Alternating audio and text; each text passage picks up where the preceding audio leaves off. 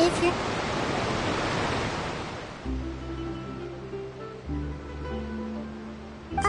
hello there? Excuse me? Are you alright? Huh? I'm fine. Thanks. Oh, okay then. We just noticed that you seem to be worried about something. About many things, actually. But there's nothing I can do but just keep my troubles to myself. I was just reminiscing about a place my brother and I would play when we were kids. It was just atop that hill over there. See? You're pointing at the sea. Wait, are you saying that you and your brother lived in the water? Though people call the waters around Fontaine a sea, it's actually just an inland lake that's filled with fresh water. And no, I can still see that hill clearly in my memories. Now, it's been completely submerged. He would skip and jump, tossing sand in the wind. The sun shone brightly, and the air was filled with the scent of the sea. But now, the water is gradually swallowing our memories. It won't be long before it swallows us. Sorry. Paimon doesn't really get what you mean. I don't believe we've had the pleasure of meeting. Are you Lynette's new friends? Oh, and you are? Thanks for looking after my sister. She often comes here to reminisce about our childhood, that's all. There's no need for any concern. Allow me to introduce myself. I'm Linny, and this is my sister Lynette. If I had to guess, I'd say you must be travelers from abroad. Nice to meet you! Paimon is Paimon, and this is the Traveler. We just arrived in Fontaine. We were just talking with your sister. Even though we didn't really get what she was saying. I see. It's unusual for Lynette to be so willing to talk with anyone. In fact, she seldom speaks at all. I'm usually the only one she ever talks to. Oh, really? Then you two are just like us! Paimon's always the one talking for some reason.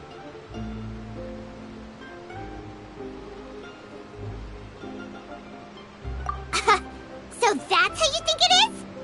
I also think my brother can be too talkative at times. Seems you were right, Paimon.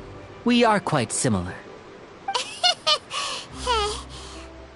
So, what did Lynette mean just now when she said that the water is engulfing your memories, and that it won't be long before it engulfs you too? Oh, that. It's from a prophecy that's been circulating in Fontaine for some time now. Well, I suppose prophecy isn't exactly the right word, because that implies a certain amount of uncertainty. There's no doubt about what's happening in Fontaine now. Where to begin?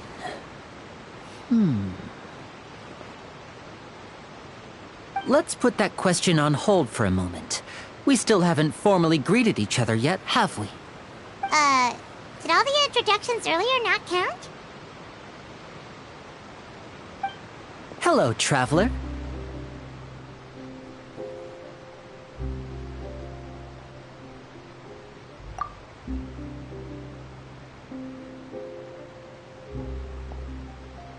And hello, Paimon.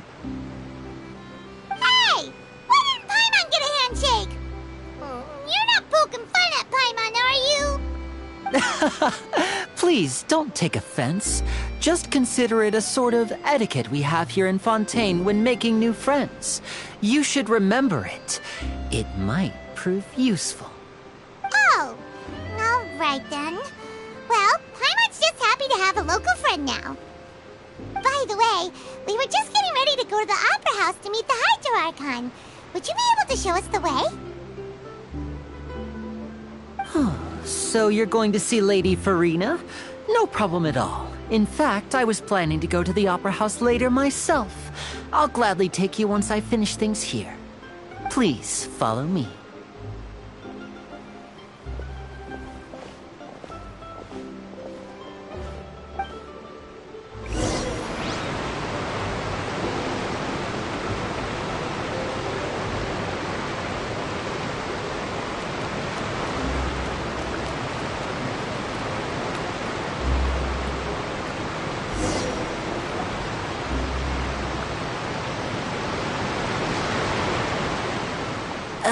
You said you were going to see Lady Farina? Well, it seems Lady Farina has come to see you.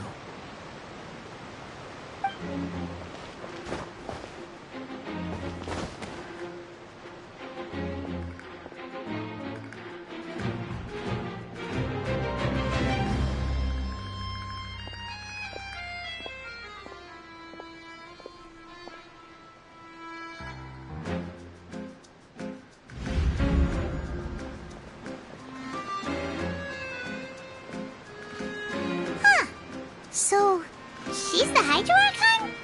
But how did she know we were looking for her? My dear people, rich and poor, those with cup in hand and those with nothing at all, raise your glasses in celebration. If you don't have one, then just raise your hand in lieu.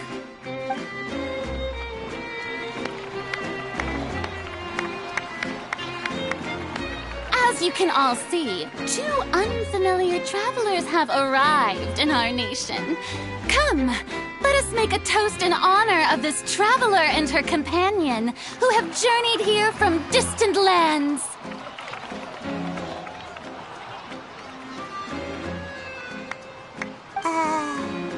Is she talking about us?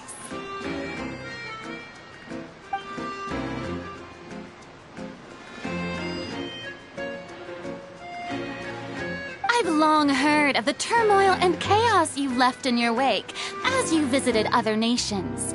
But I welcome you nevertheless. No, I have come to receive you personally. Fear is for insignificant cowards. I am a god, and I will never entertain the notion of such meaningless wariness. You can be rest assured. I see clearly your sincerity. Of course, seeking an audience with me is the most sensible thing to do. It will allow you to truly behold my power and witness my authority. Intelligent people always gather under the correct banner. I, Focalor, hereby welcome you to the nation of Hydro and acknowledge the value and significance of your trip. Now, you may rejoice in this.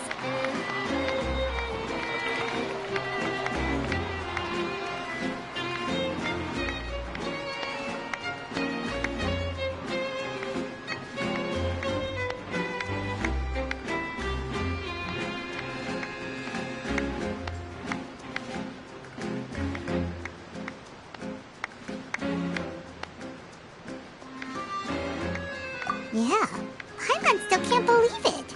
Feels like we've only been here for a few minutes. But the Hydro Archon's entrance was, how should Paimon describe it? A little over the top? Miss Hydro Archon? How did you know we were coming? I see. As Outlanders, you inevitably lack even some of the most basic understanding. Don't forget that even the gods can be divided into the mediocre and the excellent. I suppose it's only natural for you to be awestruck by my abilities. You had best stop and consider.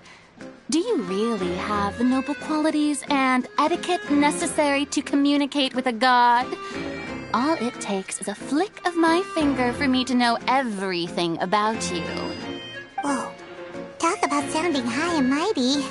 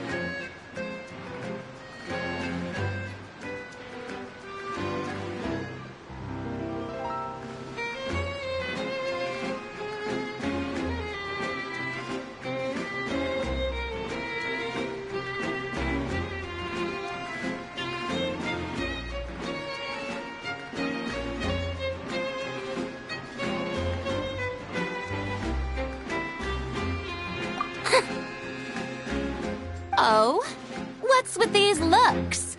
Perhaps the welcoming ceremony still isn't enough? What else should I say then? Is she waiting for us to start talking? Wow, I didn't expect to see Lady Farina here. What a surprise! Wait, does this mean they're the legendary blonde traveler? How did I not notice before? Hey, what's all the commotion? Oh, is that Lady Farina? Is there some kind of drama going on? Of course! That's the blonde traveler, the one all those stories are about. Lady Farina came here to personally see her. Oh, I bet this is going to be the duel of the century. Ooh, I've got to see this. I knew Lady Farina would never disappoint.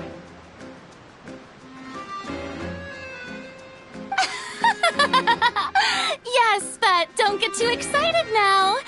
My dear believers and spectators alike tend to get quite rowdy, and despite the noise, I've come to tolerate all their ruckus.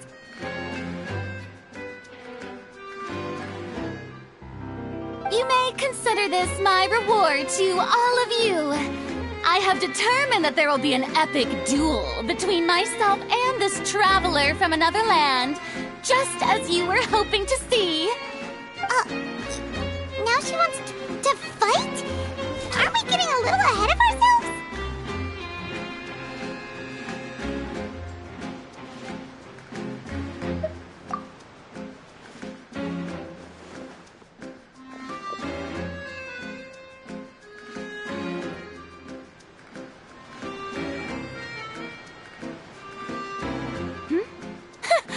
Are you not afraid?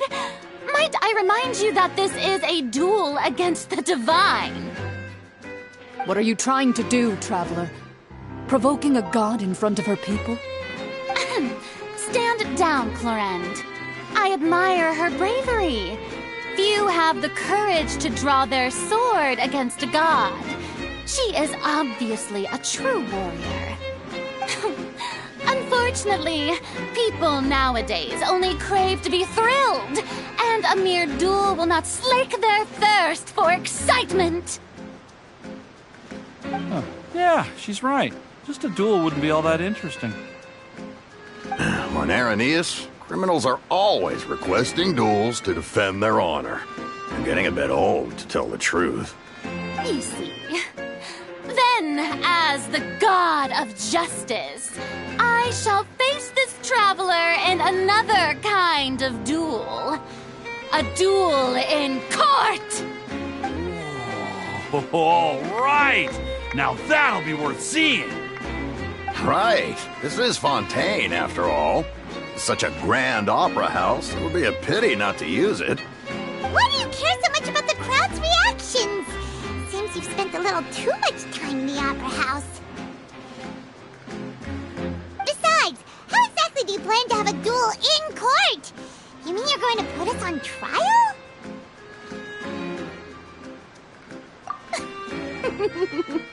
Oh, we have reason to put you on trial. It's obvious, isn't it? According to Fontaine law, no one is permitted to release any flying objects within Fontaine city limits during the first 3 days of each month. You are clearly guilty of violating this law, no? Oh, so that's what they've done wrong. That's our Lady Farina. No one knows the laws of Fontaine like she does. You call that obvious? What kind of law is that? Wait, flying object? You mean Paimon? Precisely! Now, if you two have no objections, then in the name of the Hydro Archon, I order your arrest. My apologies, Lady Farina. I don't mean to spoil the fun. But if you would allow me to interject, I don't think that Paimon here meets the definition of a flying object. You tell her, Linny! Finally someone who's not crazy. How could anyone call Paimon a flying object? Great magician Linny, my beloved citizen. I'll permit you to object. But how exactly do you plan to prove your claim? As a magician who just rained on your parade, I naturally should shoulder the responsibility of saving the show. So, with such an audience gathered here, allow me to perform a trick for everyone.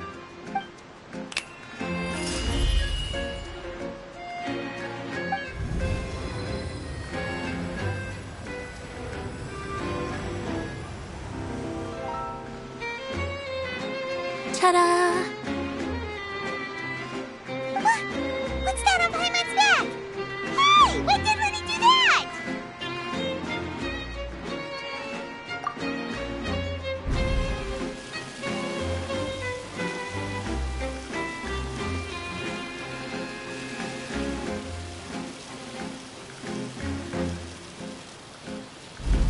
There.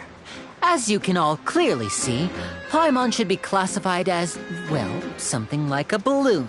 This rope has been in the Traveler's hand all along. It was just that no one could see it before. Huh? You call that magic? You've got to be joking. I thought it was pretty good. Nice one. Huh? I'm not sure what to think. It seems Lady Farina's charges no longer hold water.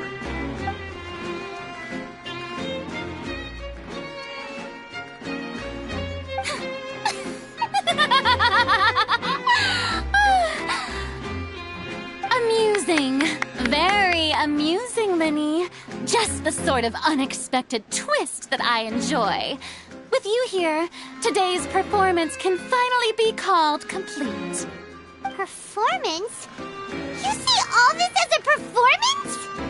In which case, consider the matter of your trial resolved. The god of justice will not bring charges against an innocent person. But when there are valid grounds, I will not only judge travelers from abroad, but even the gods of other lands. I look forward to seeing your upcoming performance at the Opera House, Mr. Linny and Miss Lynette. That's enough for now. Toodaloo!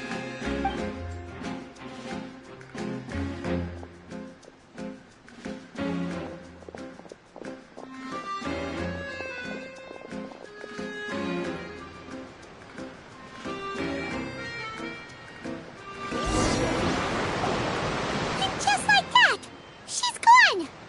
Well, that's the most unpredictable Archon Paimon's ever seen. He never even had a chance to ask her anything. But that's a problem for future Paimon. That whole scene just now was really...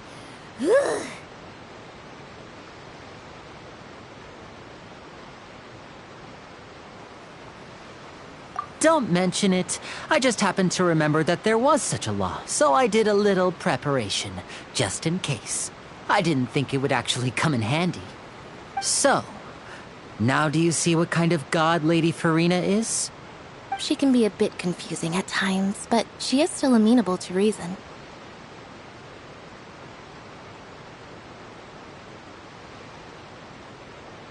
Anyway, Paimon had no idea you were a magician, Linny. It sounded like you'll be performing at the Opera House, right? I just know a few simple tricks I use to make a living. Lynette is my assistant. It will actually be my first time performing on the most prestigious stage in Fontaine, the Opera House. But isn't the Opera House where criminal trials are held in Fontaine? When there are no public trials being held, the Opera House hosts a variety of other performances. To the people of Fontaine, the line between a trial and a performance can be a little blurred. And speaking of performances, I would be remiss to forego this opportunity gifted by fate. Might I invite the two of you to see my performance? My brother's always excited to make new friends. Oh, sure. We don't really have anything to do now, and we wanted to go to the Opera House anyway.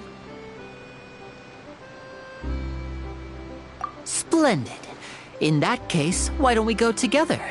I'll show you the way. I just have something to take care of first.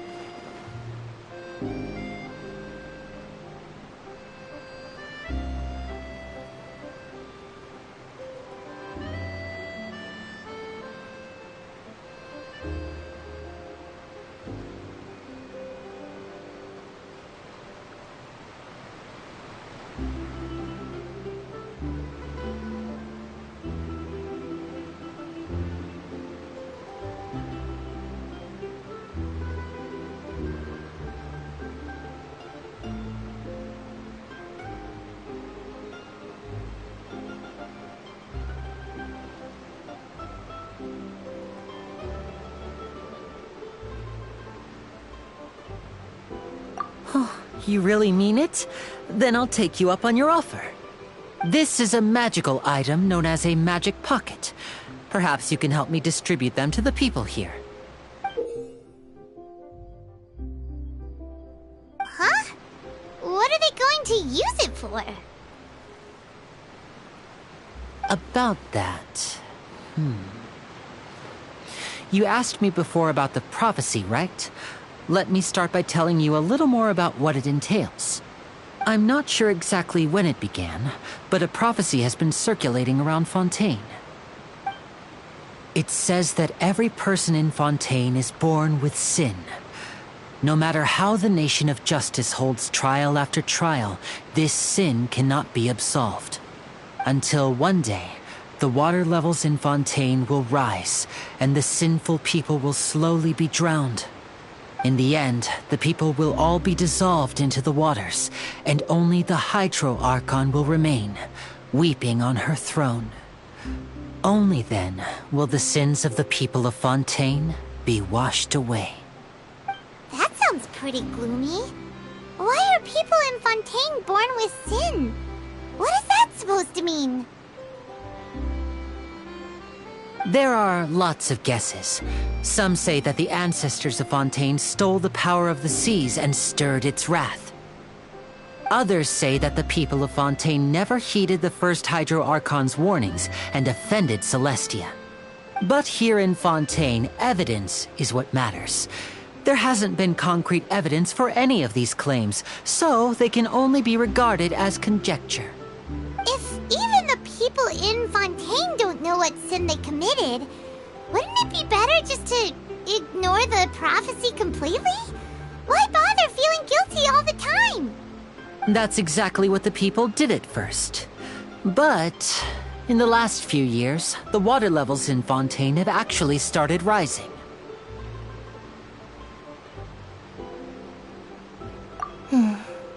Many places have already been completely submerged, and now lie beneath the sea. Many people carry on with their lives as before and shrug it off as a natural phenomenon. But my family and I think that the people of Fontaine shouldn't ignore the possibility, which would end up sentencing them to death. We hope that at least the people who reside near the waterfront can move away before it's too late. So, we've started distributing magic pockets to them. As a magical item, these magic pockets have astonishing capacity. I'm sure they will come in handy when people are moving their belongings. Oh, Paimon gets it! It's like preparing for a rainy day! But this is more than a bit of rain.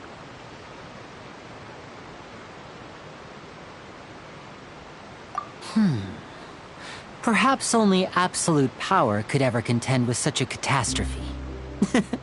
But who knows? We're just tiny specks in the grand scheme of things. Now, if you'd like to help, then please give these magic pockets to anyone nearby.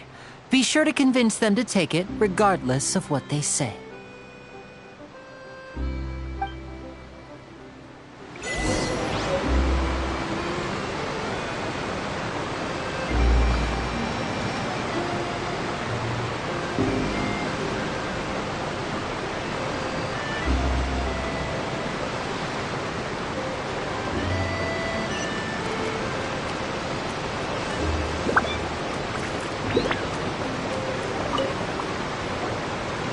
So you're the blonde traveler that everyone's been talking about.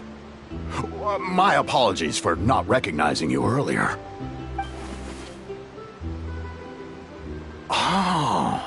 A magic pocket? Seems you really thought of everything. I guess it's better to prepare for the worst and hope for the best. Thanks. Please, also thank the magician on my behalf when you get the chance.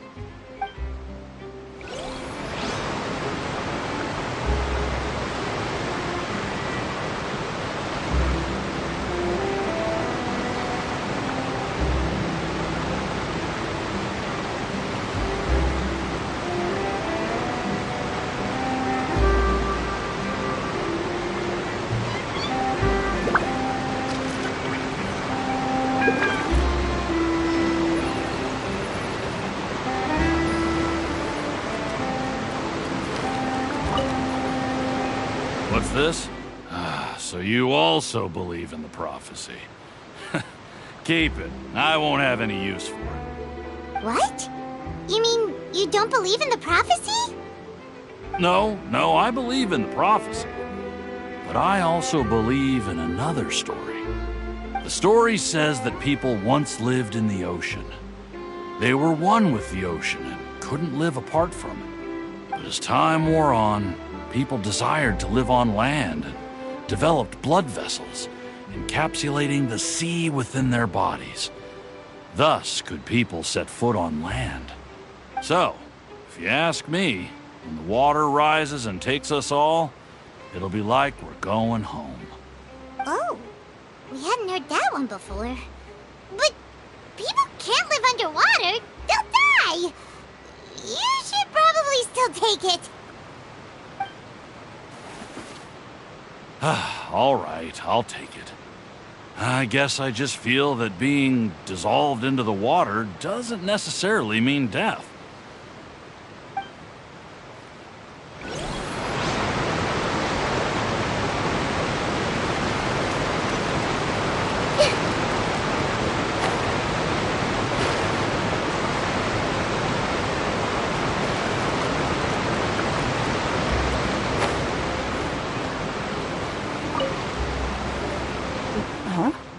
I don't want that thing.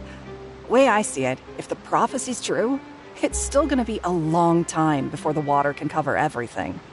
Life is all about living in the moment. What use is there in worrying about the future all the time? We'll cross that bridge when we get to it. You should still take it. You never know when it'll come in handy. Oh, all right, fine. Thanks. It's just that if I start moving, that means I've already given up on the life I have now. I'd really rather not.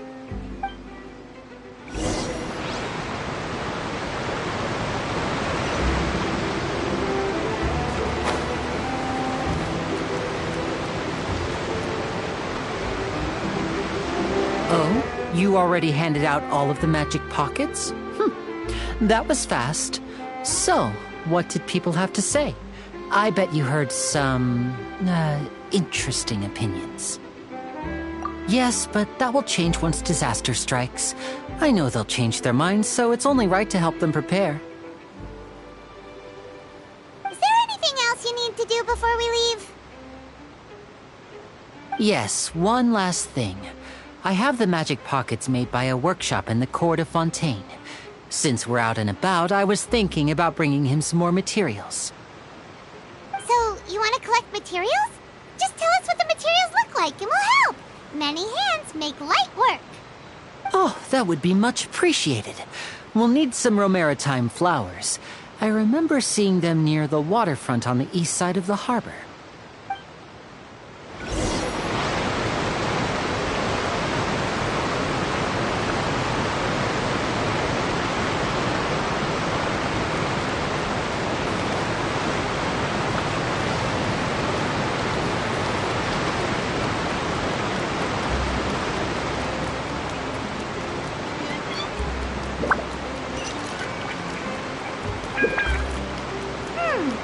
It seems we have to use hydro to collect romaritime flowers.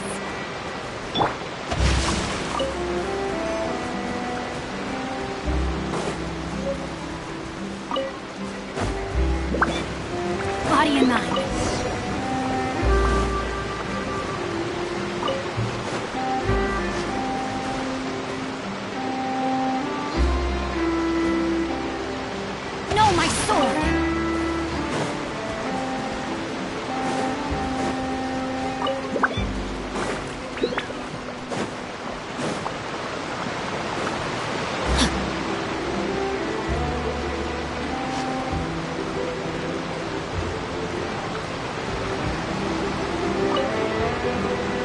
You made quick work of that. I can tell you're an experienced traveler. I've also finished collecting a few here. Maybe next time you'll feel like helping too, Lynette. No way. I'm in power-saving mode today. Otherwise, I fear I may not have any energy left for the performance at the Opera House. Fine. Though the performance is still a long way off. Now that we're finished here, we should get ready to head back to the Court of Fontaine. So, we're going to the Court of Fontaine before we head to the Opera House? Good. Paimon wants a tour of Fontaine's largest city and try...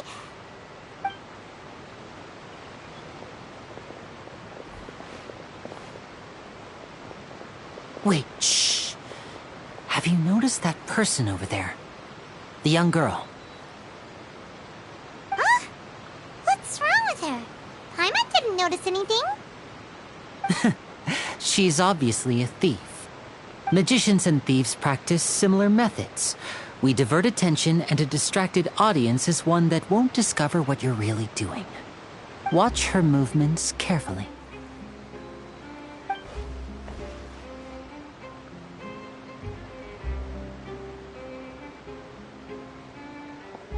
Oh, he's right! Shh, keep your voice down. We need to think of a way to catch her, but it seems she's very alert. Perhaps we should split up. You two can ride the lift over there and wait up top. I bet that'll be her escape route if she tries to run. All right, let's go.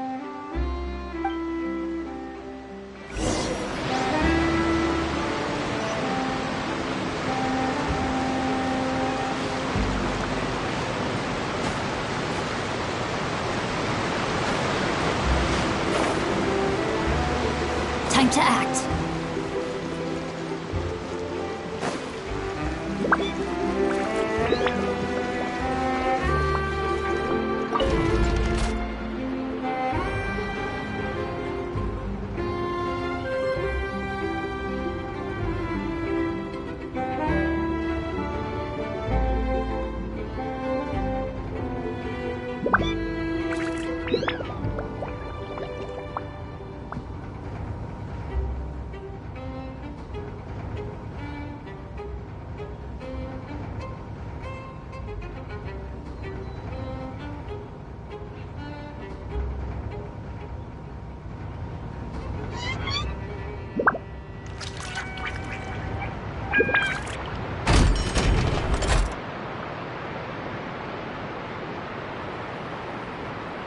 If my calculations are correct, Wanwen Bookhouse is due to receive a batch of new releases today.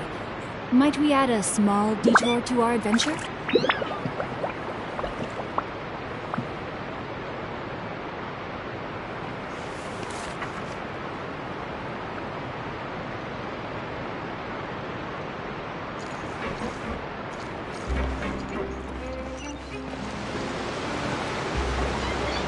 This is the spot where Linny wanted us to wait.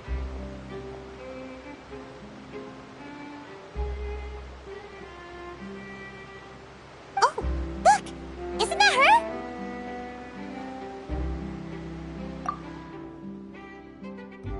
Oh no! Did she notice us? She started running the other direction! What should we do? Should we chase her?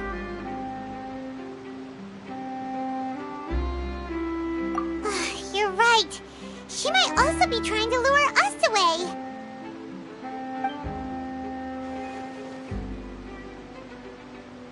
Nothing's happened for a while now. Paimon wonders if Linny caught the thief. Yeah, let's go.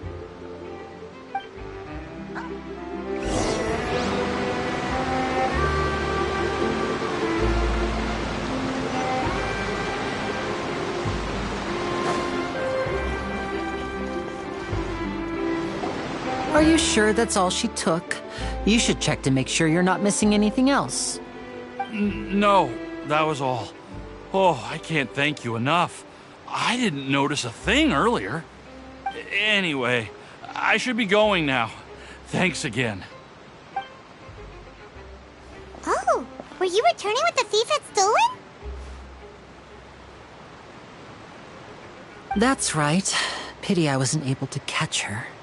She distracted me by dropping the thing she stole on the ground. By the time I looked back, she was already gone. I saw the general direction she went, but Lenny twisted his ankle, and I needed to make sure he was okay. Oh, did you get hurt, Lenny? I'll be all right. It's just a twisted ankle, that's all. In fact, it's feeling better already. If you want to play at being a hero, at least try not to get hurt doing it. Imagine what would happen if you managed to derail our performance as a result. You're right. Sorry, Lynette. I have to admit that the thief was even more skilled than I had anticipated.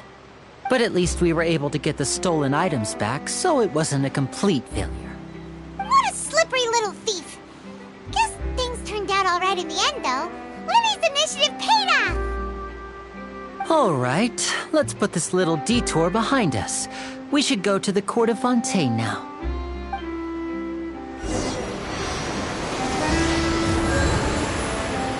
Body in mind.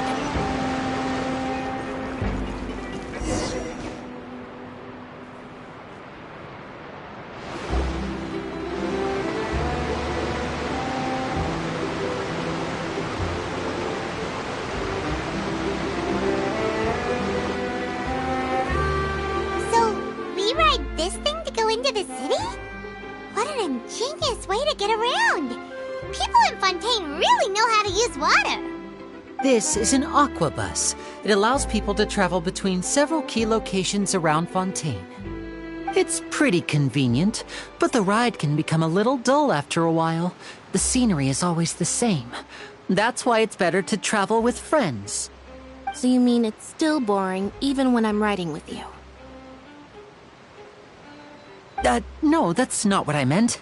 It's just that, well, you don't really talk that much. Besides, it doesn't really feel like a real trip when it's just the two of us. It's the same as being at home. Whatever. Guess that's what it's like to be an older brother. It's about time for us to leave. Let's get on board.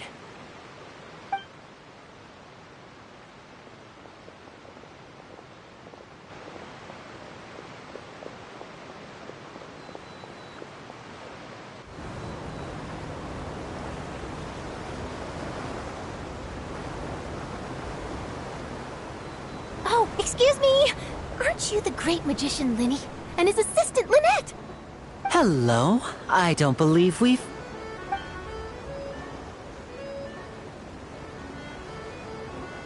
I'm Charlotte, a reporter for the Steambird.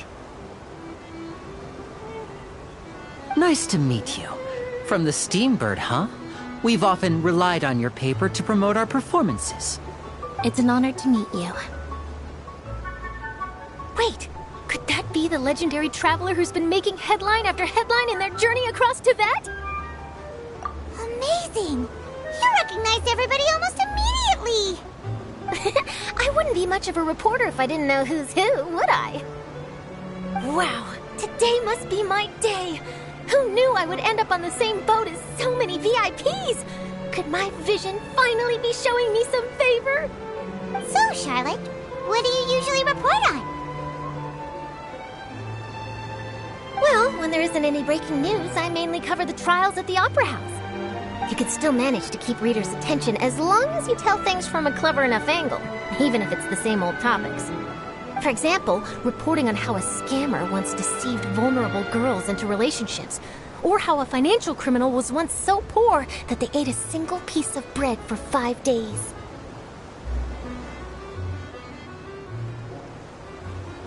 That's fine and all, but what I'm really after is exclusive, sensational news pieces that could shake the country. These smaller stories are a waste of my talents. Oh, I just remembered. I've been following a case lately. Well, a series of cases, actually. You mean the serial disappearances of young women case? That's right! These stories are the talk of the town right now, and it's probably the most mysterious case we've ever seen. If I'm the first with a draft ready to publish when the case is finally cracked, and it's the headline story in the Steambird, oh, When that happens, I bet all the other reporters will shed tears of envy. I've already gathered all kinds of materials. I just can't wait for the truth to be revealed.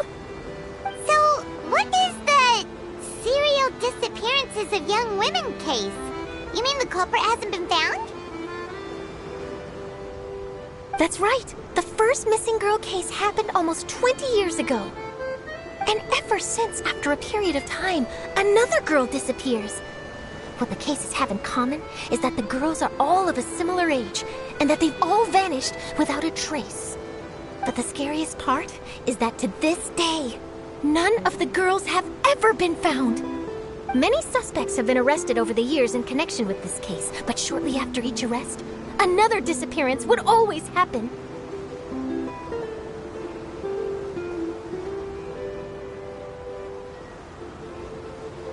Yes, it's possible. But either way, I believe that every case has some precise truth behind it, waiting to be exposed. Yes, I agree. And at the very least, the family of those missing girls deserves some sort of explanation. I just imagined for a second what I would do if Lynette were to suddenly disappear. I'd pay any price to get her back, and then find a way to track down the culprit. Please don't imagine that, Linny.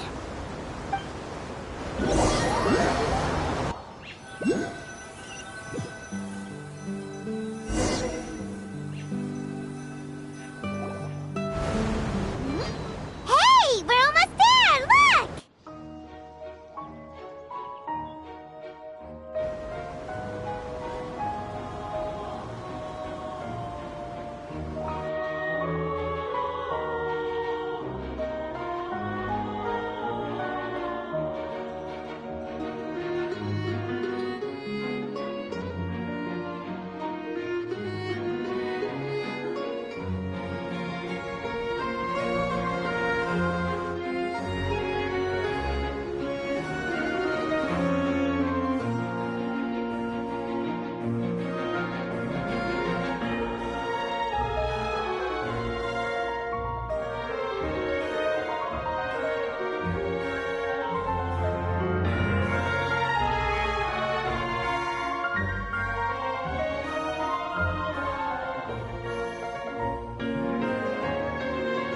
Well, I really enjoyed chatting with you.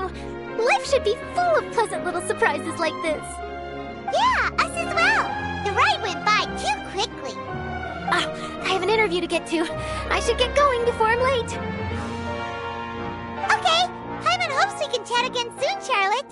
See ya! Bye now. Oh, be sure to stop by and see me at the Steambird when you have time.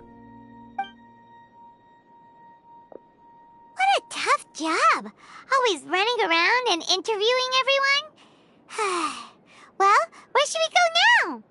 If you don't mind, how about we stop by my home first? Besides, I still have all the materials we collected. Sure, we wouldn't mind at all. This city is so huge, Paimon wouldn't know where to start anyway.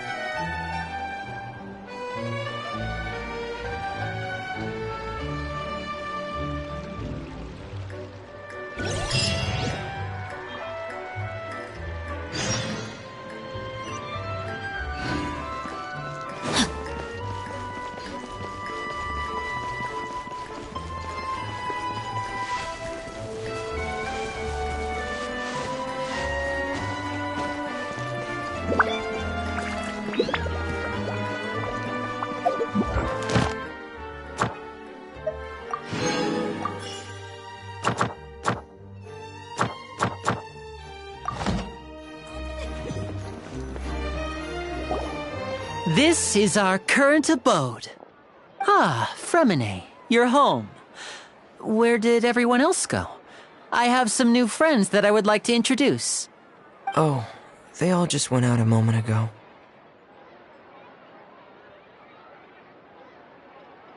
I see. Everyone is getting busier now that Father will be returning soon. I suppose that can't be helped. Allow me to introduce you to my little brother, Fremine. He is a phenomenal diver. Hello. Nice to meet you! Paimon is Paimon, and this is the Traveler! Oh, you sound very proud to have a diver as a brother, Linny.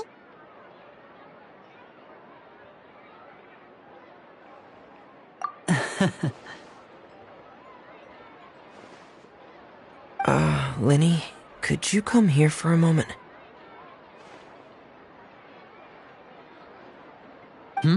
What is it, Fremine? Do you have something to tell me?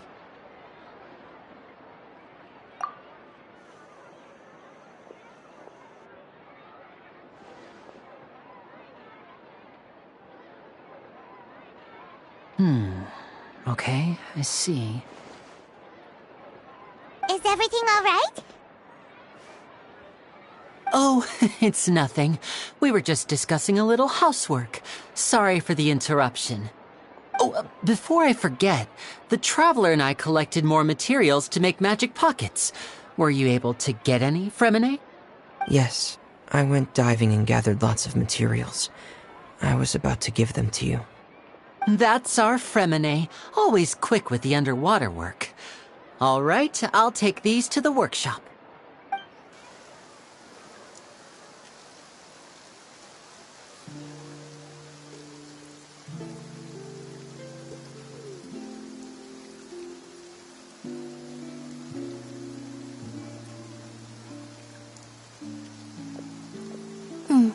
Looks like rain.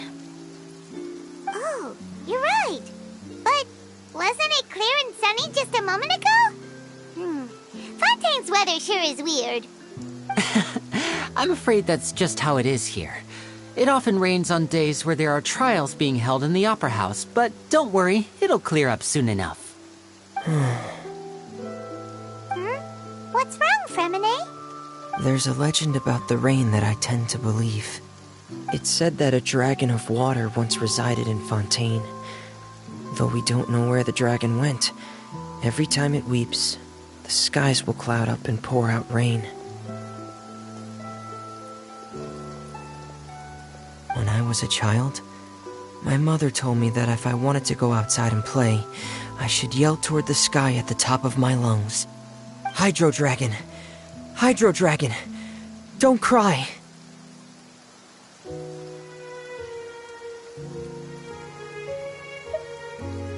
If it's an elemental dragon, then having the power to make it rain wouldn't be very unusual. Let Paimon try something. Hydro Dragon, don't cry!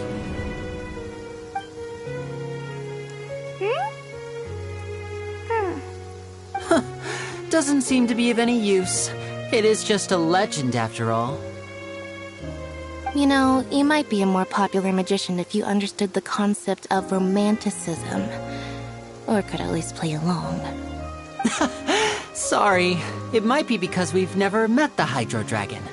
Perhaps it can't be comforted by the words of strangers.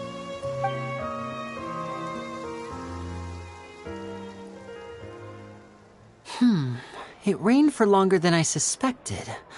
Oh, it's already getting late. Was there something you needed to do, Linny? Yeah, some preparations for the show at the Opera House. I need to find a way to catch the last aquabus of the day. On the day of the performance, just ride the aquabus to the island of Araneus. I'll have Lynette meet you at the fountain in front of the Opera House.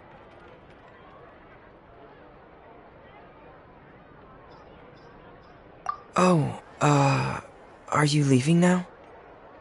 What is it, Fremine? I'm in a hurry. Oh, I get it. You feel nervous delivering the materials for the magic pockets, is that it? Perhaps we could trouble the Traveler to help us take these materials to the Beaumont workshop and deliver them to the owner there? I'm afraid that Fremine can be quite introverted, and the boss there tends to be pretty talkative. Fremine has always been a little afraid of her. No trouble at all. Don't worry, we're on the case. Sorry for the inconvenience. I'm quite useless when it comes to such tasks. I'll think of a way to make it up to you. Oh, no need, no need. This will be a walk in the park for us.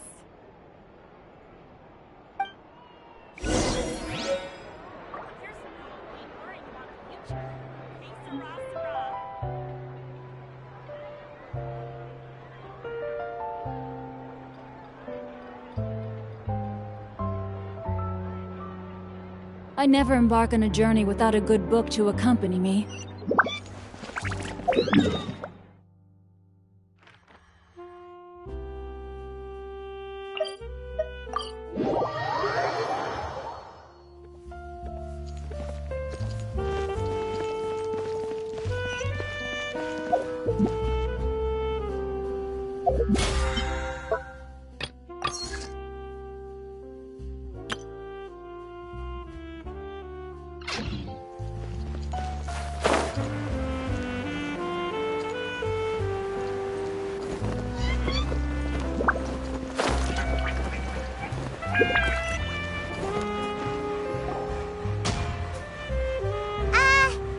Hello?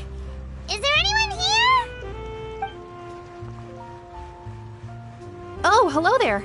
New customers? Looking to buy, or do you need something made? Or perhaps you're just looking for a chat with me.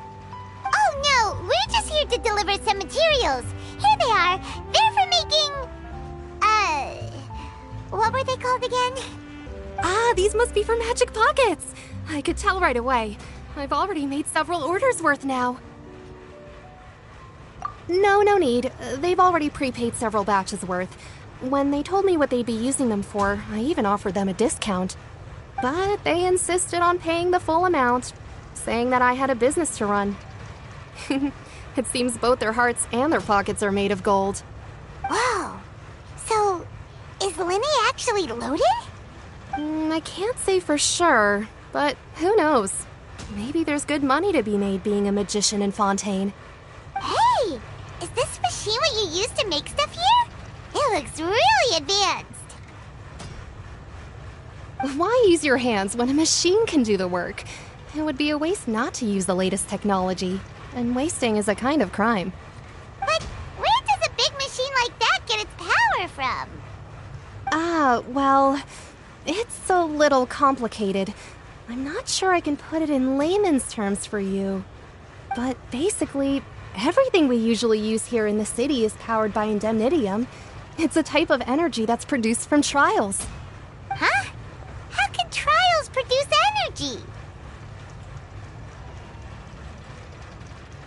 Well, I'm not completely sure of all the details myself, but basically, when a trial is in session, the Oratrice Mécanique d'Analyse Cardinale harvests people's belief in justice and converts it into energy to be used all around Fontaine. So that's what its other function is? Paimon heard that the Oratrice was created by the Archon to make judgments. But Paimon still doesn't get it.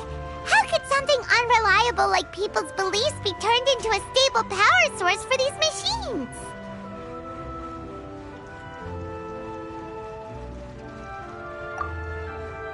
Oh, yeah! So that means the Hydro Archon relies on the machine to take the energy created by belief and turn it into power for all of Fontaine, right? Even though I've never heard anyone really put it that way before, it sounds like it makes sense. Besides indemnitium, we have another type of energy called pneumosia. It isn't produced by the power of the Archon, but it is unstable by nature. Even now, it still cannot be widely used by civilians. I thought I'd find you hard at work, but here you are chatting the day away. Since you're already talking, I'm sure you wouldn't mind a few words with me. You again? Didn't I already promise you that I'd have the more I owe to Confrérie of Cabriere by next month?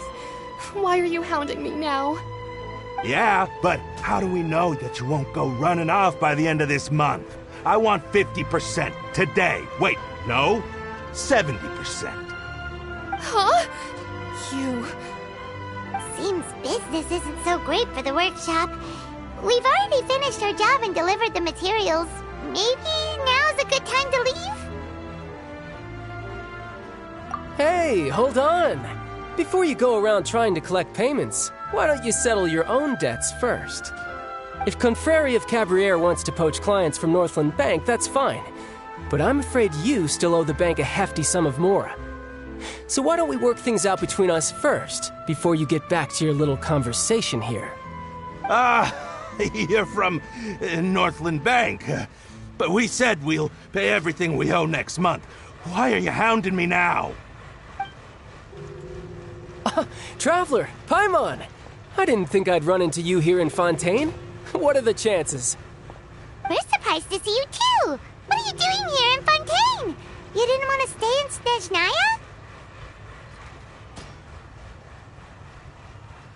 Snezhnaya? Long story short, I've already been in Fontaine for some time now, and honestly, things have been pretty boring. But it seems that fate brought our paths together today. Not only will I have some good friends here now, but ones who always seem to find trouble. Either way you look at it, it seems things are going to get a lot more interesting now. Pretty sure we'd want to avoid anything that you'd find interesting. Besides, our trip here has gone pretty well so far. Right, Traveler? Hey, you, Northland Bank boy. Aren't you forgetting something? Don't interrupt. It's not often I run into the Traveler like this. Why don't you wait for me over there for a while? You kidding? Aren't you the one looking for us? You really expect us to sit and twiddle our thumbs while you catch up with your friends? Listen to me, boy. If you want your mora, fine. Why don't you come and take it? Hey, I just said not to interrupt. Oh, by the way, Traveler, the last time I took Tonya and Tusser ice fishing, Tusser said...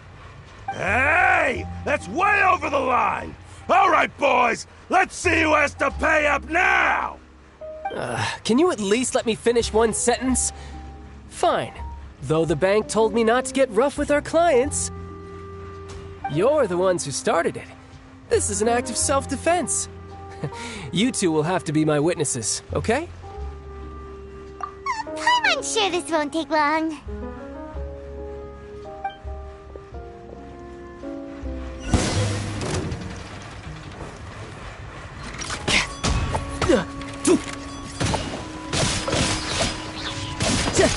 Who's next? Riptide!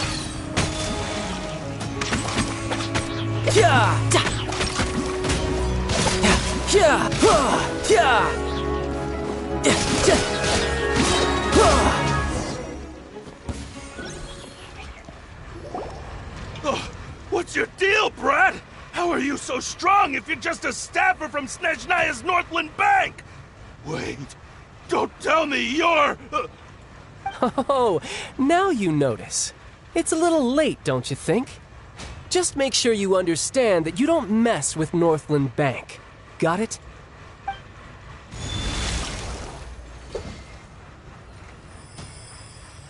Huh? Now's my chance!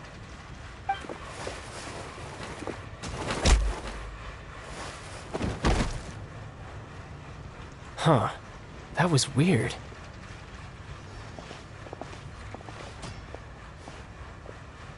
I'm not sure.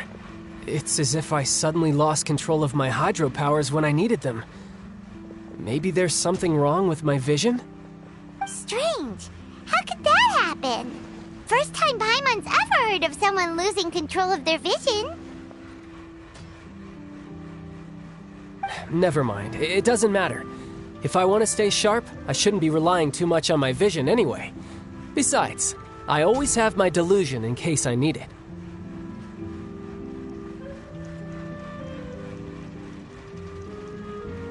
So what are you doing in Fontaine, child? And don't say it's work for Northland Bank.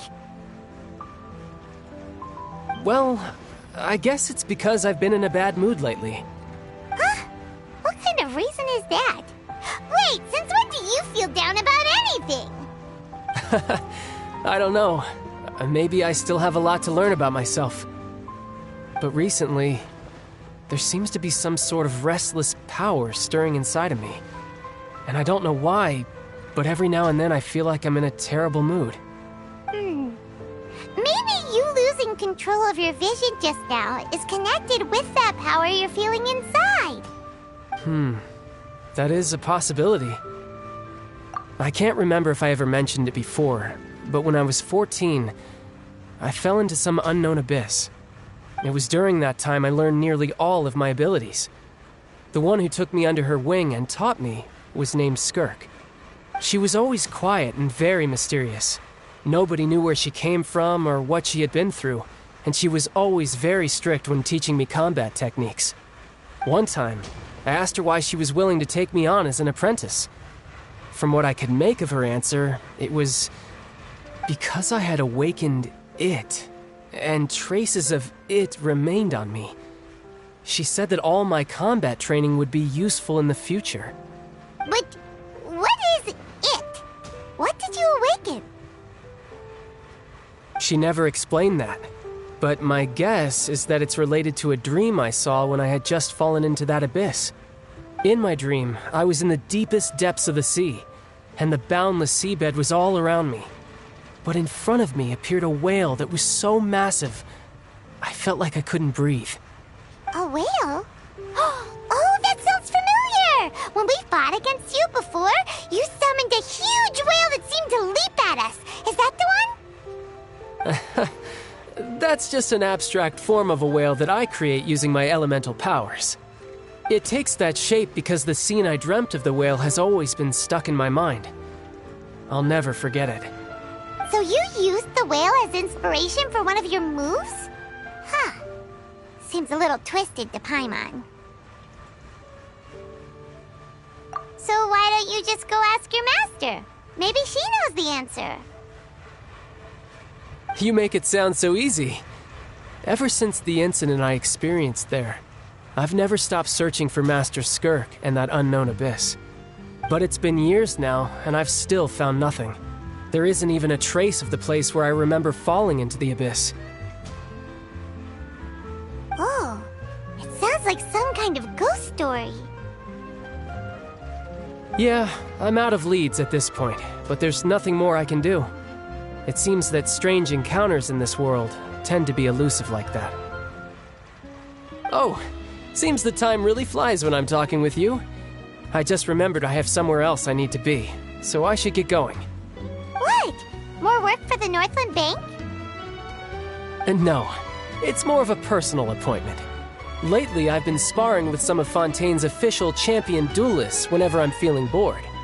Official champion duelists? You mean it's their job to duel?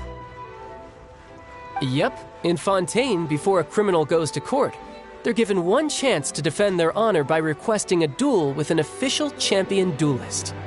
The champion duelists are all-powerful fighters selected from among the nation's best. And the duel itself is a no-holds-barred fight with no specified stopping point.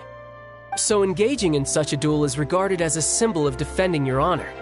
If a criminal manages to win the duel, they'll be acquitted. But if they lose, they'll have no choice but to stand trial. And the worst-case scenario is that you're simply killed in the duel. Though it's rumored that Fontaine has a death penalty, from what I can tell, no one has ever been officially sentenced to death. So really, the only people who opt to duel are those who have suffered a grave injustice in being accused, or those who greatly value their honor. Otherwise, why gamble with your life? So, do many people actually get out of their trials by winning the duel? Apparently, it's exceedingly rare for anyone to actually win. Fontaine probably enacted this system as a way to show that the nation respects the honor of its citizens. Besides, none of the champion duelists are to be trifled with, which is exactly why I was itching to face them as soon as I got to Fontaine. Apparently, the one I'm meeting today, Clorinde, is the strongest of the champion duelists. I had been asking her for some time before she finally agreed to face me today. Well, that's child for ya. Paimon feels like we heard that name somewhere before. Clorinde. Huh. Oh, before I forget, I want you to have this. Huh? Your vision? You're seriously just giving it away? I'm just worried that it could become uncontrollable again. I'd be pretty upset if it got in the way of my duel. So, I think I'll be better off without it for now. Besides, I just need you to hold on to it for a short while. I'll come retrieve it when I have some time later. Paimon knows what you're up to. You just want an excuse to come talk to us again, don't you? Whatever gave you that idea? I'll be in touch later.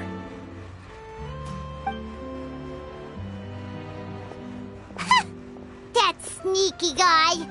He said he's been feeling down lately, but he seemed the same as ever to Paimon. Well, since we don't have much to do for now, we might as well walk around and see the city before Lenny's performance.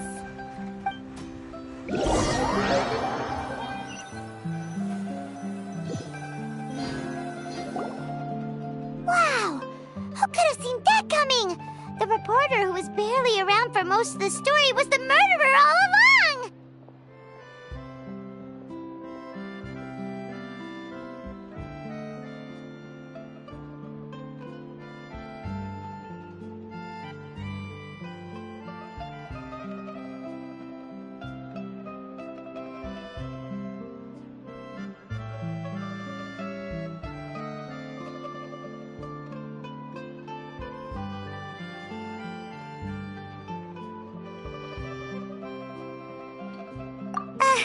Sorry.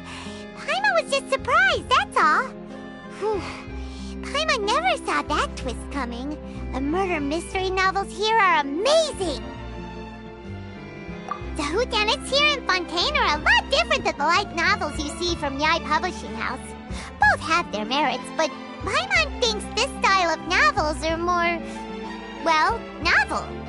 It's so exciting to reach the moment when the mystery is uncovered, especially in the one Paimon was just reading. You should buy a copy and read it too.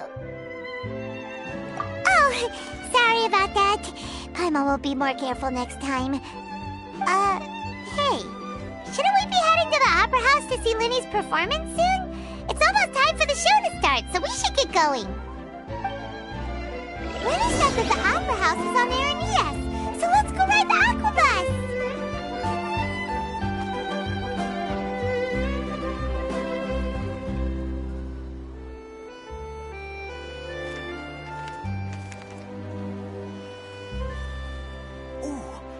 I could make a fortune from this. Investing too much emotion puts you at risk of doing something irrational. So these are the kind of headlines they're going for these days.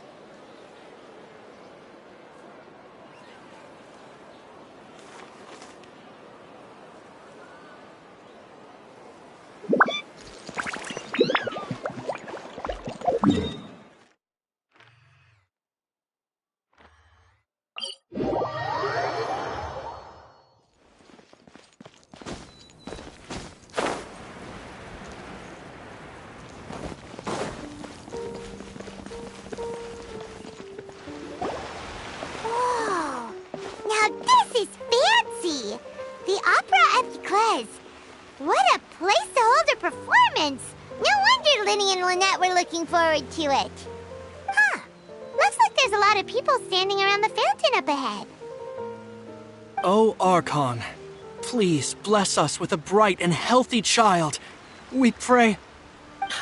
I don't know why you always feel the need to ask so much. I'll be happy as long as our child is healthy and lives a peaceful life. I guess if they're our kid, then there's no doubt they'll turn out smart. Maybe this is one of the customs in Fontaine. There sure are a lot of couples here. Vache. What's wrong? Vache.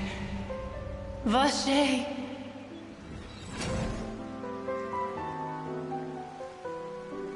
No, Paimon didn't say anything. Are you hearing things? Welcome to the Fountain of Lucine. All the water flowing through Fontaine converges here. It's customary for newlyweds to come here and wish for children. Ah! Lynette! You scared Paimon! When did you get here? Lenny asked me to wait here for you, remember? right.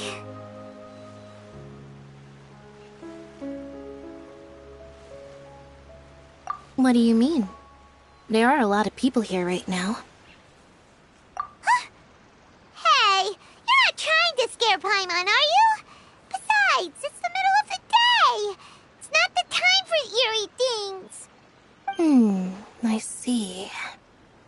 I might be able to tell you something that could help explain the voice you heard. In fact, you might not be imagining things at all. I suspect that what you heard is a result of your hypersensitivity to the hydro element. Others in my family have had similar experiences. It's because of her sensitivity to the hydro element? But what would hearing a voice have to do with elemental power? When do you cry, Paimon? Wait, what? What does that have to do with anything? Just answer me. When do you cry?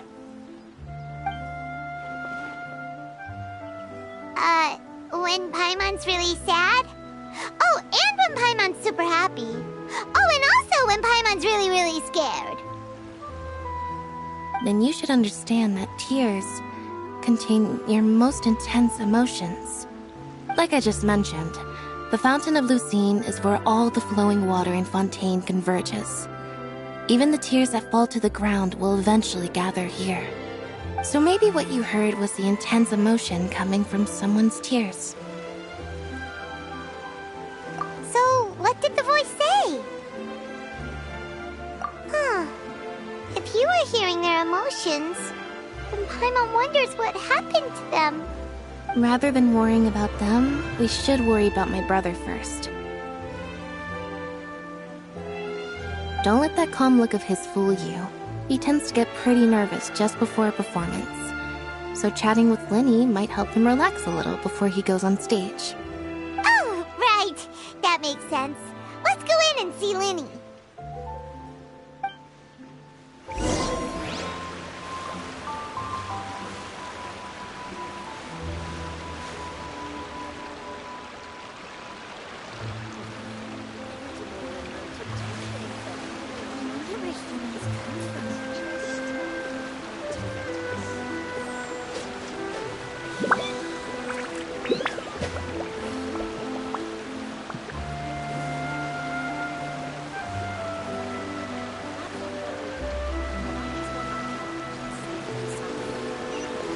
Time to act.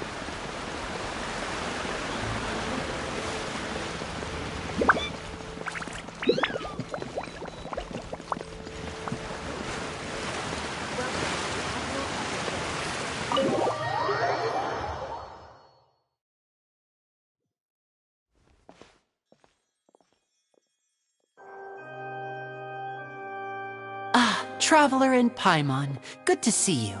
I knew you two would come. Are you kidding? We wouldn't miss it for the world. We've been looking forward to it. I can tell, judging by how early you've arrived. But you're actually right on time. The audience still hasn't started entering the venue yet, which means now is the perfect chance for us to take you to the best seats in the house. Wait just a moment. I'll fetch the tickets.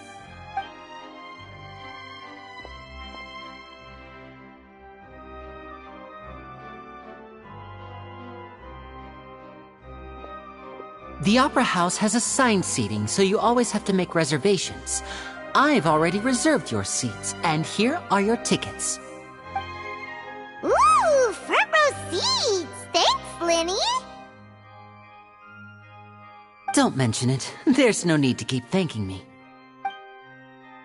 Hey, Linny! Could you come over here and take a look at this? Oh, I'll be right there.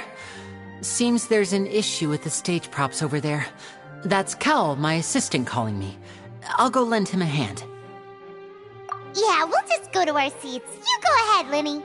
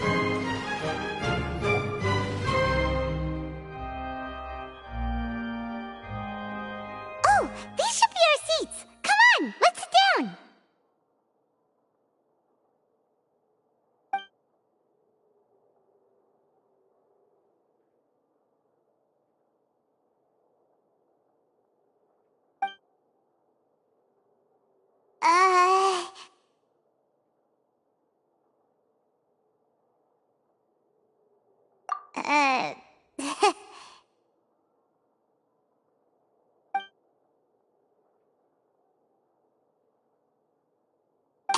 Traveler. Maybe we should strike up a conversation with the person next to us. Since we're sitting together and the rest of the place is practically empty still, it's kinda awkward if we don't say anything. Ah, you little... Of course you put this on Paimon! Excuse me, I did not realize you felt awkward. I am terribly sorry. I would be perfectly happy to chat with you if that is what you would like. Oh, so you heard all of that, did ya? Boy, you sure have good ears. Paimon thought she was keeping her voice down. Wait, that's not it. Paimon's... Sorry. Paimon's the one who was being rude, talking under her breath like that. So, let's talk, but, what should we talk about?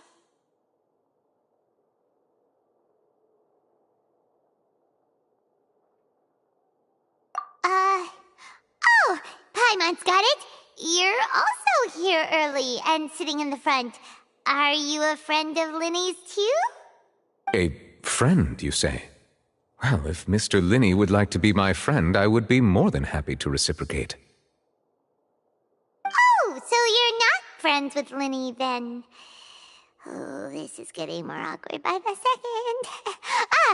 Paimon nearly forgot to make her introduction. Nice to meet you. Paimon is Paimon, and this is the Traveler. We just arrived in Fontaine. It is an honor to meet you two. I have heard of your deeds across Tevat. And as required by proper etiquette, I will also introduce myself. I am... Oh, Monsieur Nervillet. What an honor it is to have you here to see my show. Ah, Mr. Linny. I should say it is in fact an honor for me to see your performance in person. Wait, Nervillet? Could he be... I saw you all chatting just now, but it seems you still don't know who Monsieur Nervillet is. Allow me to introduce you to Fontaine's Chief Justice. That seat is always reserved for him. It wouldn't be too much to say that he's the symbol of justice and honesty here in Fontaine.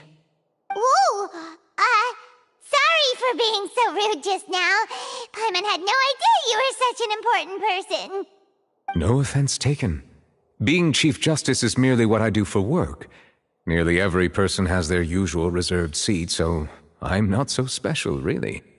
And by the way, I should probably let you know, even though I would prefer not to. There's someone sitting up there in the VIP seats that has been striking a pose for quite a while now. I believe she is trying to give you a most elegant and impressive first impression. So I think you should take notice of her sooner rather than later, otherwise she may become flustered.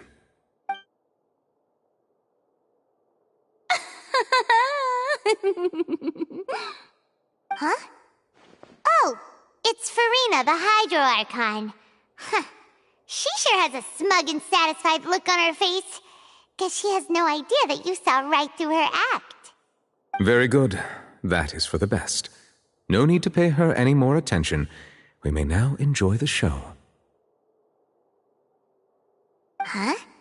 So is this what things are like between the Chief Justice and the Hydro Archon? All right, please wait just a moment longer.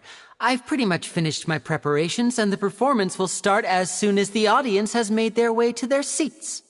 Yay! The show's finally about to start! Paimon can hardly wait! Paimon's never seen a real live magic show before!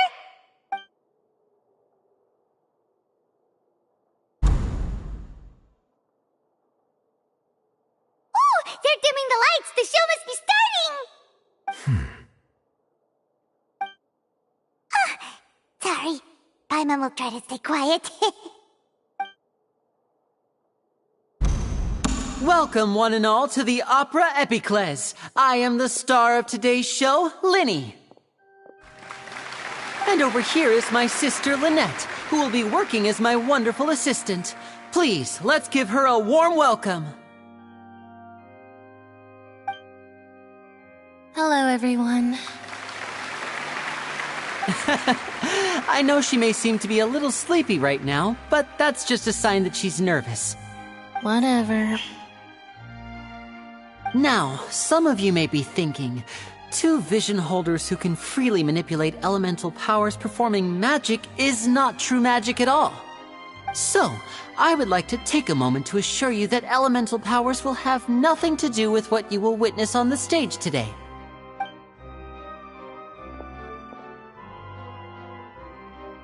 Both Lynette and myself have removed our visions for the show. That way, even the gods won't be able to help us. Oh, good point. That's what makes the show real magic. Now, without further ado, let the show begin. Lynette will now exit the stage to make some preparations. I know you might miss her, but don't worry. She'll be coming right back on stage momentarily. Perhaps in an unexpected way. I'm sure she'll be stealing the spotlight soon enough. Oh, and before I forget, there's one more thing I should say. You never know what can happen in the blink of an eye. A magician's greatest skill is making things disappear or appear. The possibilities are endless.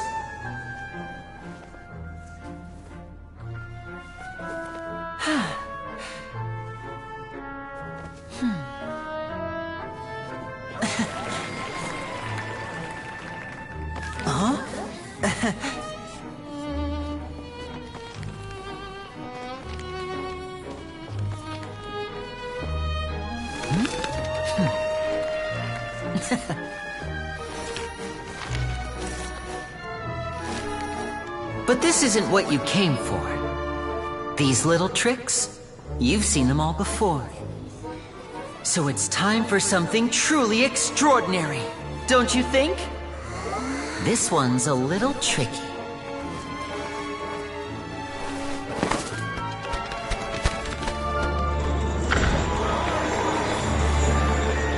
Using this water tank, I shall make my sister vanish completely, right before your very eyes.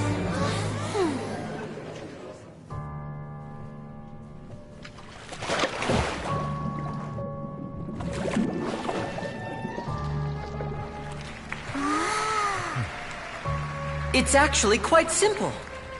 She'll just turn into air bubbles and float right out of the top.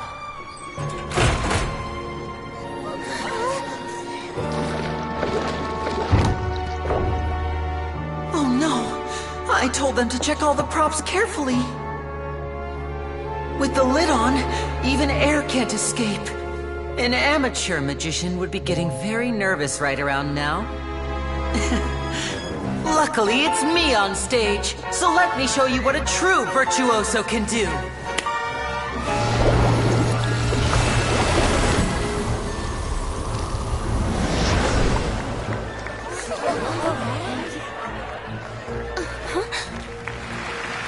Lynette, are you still there? Don't go too far. We don't want to use up all our magic. Hi, I'm back. Uh-huh.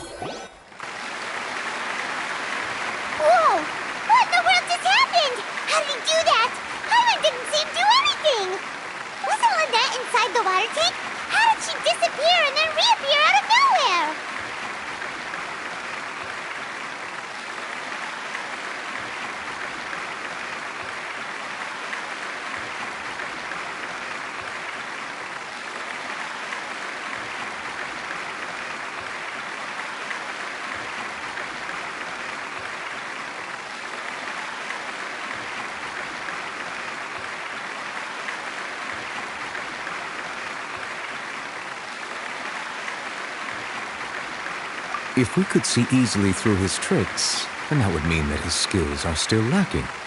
To appreciate magic, you should focus on the show happening on stage, rather than getting caught up in trying to see that which has been intentionally hidden. Guess you're right. Paimon couldn't believe her eyes when Lynette reappeared. Amazing!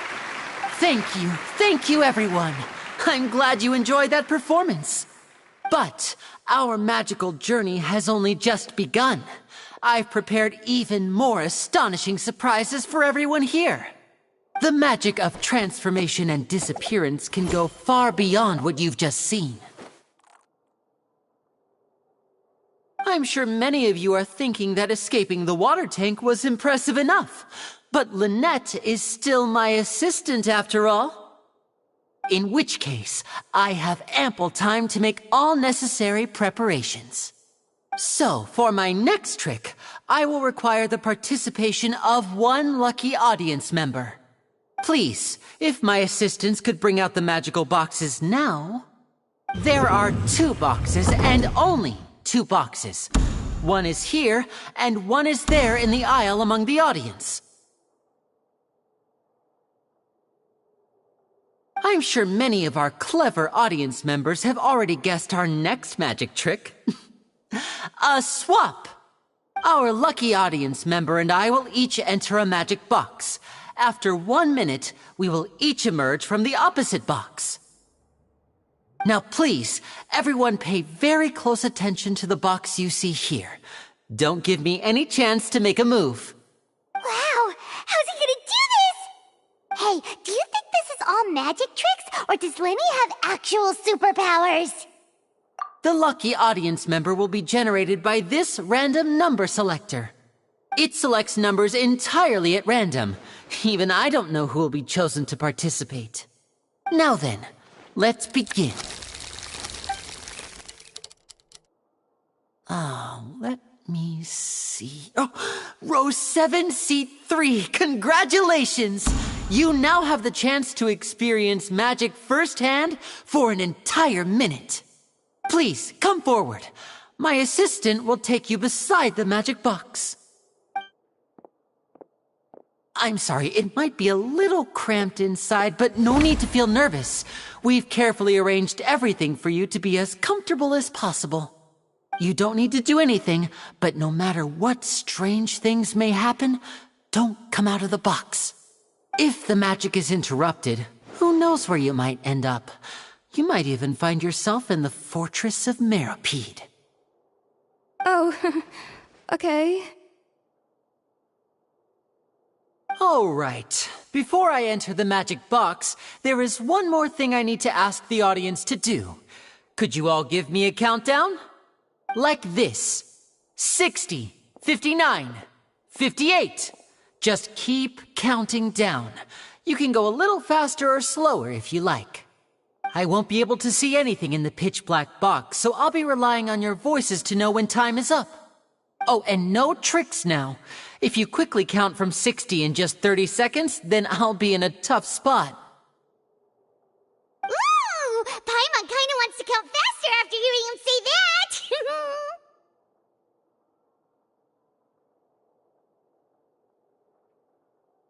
No, that won't do. I can see it in your eyes. You still can't be trusted. Let's practice together. Come on, repeat after me. 60, 59, 58. 60, 59, 58! That's right, perfect. Keep it going. All right, I'll see you all on the other side once you've finished counting.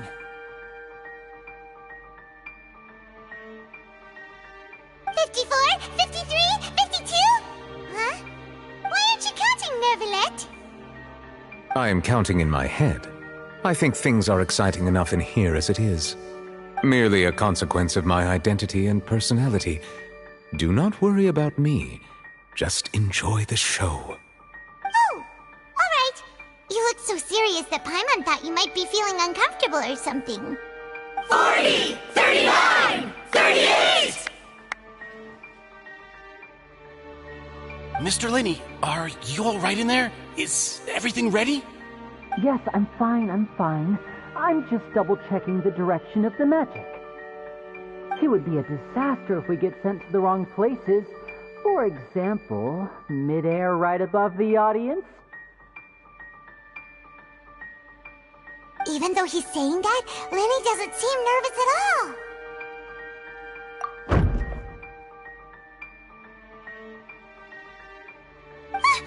What was that noise? Did you hear it too?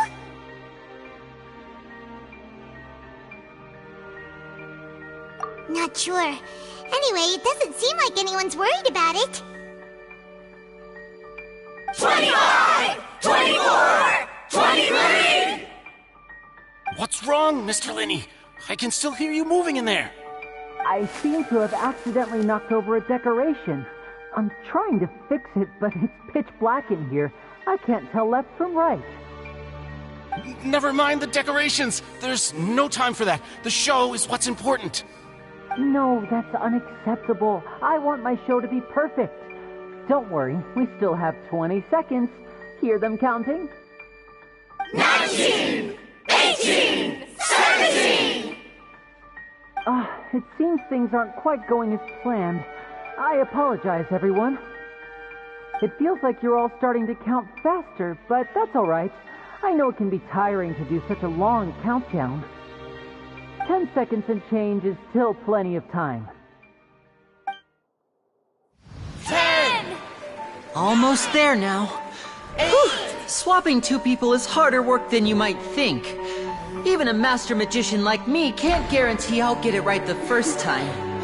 Hey, wait! Is this the back one? I can't tell. They both look the same inside. Huh? No, that's not it. I'll try again. 7! Hey, slow down! Honestly! 5! 4! 3! Whoops! That doesn't count! 0!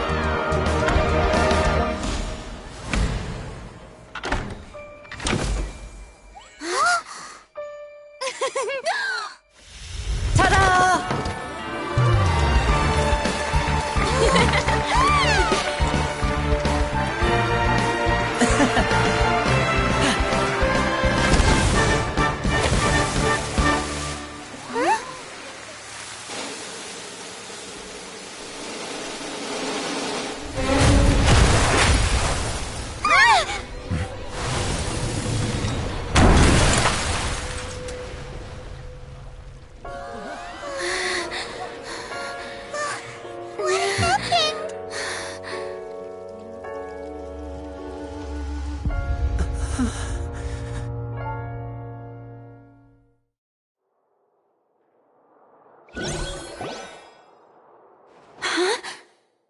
Is this part of the show? Mr. Lenny, you're going to use magic to fix the stage now, right? What happened? Oh no. Maybe this isn't part of the show. The girl was still in that box, right? This performance is over. Medical staff with me. Guards, secure the scene and detain all the performers. Seal the exits. No one is allowed in or out at this time. Yes, that's right.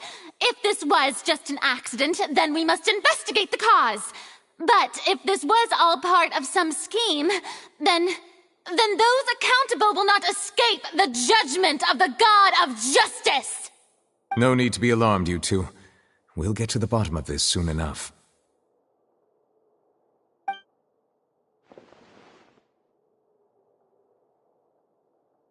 Unfortunately, the person who is in the magic box has been pronounced dead. His name was Cowell, one of the assistants in Linny's magic troupe. Apparently, the fireworks on stage ignited the ropes that were suspending the water tank, which then caused the tank to fall onto the stage. As of now, we are still not sure why we found Cowell in the box, rather than the guest from the audience. And after an initial search of the area, the guards have confirmed that the girl is nowhere to be found. It appears that this incident was not merely some mishap with the performance. And there are many indications that it is connected with the case of the serial disappearances of young women. The serial disappearances case? That's the case that Charlotte mentioned before!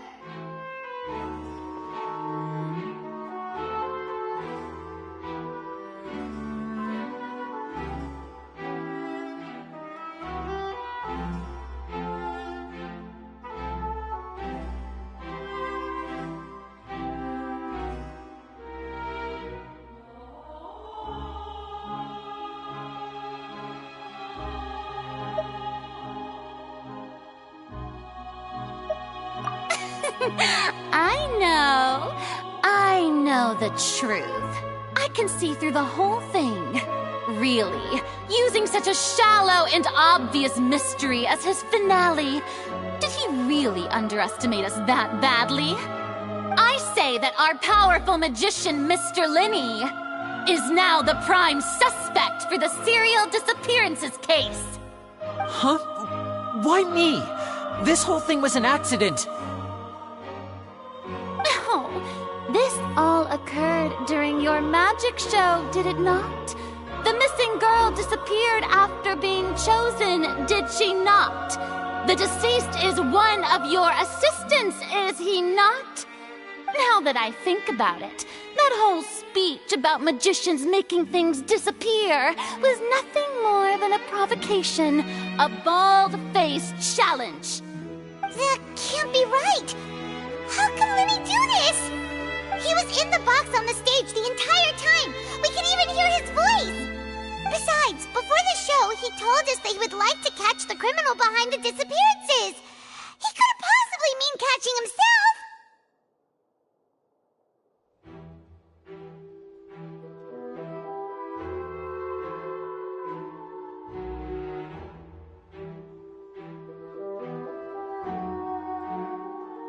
Save discussion for a later time, please. Lady Farina, may I assume that your comments just now constitute an accusation against Mr. Linney and his associates, and that you are pressing charges? Huh? I just think that I think it might be a little early to talk about formally pressing charges. But what Lady Farina said just now makes perfect sense. Looks like she's gonna personally deliver justice. A kidnapping and murder carried out under the cover of a magic show. Lady Farina said it all. I mean, of course, my dear people. But what excites me even more than the obvious truth before our eyes is the opponent I'll be facing. That's right. I mean you, Traveler. You'll support Linney, won't you? After all, he was the one who helped you the first time we met.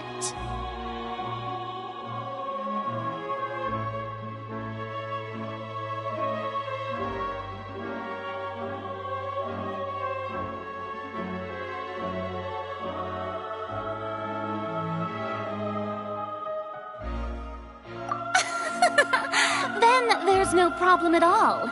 You know, the Traveler and I already had a duel the first time we met. But with Linney's help, our little duel ended in a draw. But draws really are the most boring possible outcome. So, no more draws. Between the two of us, there must be a clear winner and loser. And what better place to hold such a riveting showdown and decide the true victor than here, on the grandest of stages, the Opera Epiclese. Huh. It wasn't a draw. She obviously lost last time. I understand. Charges have now been pressed, and as such, a trial is in order. Well, Traveler, seems Lady Farina has set you in her sights. But putting her dramatic rhetoric aside for a moment, I would like to ask you, are you willing to act as Mr. Linney's attorney and defend him in this case?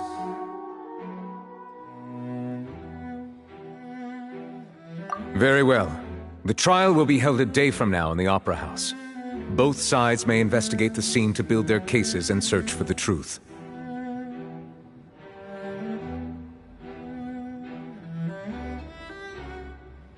Linney and his troupe are all potential suspects and shall remain within the Opera House. The audience may begin to leave in an orderly fashion once they have been cleared by the guards.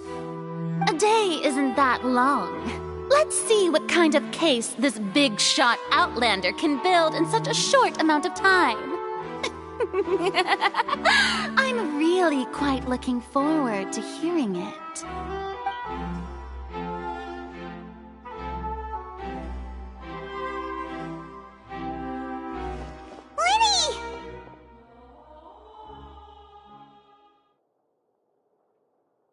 sorry about everything that happened just now. Were you frightened? Of course! Who wouldn't be scared after witnessing an accident like that? Yeah, I'm a little shaken up myself. How could this happen? And poor Cal. I know you already claimed that you would defend me, but now it's just us talking. Tell me, do you think I could possibly be the murderer? Good to hear. Thank you so much for trusting me. I'm sure everyone sees me as the biggest suspect at this point. But, if you ask me, the whole thing is mysteries layered upon mysteries, such that all that's left is confusion. I don't know whether what happened there on the stage was purely an accident or not, and I don't know why poor Cal was in the box. As for how that girl chosen from the audience could suddenly disappear, I'm afraid I don't have any answers either.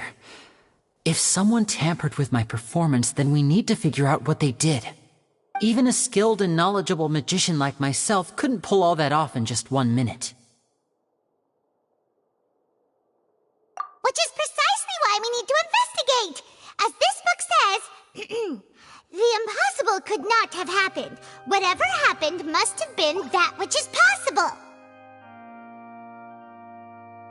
Paimon bought them when we were reading at the bookshop in the city earlier. Pretty cool, huh?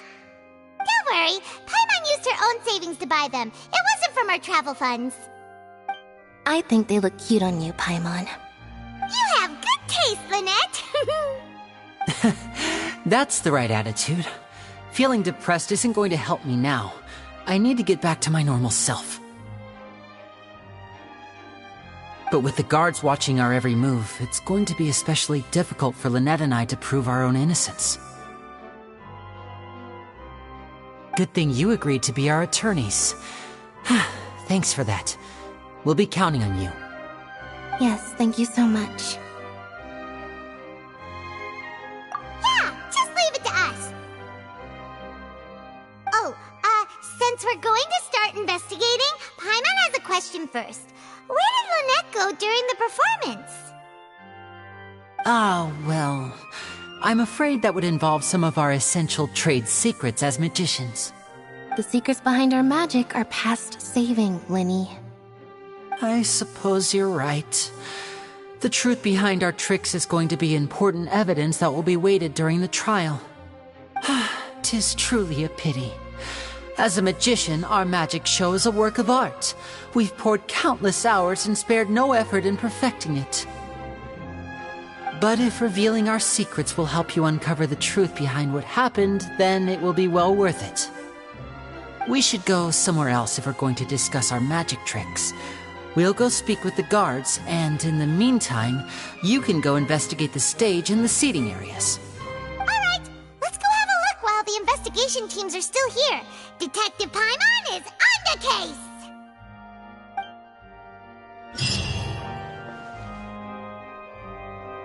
Hello, officer. How's the investigation going? I see. You must be the traveler that Lady Farina mentioned. Listen, I'll be perfectly honest with you. I'd avoid getting mixed up in this whirlpool of a mess if I were you. Huh? What do you mean? Come with me and you'll see. The deceased is one of Linny's assistants, named Cal. Even though he hadn't joined the troupe long, he was hardworking and everyone generally liked him. The assistants are usually in charge of setting up and inspecting the props, as well as assisting with the show and keeping the crowd engaged. As you probably saw when you were in the audience, the water tank suddenly fell and smashed the box with Cowl inside it. This is the real mystery. We've already searched the scene and were unable to find any traces of the girl. However, if you look carefully, the box was positioned directly under the water tank. The ropes holding the tank were then burned by the pyrotechnics on stage, causing them to snap. All these factors lining up so perfectly makes it hard to see this as a mere accident.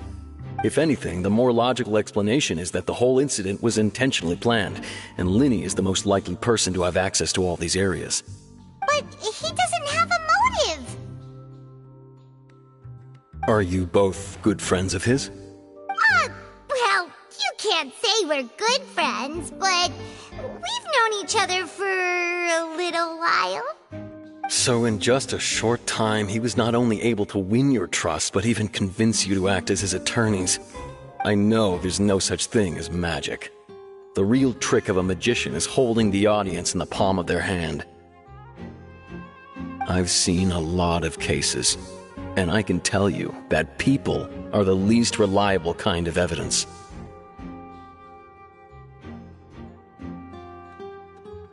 Sorry, I tend to be pretty straightforward.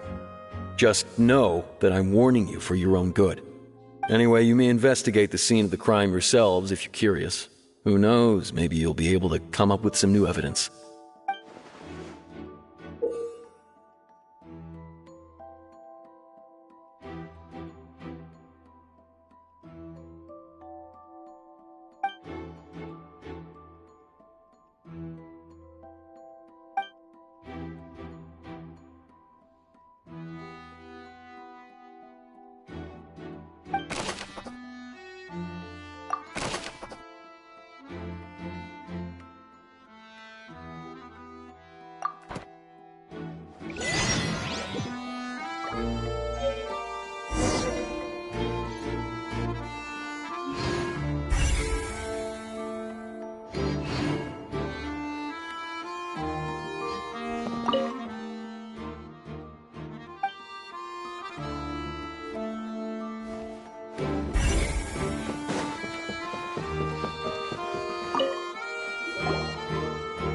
The investigation team has some new findings. Turns out there's an issue with the random number selector after all. See, I told you. What if the machine picked some big guy's seat? You think the murderer would have still made his move then? Sorry to interrupt, but we're helping Linny and Lynette with their side of the investigation. What were you saying about the number selector? There's something wrong with it? You're trying to help them? That'll be a tall order. Linny used the machine to pick a random member of the audience during his performance, right? The lucky girl that later disappeared. Well, we thought there might be a serious problem with the machine, so we had it taken away for further inspection. It turns out that the seat number it picked wasn't random at all. The machine picks that same number every time. I'm sure you already know that you have to make a reservation in advance to get a seat, regardless of whether it's a trial or some performance. In other words, Linny knew who would be sitting where from the very beginning. That much checks out. Linny reserved our seats for us, too. Bet you see why I was saying it'd be tough to make a case for Linny. Even though it's bad for Linny's case, Paimon had better write it down.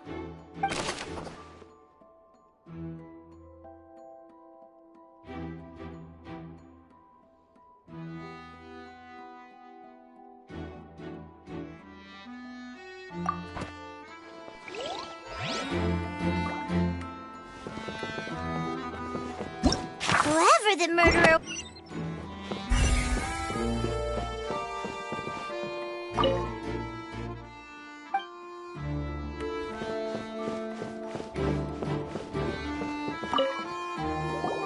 So this is the rope that broke and caused the water tank to fall. The rope looks pretty durable. How can it be burned through so quickly by fireworks?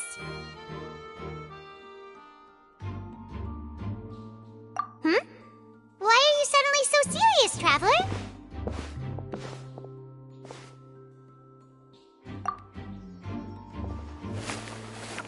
Whoa! Look! This bit is made from different material! Most of it was burned away, but there's still a little bit of it left.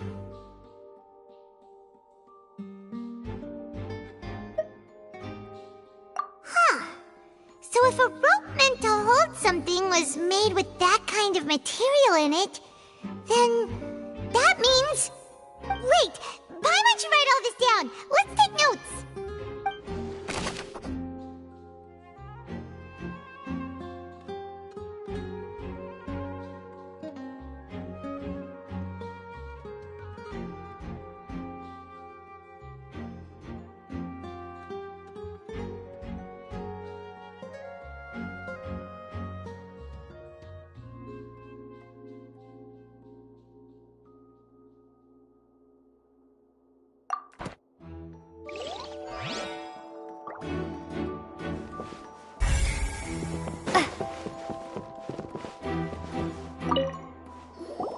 Hello there. What are you investigating? Oh, this location has also been cordoned off because the Magic Troop members are currently considered prime suspects. The investigation team is still collecting evidence. The seats were all booked in advance, so we were able to deduce the missing woman's identity by checking the guest list. Sure, it's not like this is confidential information. We will publish it later anyway when we petition the public to help us find the missing person. Her name is Halsey. She's a painter from Fontaine who's made a bit of a name for herself. Apparently, she wasn't a regular at the Opera House, but she'd been feeling some pressure with her work lately, which made her decide to come see the magic show. The Magic Troop members all claim not to know her. We have looked into her social connections. It seems that she has no personal grievances or conflicts of interest with the suspects. Simply put, she wasn't related to the Magic Troop at all, which matches the features of the previous serial disappearances. Were the victims of previous cases also chosen at random? That's how it seems to us, in any case.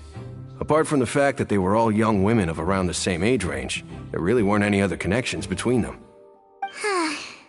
Okay then. No need to be so formal. If you do happen to see the missing girl, please be sure to contact us.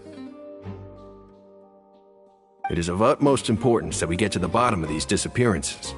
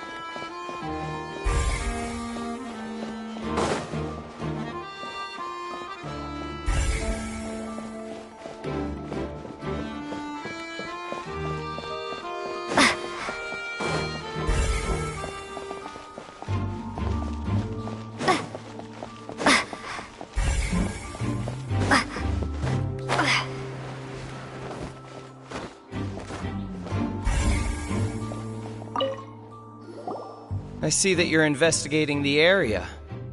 Well, it just so happens that I'm interested too.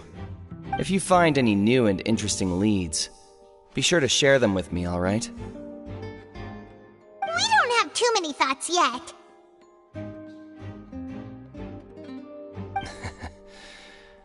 Then why don't I tell you my hypothesis first? The way I see it. And I'll start it with that loud thud. The thud? Oh, you mean the sound that happened during the countdown? Yes, exactly.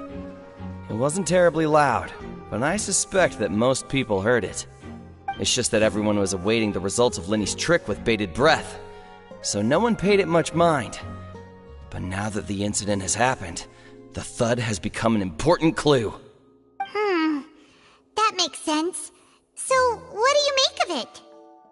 I'm of the opinion that it may have been the sound of Linny's accomplice. Lynette, perhaps. Jumping atop the water tank or something like that. And when the pyrotechnics went off, she cut the rope, sending the water tank crashing down. But wasn't the noise we heard too loud for that? Perhaps the balance wasn't right, leading to a particularly rough landing.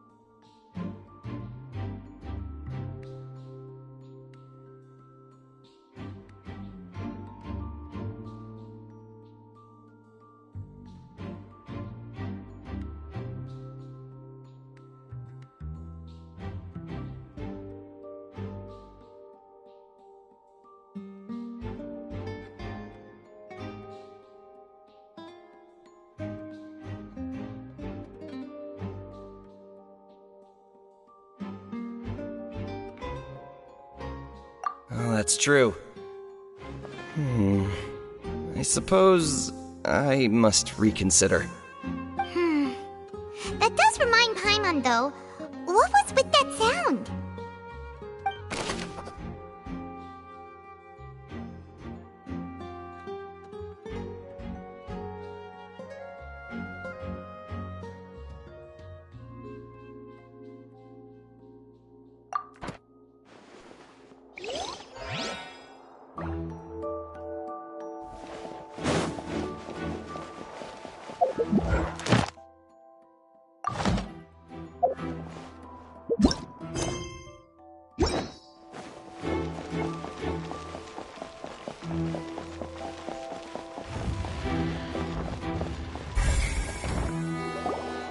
Hey, you! Yes, both of you! Over here! I've been keeping an eye on you for a while now. Huh? You mean us? That's right. If I'm not mistaken, you're also among those who wish to cut down the thorns and pursue the truth. No? And by the looks of it, you're not from Fontaine. Well, you're right on the moor about that one, but who are you? Have you never heard of the Spina di Rosula? From mediating disputes and providing protection to solving conundrums, you name it, Spina di Rosula does it. And I, Navia, have the honor of being its renowned president. Though those who play by our rules call me boss. I'm Silver, her attendant. Pleased to meet you. And I'm Melus. Demoiselle's various daily needs and affairs are under my purview. Huh? Boss? Demoiselle? What gives with the names? Well, I am the second generation president. Melus and the others are still used to my previous title. My apologies, Demoiselle. Should you prefer, boss, I will endeavor to use that instead. No, no need. You don't have to call me boss. Just Navia is fine. Okay, if you say so. Not that we're members of Spina di Rosula anyway. All merely trifling details. Never mind. Now, back to the situation at hand. That's right. I've always kept an eye on the serial disappearance cases. My interest stems from a matter back from my father's time. Judging from the look of things, I find Linny an unlikely mastermind. Really? We think so too! That's why we're looking for clues now. But how did you come to that conclusion? Intuition, naturally. My unparalleled intuition.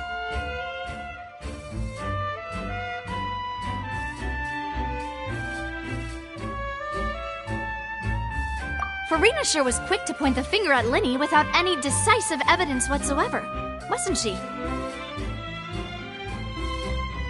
But that's not uncommon for her. If you remember, the Justice had to interrupt her and ask if she was pressing charges just to keep her from getting carried away. Anyway, a trial begins the moment someone levels charges. And, of course, there was no way Farina was going to back down in that situation. Sounds more like you just don't trust the Hydro Archon. Well, what's your opinion? I must admit that she can be interesting at times, but liking her doesn't mean that I'll blindly agree with her. All right, I've answered your question. Now, it's time you answer mine. Wait a minute! Did that answer count? Well, I say it does. But don't worry, you won't hear any pointless questions from me. In your opinion, do you think it's right to treat a trial like it's an opera?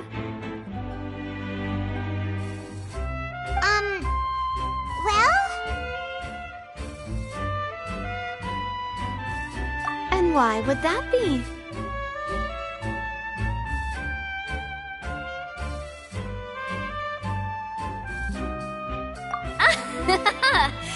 See, Silver and Melus?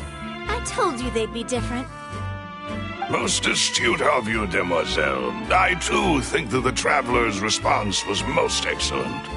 No matter how wonderful the script or how fervent the audience's expectations may be, the trials that go on stage here must be based in fact. And if that can be done, boss, then... All right, that's quite enough, Maloose. Anyway, I like your answer. You passed with flying colors.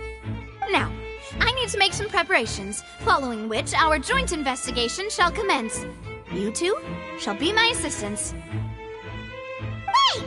Since when did we become assistants? Oh, well, I can be the assistant, sure. Or your companion, if you like. I'm really not that fussy. That's more like it.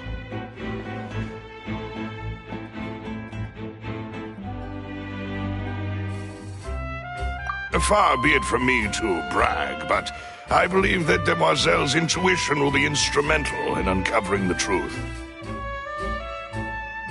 You wish to save a friend from false accusations, and we wish to unravel the disappearances. In this sense, our goals are aligned. You have a point. You're quite the talker, aren't you, mister? And what about you over there? What do you think?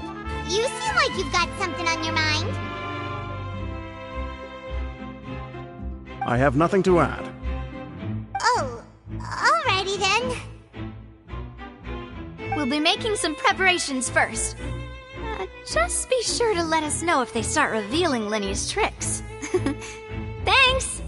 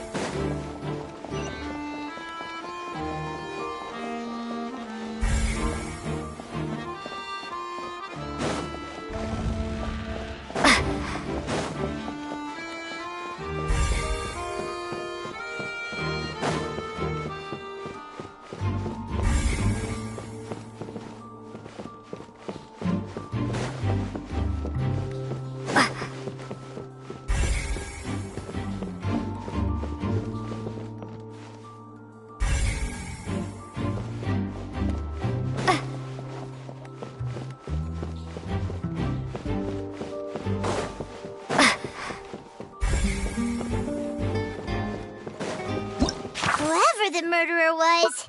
This rope, people... Why would it be? Gosh, we all heard...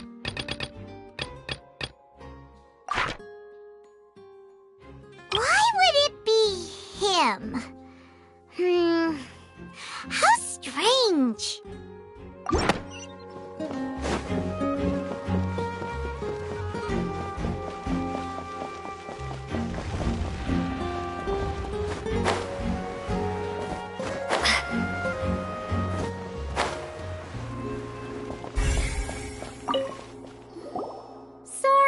But no one can freely enter or exit the Opera House at the moment. If you wish to leave, you must register your identity with us first. No, we're not leaving. We're representing Linny and Lynette as attorneys, so we're investigating the case. Were you always guarding this entrance? Yes. After the Chief Justice gave the order, everyone coming in or out must undergo a strict inspection. So, the missing girl couldn't have left from here. At least, not from that point on. I doubt there was much opportunity then, either. How can you be so sure, Well, because I was in charge of security near the entrance at that time. I couldn't see Linny's performance from here, which was quite a shame. Just my luck. But still, I did not abandon my post, and I stayed put no matter how loud the applause was. If someone had so much as even approached the door, I would have noticed it, let alone if they had tried to leave. We Melusines are good at that sort of thing, you know. So, it's safe to say the girl couldn't have left through here. Alright, thank you for your help. This'll be useful info.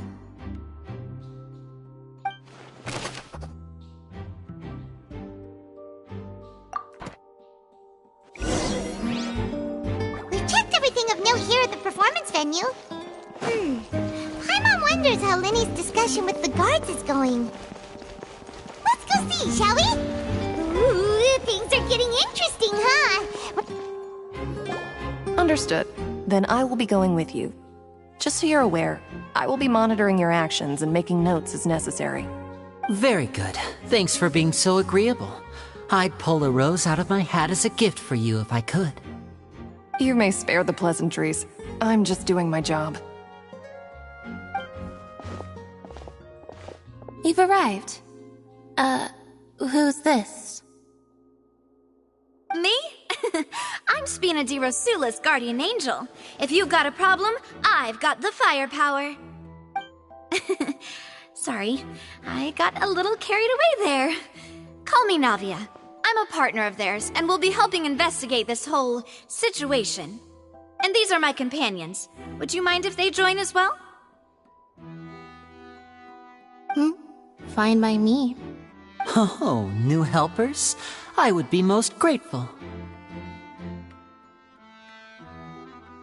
Well, let's just say we're tagging along. It's not every day you get to see the secrets behind magic performed on such a large scale. I appreciate your kind interest. Come with me. We'll be heading below stage. Huh? Below stage? Yes, a world of secrets is hidden beneath this magic box, prepared specifically for this switcheroo trick. But before I reveal everything, you should have a look first. Notice anything strange here?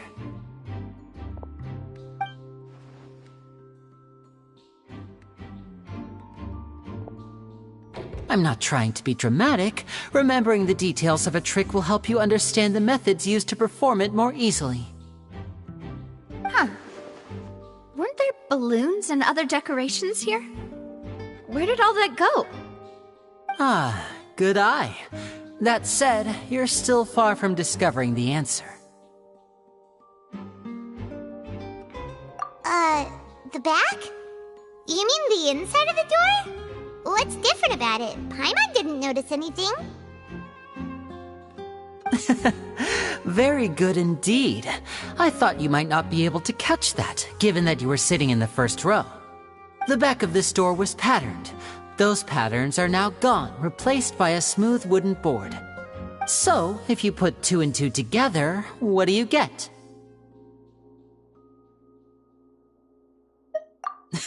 Exactly. All right, let's go. I'll tell you how it works as we head down.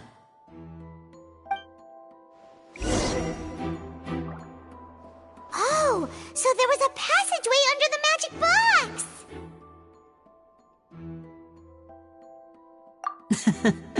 I knew you'd figure out most of it as soon as you saw this place. The 2 magic boxes are positioned right above the 2 entrances of the tunnel. See this flatbed trolley? The box with the lucky audience member in it would be shuttled over to the other side using the trolley. This trolley can raise and lower and even rotate, ensuring that the box will face in the right direction. I see. So that's the purpose of the box inside another box. Precisely. The inner box would descend after the audience member was put inside and be moved along the trolley, all while the outer box would remain on stage as if nothing had ever changed. So that's how you did it! Once the box was lowered, the trolley would store some energy through this device here, with which it would complete the rest of the steps. The audience member would only be able to feel some slight movements in the dark, and by the time she walked out, she would already be back on stage. Right! You were talking that whole time, and you even came out for a moment near the end! Ah, yes. A phonograph operated by Lynette was used to achieve that effect. My assistant and I had already scripted our conversation beforehand. When the countdown began, I had already gone to the opposite box via a tunnel using that ladder. And what about Lynette? Where was she? I was in the mezzanine space in the back of the box. Oh, interesting! That's how we were able to coordinate Linny's lines with the assistant. And, by the way, I was the one who walked out of the box at the end. I mean, we are twins. All it takes is a change of clothes and no one can tell who's who. And that's my favorite part of this trick. Only Lynette and I can perform it. So that's how it all worked! Wow! Every detail you revealed was more amazing than the last! Lynette would briefly walk out of the box and then go back in, jumping into the tunnel and escaping before the box on the trolley could finish ascending. And then I walk out of the other box in the audience area, and the trick would be complete. The operative word here being would. But as you saw, Cal was in the box, not our audience member. She, on the other hand, mysteriously vanished. We really don't know how that happened. If not for that interlude, this would have been an astonishing trick. I probably never would have figured out how you pulled it off. And yet, to think that someone was able to use this magic trick to commit a crime. Could we have a look around? I think we can come up with some more leads. This is the scene of the crime, so Linny and Lynette are not permitted to stay here. I'll escort them back up. Yes, of course. No need to be so strict now. I won't disappear into thin air, you know. Thanks, everyone. We're counting on you.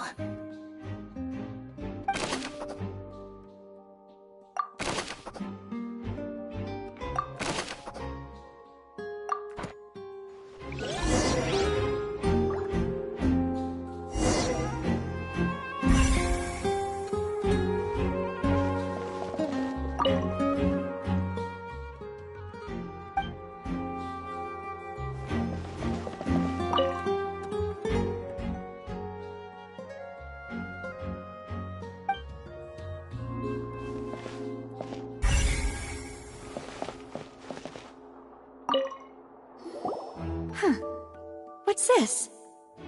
Looks like a hook tied to the end of a rope.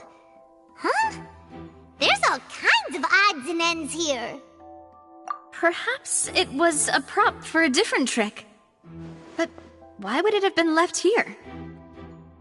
Whatever it is, let's make a note of it first.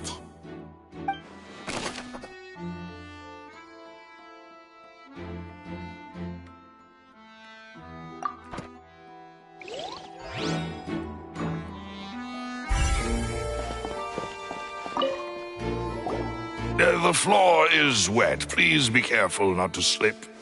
Speaking of which, why would there be water here? Oh! Paimon knows! It's one of those tricks where you pour water into a jug and then flip the jug over only for the water to disappear. And here's a broken vase. Huh. Did the trolley knock it down while moving? That can't be. The trolley moves along tracks from start to finish. It couldn't have hit the vase at this distance. Let's note this down too and think about it later.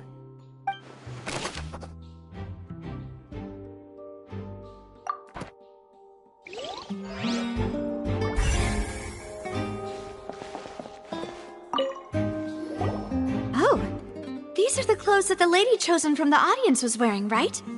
Her clothes are here, but she's nowhere to be found. Right! And do you really need to do that if you're kidnapping them? Ugh, this is so confusing. Paimon doesn't want to be a detective anymore.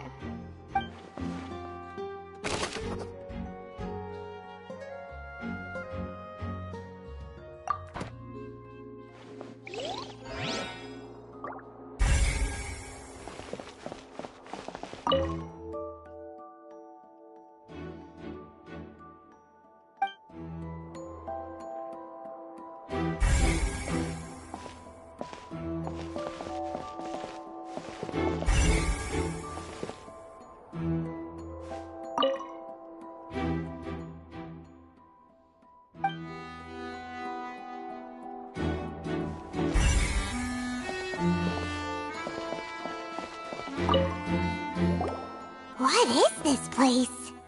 It seems someone could fit through here. Huh. Could this have been the suspect's escape route? Alone, perhaps. But if they had to pull another person with them, the space would be too narrow. But there are no other ways in or out of here.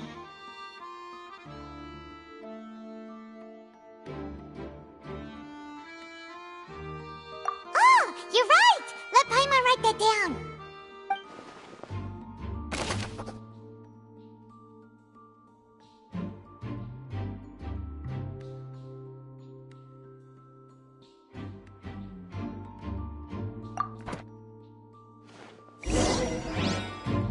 Seems we're just about to...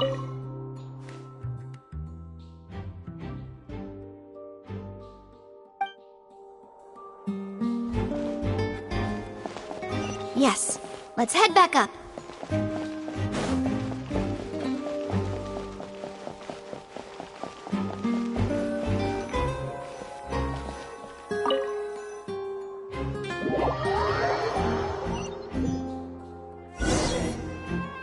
Well, we've ascertained the state of the crime scene. Let's find a place to sort out our findings once Malus returns. Seems to me that there are several things that don't add up here. Apologies for the wait, demoiselle.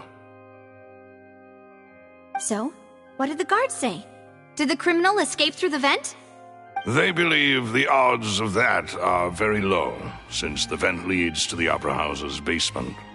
The guards have checked the area carefully. No one left through the basement during the performance or after the incident, and no one was found hiding there. So the tunnels become like a secret chamber then! You know, like the kind you usually see in novels! The plot thickens. Halsey's disappearance and Cowell's death are both quite inexplicable. No wonder Farina was so confident in her accusation. All the current evidence points toward Linny and Lynette. In other words, the charges are very likely to be upheld unless we make some considerable progress. Charges and then trial. So if the charges are upheld, they'll announce a sentence? That's right. This is how a trial goes in the Opera House. During the proceedings, the Chief Justice and the Oratrice will hear statements from both sides. That's right. This is how indemnitium is produced. The statements from both sides, the defenses from attorneys, witness testimonies, and even the audience's emotions will all be projected on the Oratrice. To put it simply, it's as if the Oratrice has its own will, and is a judge in its own right. This also precludes any kind of favoritism on the part of the Chief Justice. Not that this has ever happened anyway. Once both sides have finished speaking, the Chief Justice will make his final decision. This, too, will be used by the Oratrice as a reference. Then, finally, the Oratrice will be consulted by officials. The result it returns is the will of justice itself. Huh? So that machine is the one that actually decides? Paimon thought Neverlet called the shots. In practice, there is very little difference. Both have always come to the same judgment, which is why people have great faith in the Chief Justice. Ah, yes, the guards also asked me to convey that none of us will be allowed to leave this place before the trial. Huh? Why?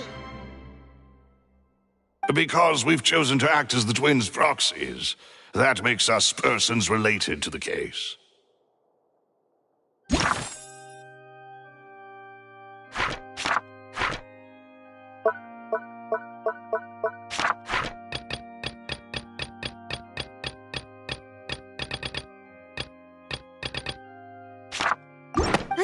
concerned that we might be colluding with outside parties, or that we might find outside help to disrupt the case. And even if that were not so, it could prove problematic if we happen to spread key information about the case ahead of time. I'm ready to break out at any time. Whoa! There's no need for that! Paimon thinks they have a point. That said, are they providing food?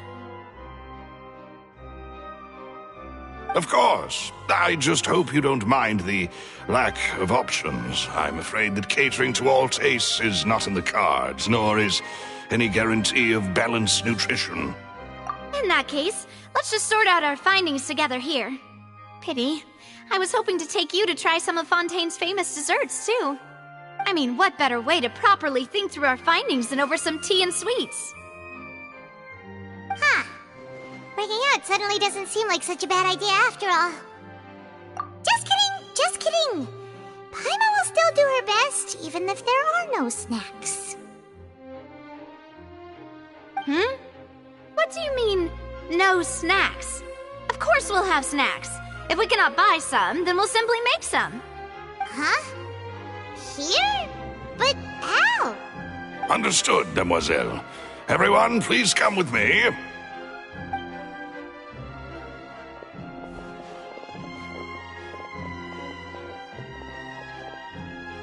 Wait, you're carrying a portable stove with you? Yes, I must be prepared to meet the Demoiselle's baking needs whenever the fancy strikes her. I have eggs, sugar, and almonds at the ready. Good work, you two. Then I'll get to it. Please sit tight for a moment. You'll get to taste my awesome snacks soon enough. These three are quite the interesting group.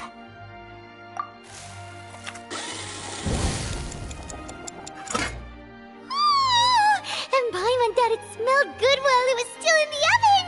Oh, it's even better now. Paimon can't stop drooling. From the way you had these two guys carrying all that stuff around, Paimon thought you'd have them do more during the baking process. But you ended up doing the entire thing by yourself! Beating the egg whites, grinding almonds, everything! I was applauding. And I was giving encouraging smiles. Paimon was just thinking, aren't you worried about getting your fancy dress dirty beating egg whites and baking like this? Well, I don't think it's carved in stone anywhere that fancy ladies can only read books, sip tea, ride horses, and play the piano. I just really enjoy making snacks. Don't underestimate beating egg whites, by the way. It's a real arm workout.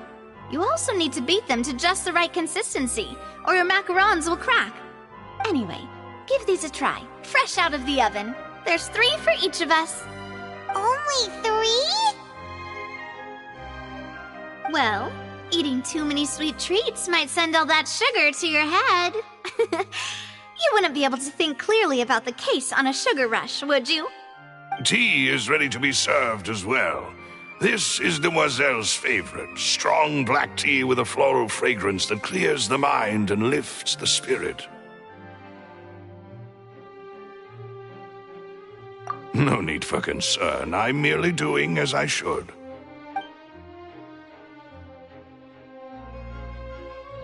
All right then. Down to business. As Paimon mentioned previously, the tunnel seems to be something of a secret chamber. However, we can assume that Linny and Lynette were not alone within it. Some criminal also occupied its sealed confines. The magician twins could have committed the crimes, of course, but they lack any logical motive. Exactly! Why would they do such a thing right when everyone was watching?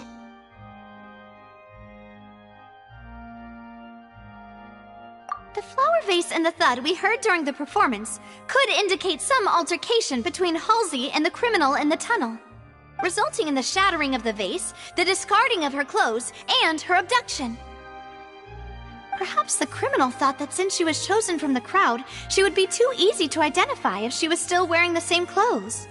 Paimon thinks that makes sense, but the real trouble is...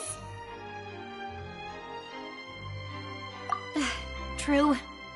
None of the clues we found thus far support the existence of this third person. But the only people left to consider are both technically victims, whether it's the missing girl, Halsey, or poor Cowl. Huh. Could Halsey have secretly made modifications to the magic props in order to murder Cowl before making her escape? That's right. And even if she had tampered with the setup, she would need to understand the entire trick to pull it off. Nor does she have any motive. The guard said that she has never had any dealings with the Magic Troop's members. Were we not thorough enough in our search? From the sound of things, this is turning into an impossible case. Your macarons are amazing though, Navia. They smell great! They're nice and crisp and super sweet! They are my specialty after all. And I see you've already had 5 of them. What? 5? Oh, that can't be right. Paimon only counted 3, honest! Please don't worry about it. At my age, a few less sweets might actually be a good thing. No. Being greedy is one thing, but Paimon knows how to count. Besides, Paimon knows that if she ate too many, then others wouldn't have enough. Wait, even you don't believe Paimon? How could you? If Paimon ate those 2 extra macarons, then may they turn into stone in her stomach! All right, we get it. Well, I suppose one of us might have gotten too engrossed in our chat and eaten them by mistake. No big deal. Balloose, set up the stove again if you would. Huh? What are you doing? Making sure everyone gets 3 macarons, of course. Exactly. We don't want to trouble you. As you wish, demoiselle. And I have the egg, sugar, and almonds. Well, this really is your hobby, huh?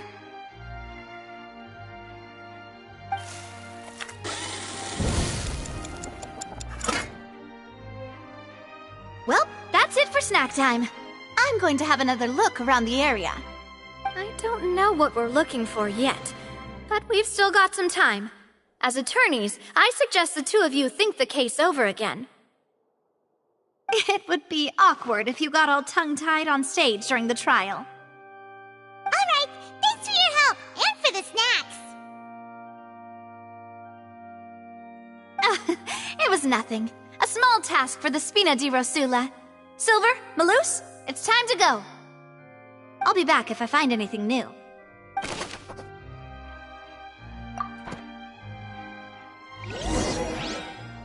Alright, it's time to put our heads together. We've got to get our defense ready for the trial. Oh, it's probably gonna be a long and difficult case. There's no point in worrying about that now. We just need to prepare.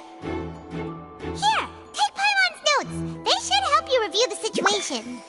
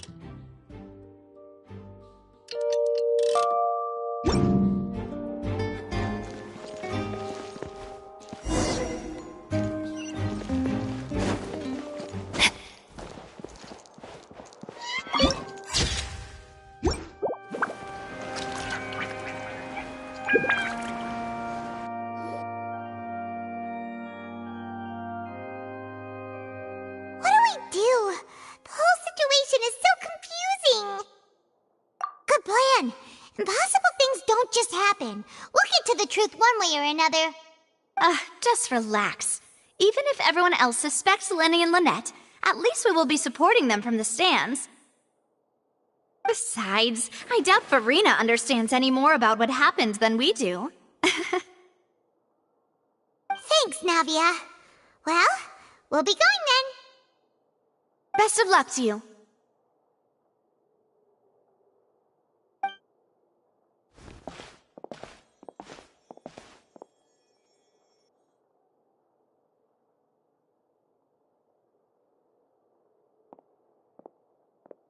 Ah, finally, you're back.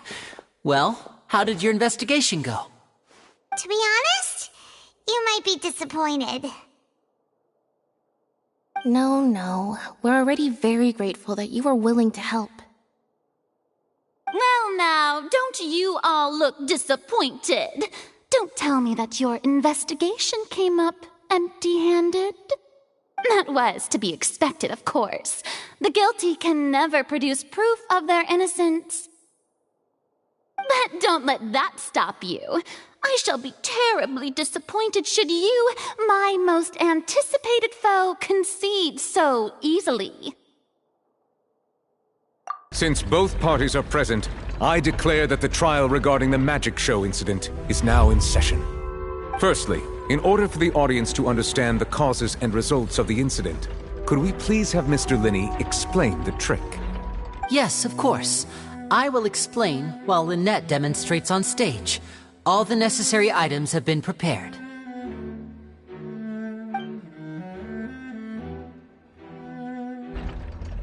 Thank you, Mr. Linney.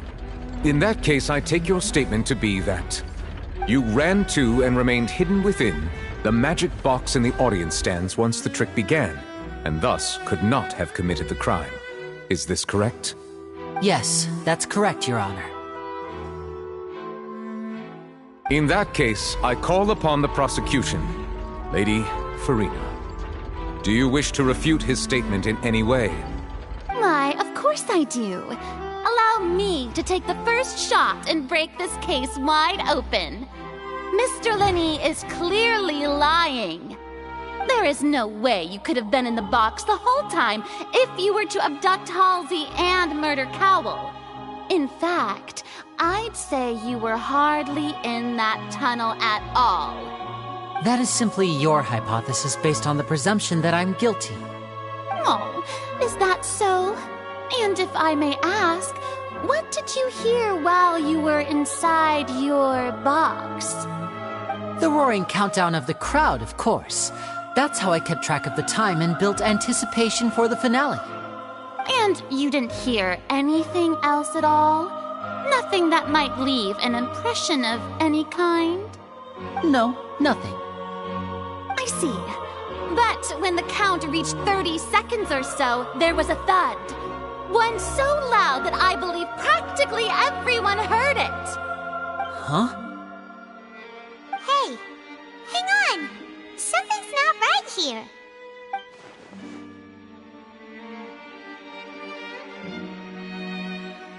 Yeah, I'm sure he could have heard a noise that loud from inside the box. I was right by the box, and I definitely heard the thud. Look at those scales. Could those mean...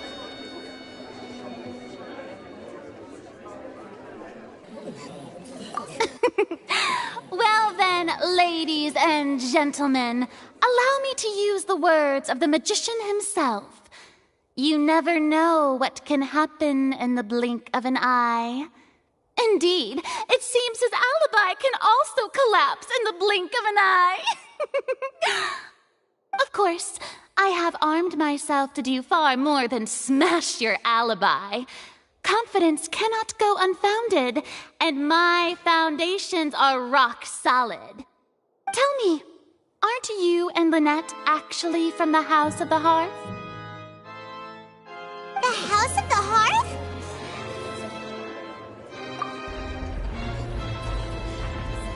No wonder they did something like this. So the serial disappearances were the Fatsui's doing. Now it all makes sense. I've got a feeling that what happened on stage probably wasn't just an accident. that's irrelevant. Our identities have nothing to do with what happened. Indeed. Then perhaps you could tell us everything that happened during that 1 minute. Your first priority is to prove yourself innocent after all. I'm sure there is little that needs to be kept secret now. Unless your script already has holes in it. The Outlander is speechless. My, oh my, don't they look flabbergasted? Now comes the infighting and discord, I suppose. This was almost too easy. Oh, good thing I made all those preparations. Seems the all-nighter I pulled last night is really paying off. Hey, Linny! Why didn't you tell us this before?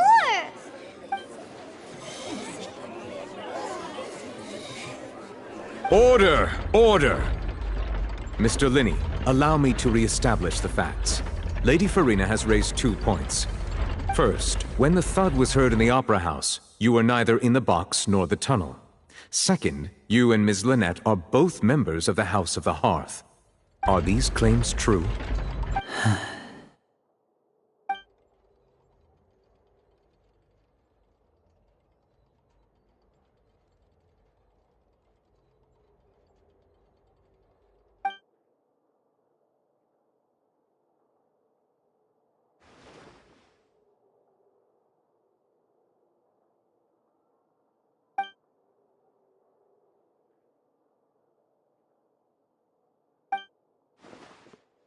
Please answer my question, Mr. Linney.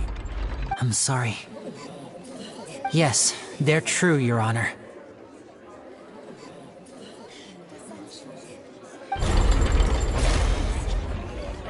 I knew it! Well, that's it. We might as well move on to the sentencing already. What should we do now? Granted.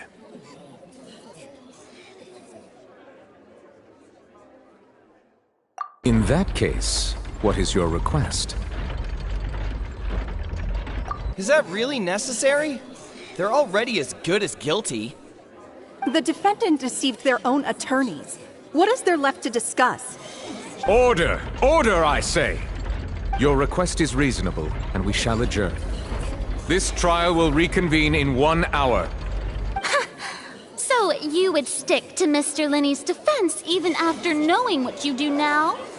You certainly have more professionalism than I thought. In that case, my dear audience, let's allow the joy of victory to steep for a little while longer.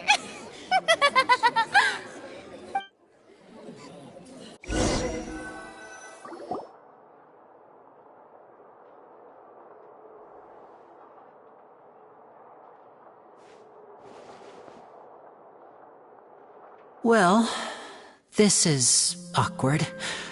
I didn't think the Hydro Archon would dig all that up. I'm sorry, Traveler and Paimon. Yeah, sorry. Paimon doesn't know where to start. We trusted you two. We based our entire reasoning on the assumption that you weren't bad guys. Not to set the wrong tone or anything, but Paimon's really mad! I'm very sorry. I know you're angry, and reasonably so, but please, let me explain. I know you've clashed with the Vitui several times before. I wouldn't be surprised if just hearing the word is enough to make you upset. But our organization is very, very large, and the Harbingers have very different personalities and goals.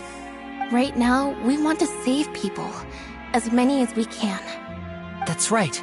I'm sure we're on the same page when it comes to this nation and the disaster that its people might face. I knew if it weren't for our respective identities, we could become good friends. That's why I didn't wish to flat out lie to you, but chose to hide some details instead. The truth is very important, but being completely transparent about everything would see us spending more effort than we need to. Right. So, you be the judge. Heck, if I were you, I fear that I'd even struggle to trust me at this point. You met a Fatus who works as a magician, a trickster by trade. All by coincidence, too. But still, I'm asking you to trust me. I am no criminal. At least, not in this case. Sorry. Please forgive us. Well, you both say that, but...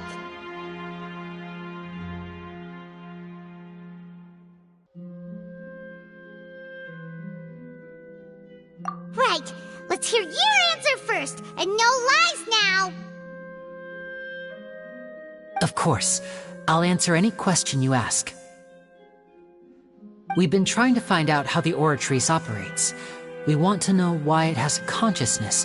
Why can it deliver sentences accurately?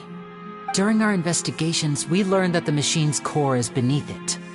From that moment on, Lynette and I have been designing this box swap trick, with the objective of getting close to the core. Is that why you needed a whole minute? That's right. In truth, the audience would take about 75 seconds to count down from 60, while I would only need 15 to get to the opposite box. So, after jumping into the tunnel, I accessed the Opera House basement via the vent, and went to investigate the room in which the core is stored. That air vent was created during the construction of the tunnel specifically to execute this step. Well, nothing. As soon as I reached that room and was about to investigate, I heard someone's voice.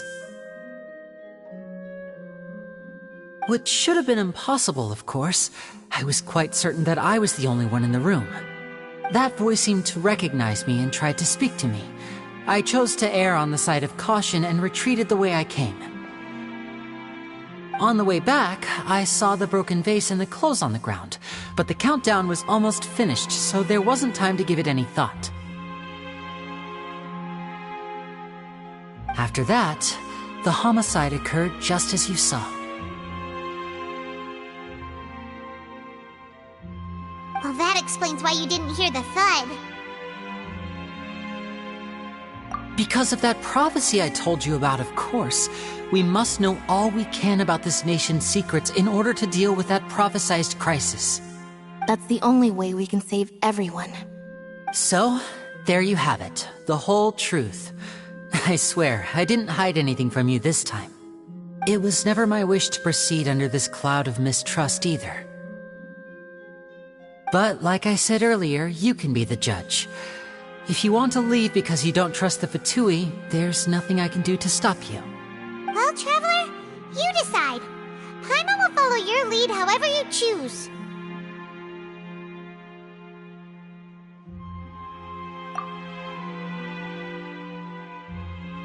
Okay, thank you. Thanks for giving us a chance. The current problem is that the scales are tipped pretty badly against you two. If we want to refute the Hydro Archon's accusations, we're gonna need a seriously watertight defense.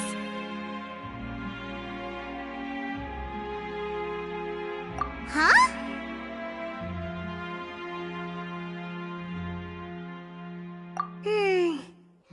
Oh, Paimon thinks she gets what you mean.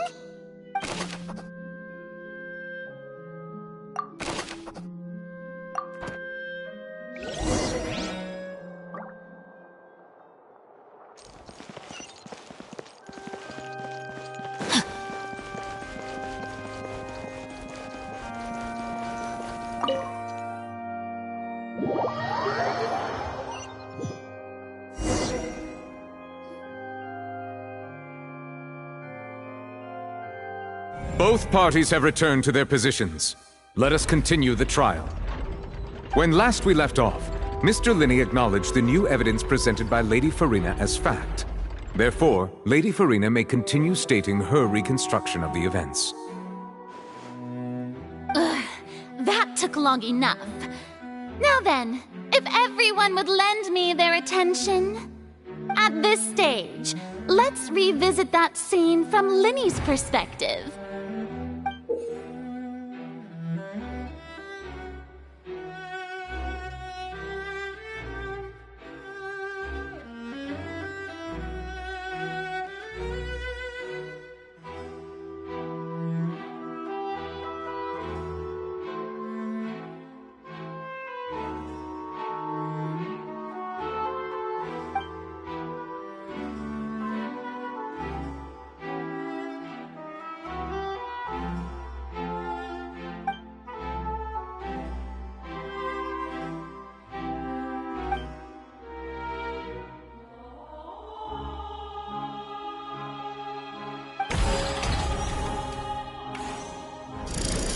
countdown began, he entered the tunnel.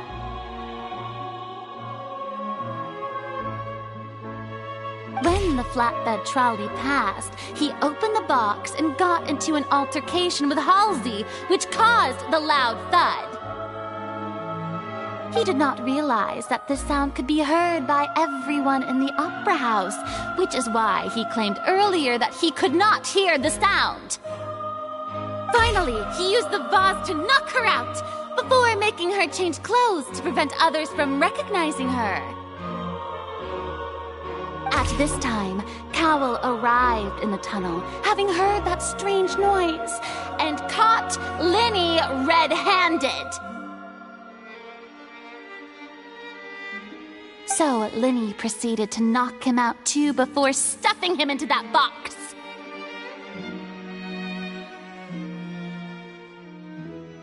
Afterward, Linny passed the unconscious Halsey to his accomplice through the magic box in the audience stands, before operating the devices such that Cowell's death would be ruled an accident. And there you have it. That's the truth behind what happened.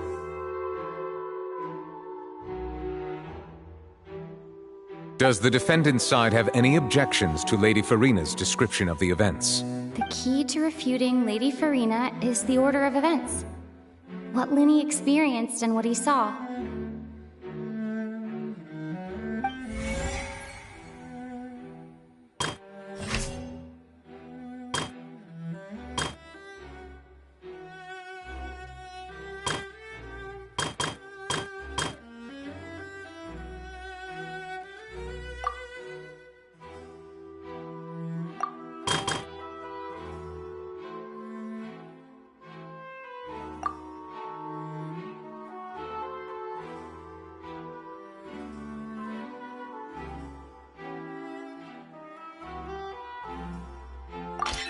According to Linny, he left via the vent after entering the tunnel.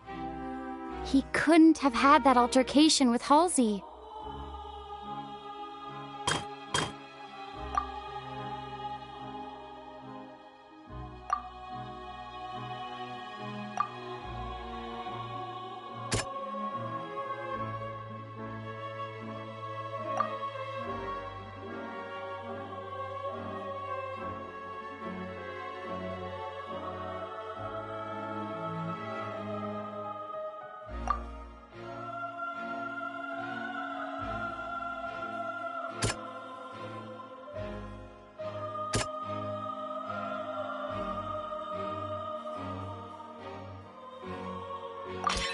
Linny went to the room that contains the Oratrice's core. This is the actual truth.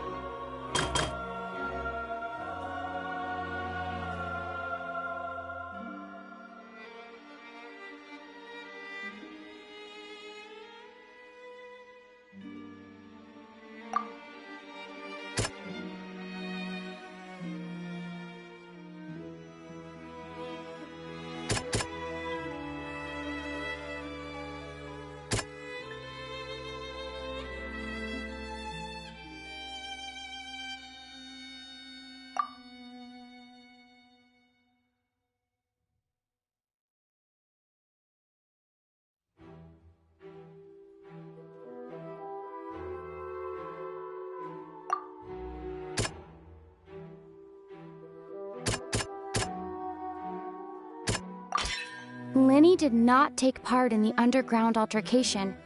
He only witnessed traces of the aftermath. Attention! Ace Detective Paimon has something to say! When the countdown started, Linny did indeed go into the tunnel. But he immediately used a vent to access the Opera House basement, which is where the underground core of the Oratrice is stored. Once he reached that area, he heard a voice in what should have been an empty room. Since he felt something was amiss, he returned immediately.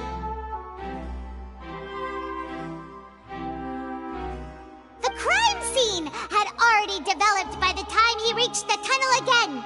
And in order to complete the magic trick, he did not remain there for any length of time. Finally, he reached the surface, and that was when the accident happened from his point of view. Therefore, he's innocent!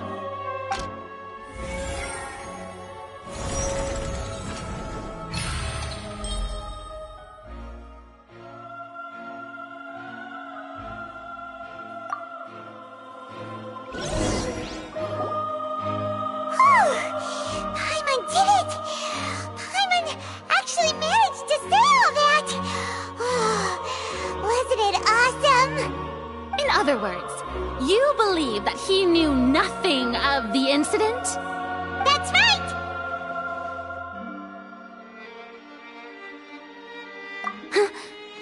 My reasoning?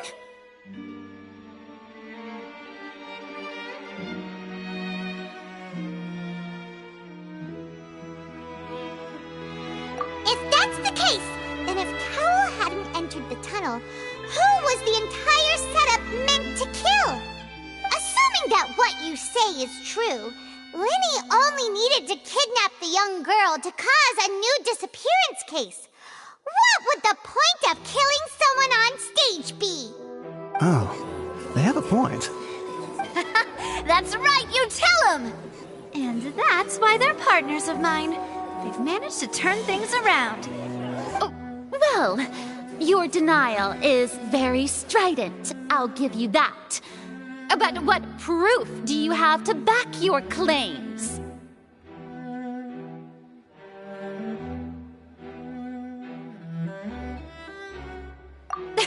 Of course I do. If he had been in the magic box the whole time, how could he have not heard that sound? Why do you ask? You're saying that he wasn't?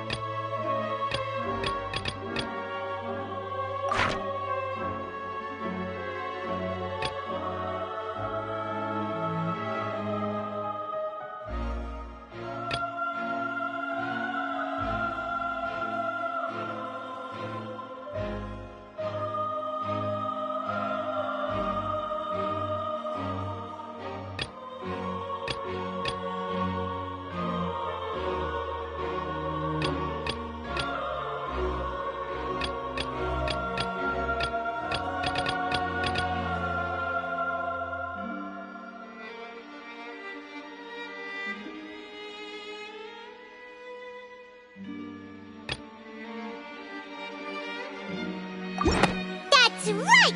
Linny wasn't in the box or in the tunnel.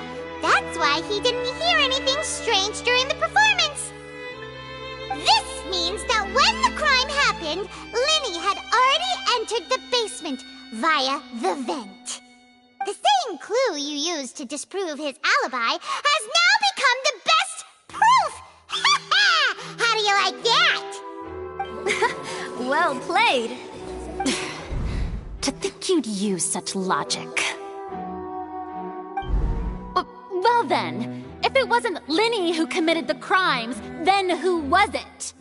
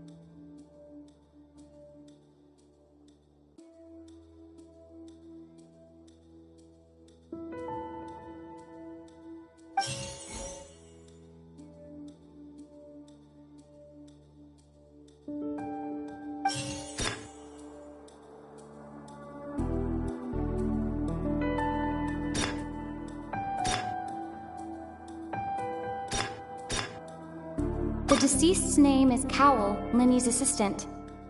He would have been able to tamper with the equipment.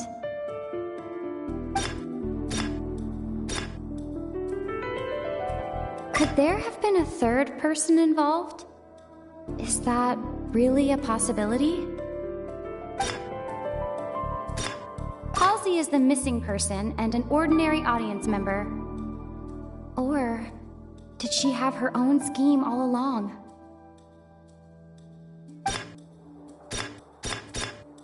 Could there have been a third person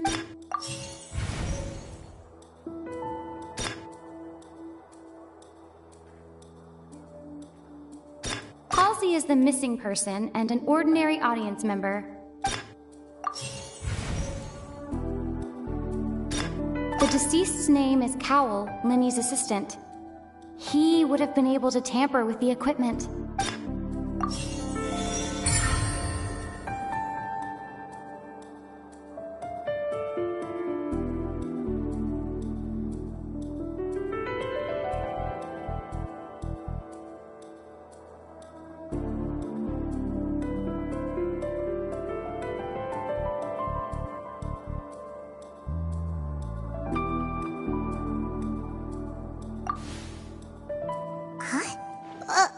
That can't be right.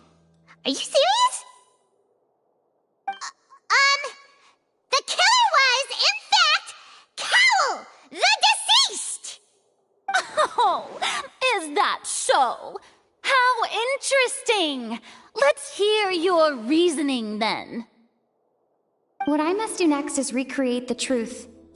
What Cowell did, and how he went from would-be perpetrator to victim.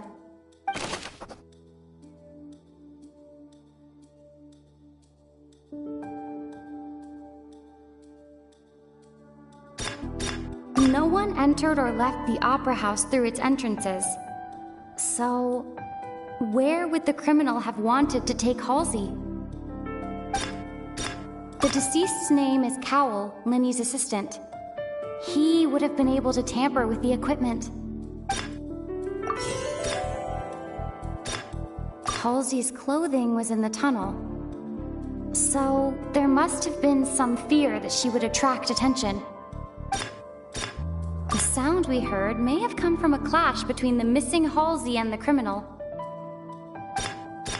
It would have been tough for both people to fit into that vent. They would likely have bumped into Linny as well.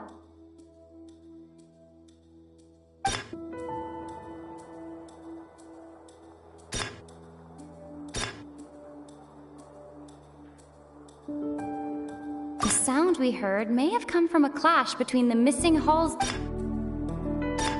No one entered or left the opera house through its entrances. So, the sound we heard may have come from a... It would have been tough for both people to fit into that vent.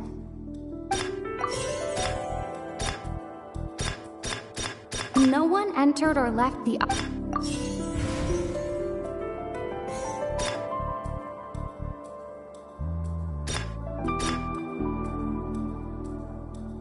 No one entered or left...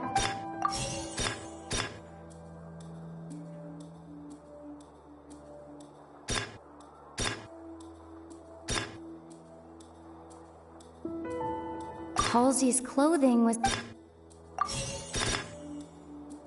Linny was not in the tunnel.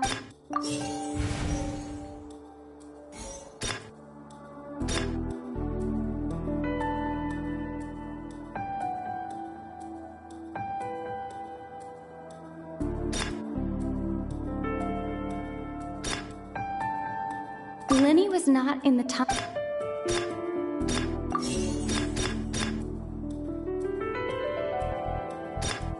No one entered or left the opera house. The deceased's name is Cowell. The deceased's name is Cowell. It would have been tough for both people. Halsey's clothing...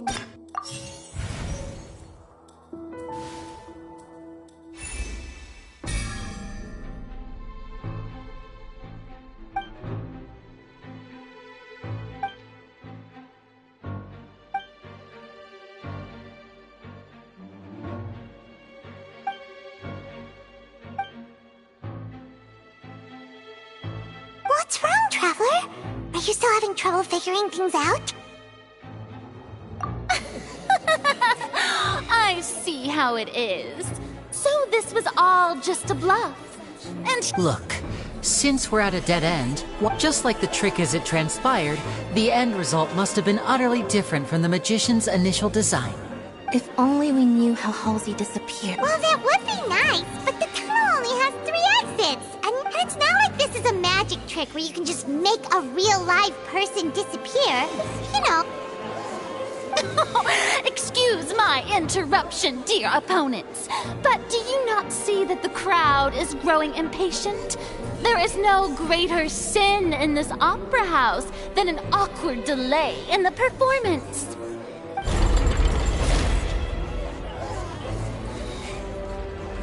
If the defense is unable to make further effective arguments, we will move on to the next stage of the trial. Lenny was not in the tunnel at that moment, which gave our criminal ample time. The sound we heard may have come from a clash. The deceased's name is Cowell.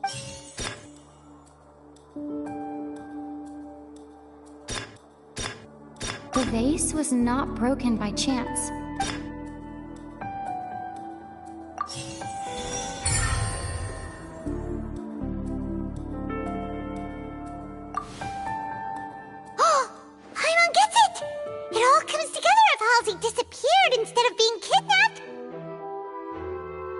Lynette escaped from the water tank, vanishing gradually and leaving only clothes behind.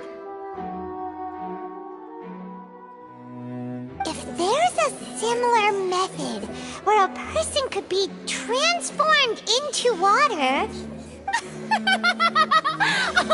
Just a moment, please. I do hope you know how preposterous you sound at the moment. How could a person ever be transformed into water? This is reality we're talking about here, not some magic trick.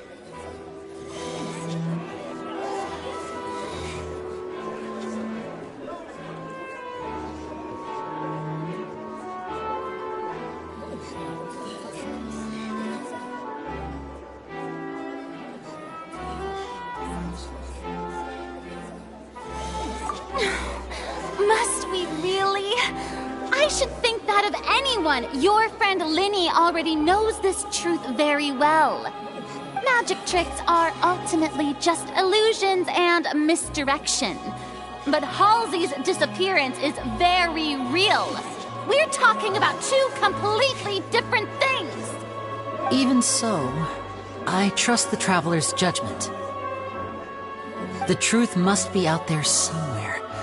Perhaps a new line of reasoning may open if we try to gather all the focal points that don't make sense. Since Cal was the deceased, we haven't placed much attention on him.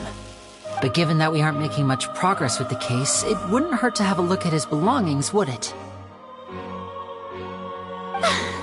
People really do come up with all sorts of harebrained schemes when at the end of their rope. The way I see it, your suggestion that we broaden the scope of our investigation is nothing but a tactic for stalling the trial. Nevertheless, I believe that this is a reasonable request on the part of an attorney. Since the trial does indeed appear to be at an impasse, I believe that additional evidence may help us make more progress. Guards, please step into the lounge and examine the personal effects of the deceased, Cowell. We are still examining the items, but we have already made critical progress that we feel must be shared with everyone post-haste. We discovered several test tubes of fluid within Cowell's baggage, each labeled separately. The notebook in his backpack claims that these fluids are water from the primordial sea. The primordial sea? The note's contents also indicate that Cowell belonged to an organization that sells illegal drugs and that he had an accomplice. The notebook has many entries concerning safe usage of these fluids, in which the keyword dissolve appears many times. One of these tubes was labeled Opera Epiclese, along with yesterday's date. It is empty. The notes also state that these dissolution properties work exclusively on people from Fontaine. It's likely that Halsey was chosen as some sort of test subject. As such, we believe that the defense's hypothesis is, in fact, supported by sufficient evidence. You've gotta be kidding! People dissolving into water? Could something so ridiculous actually be true? Wait a moment. This reminds me of a certain prophecy, but it's just a coincidence, isn't it? Huh. If people can become water, does that mean that the water tank's real use was as a means to hide water stains? And if Cowl was targeting that girl... Wait just a minute. Could that mean... You two, with me, quick! Demoiselle, wait! What about your partners? Let's go. Just trust me. Order! Order! It is undeniable that further examination of the deceased's personal effects has yielded some surprising results, but we cannot yet verify the veracity of these clues. Still, let us assume that these clues are indeed authentic, albeit with the understanding that Ms. Halsey has yet to be found. Guards, please continue examining the items along these lines. Mr. Linney, it appears your hypothesis is supported by the evidence, so please continue speaking. Of course. Thank you, Your Honor. If we uphold this hypothesis, I believe that many of this case's seemingly unrelated clues can be connected together. Right! Like the metal hook! That one didn't make sense at all. Let's think about this. Cowell's methods must have something to do with that water from the primordial sea.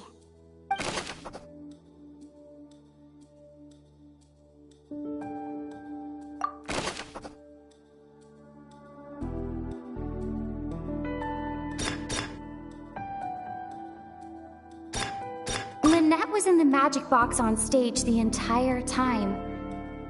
Did she have something to do with this? I remember there was something else within the inner layer of that box. The deceased's name is Cowell, Linny's assistant. He would have been able to tamper with the equipment.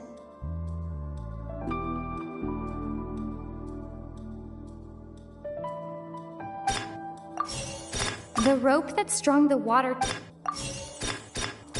Now it seems like the hook rope was not meant for another magic trick, but was instead some form of... The water from the primordial...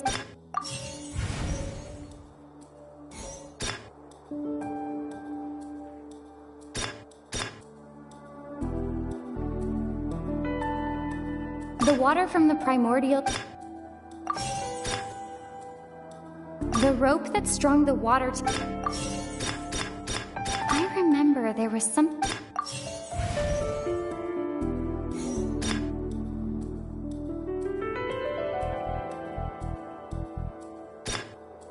Lynette was in the magic box. Now it seems like the hook rope...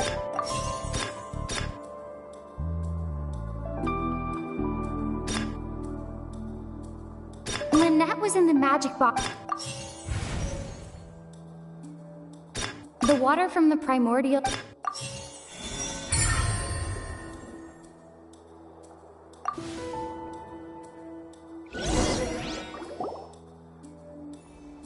Ahem!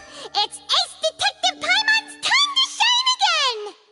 In the original plan, Cowell would tamper with the water tank rope and the number selector securing his target. When the magic box containing Halsey was lowered, the metal hook would retract gradually and pierce the balloon at the top of the box. When the balloon attached to the box popped, the water from the primordial seed inside it would pour down and dissolve Halsey. Afterward, Cowell would enter the tunnel and break the flower vase to conceal the water inside the tunnel, with the remaining evidence being covered up by the water tank on stage. But he encountered something unexpected in the tunnel, and wound up being fatally hit by the same water tank he meant to use to cover his tracks. Huh. That does make sense. That actually links together a lot of the more confusing pieces of evidence. Oh dear, what do I do? Even I think they sound convincing now. Have I falsely accused an innocent person? What a humiliation. Now, it seems like the only point of contention remaining is the exact circumstances that led to Cal's death. His notes mentioned he had an accomplice who could be related to the situation. On that note, the guards have just contacted me indicating that they uncovered new evidence. I shall now invite him on stage to share it with us. Thank you, Your Honor. We were just inspecting the luggage of the other people involved in this case. And we found an identical sample of the water from the primordial sea among Linny's personal effects. What? That can't be. Oh, I see. Well, how wonderfully comedic to have your own counterattack only to come back and wound you. Does this not clear all doubt? My dear citizens, my loyal audience, allow me to present my reasoning and bring this performance to a swift close. Linny did not need to take part in the dissolution of the young woman at all. Indeed, he did leave the scene via the vent. Having made modifications to the props beforehand, his accomplice Cowl then caused Halsey to vanish using the water from the primordial sea. But upon his return, in cruel avarice, Linny desired sole credit and prepared to do away with his partner in crime. Ultimately, he knocked Cowl out, and the tool meant to cover the crime up also became a murder weapon. Now, as much as I regret having come to such a viciously straightforward conclusion, it does seem that the famed Fatui is quite the cold-blooded and ruthless organization.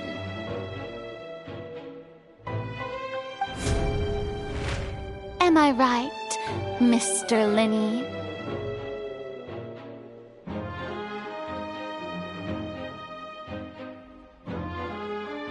We've used up all the evidence we collected. There's no way for us to make a rebuttal here. Is this the end of the road? Oh no! Paimon can't think of anything either. It doesn't look like there's any way around this. Seems using the water as new evidence was too good a move. Oh, why did this have to happen now? I think we've all seen enough now, and we have ample witnesses to my flawless reasoning. I believe this is indeed the finale. Now then, my good, noble Chief Justice, should we not, in your view, move... Excuse me, everyone, but I must interject. Miss, I must ask you not to shout, and to respect the ongoing legal proceedings. Oh, come on. Don't be hasty. I have a good reason for interrupting, you know. Now, would anyone here like to take a little break from all this debate and see a little magic? I'll show you an amazing trick. One that can bring a young woman who has disappeared back in the flesh, right before your very eyes. Please, do the honors, Mr. Linny, if you would be so kind. What in the world is she saying? No offense, miss, but miracles like that are beyond my scope as a magician.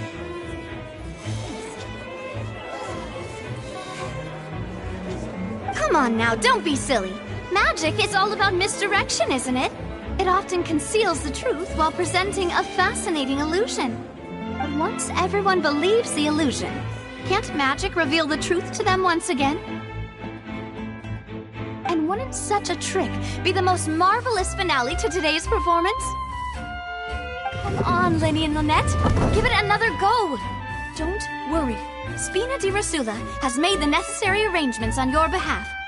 But, as the magic makers and stars of the show, I think I should leave the final performance to you. I understand.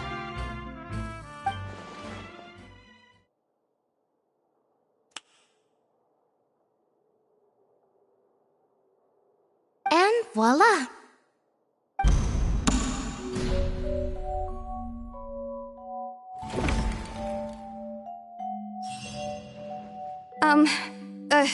Sorry for the interruption.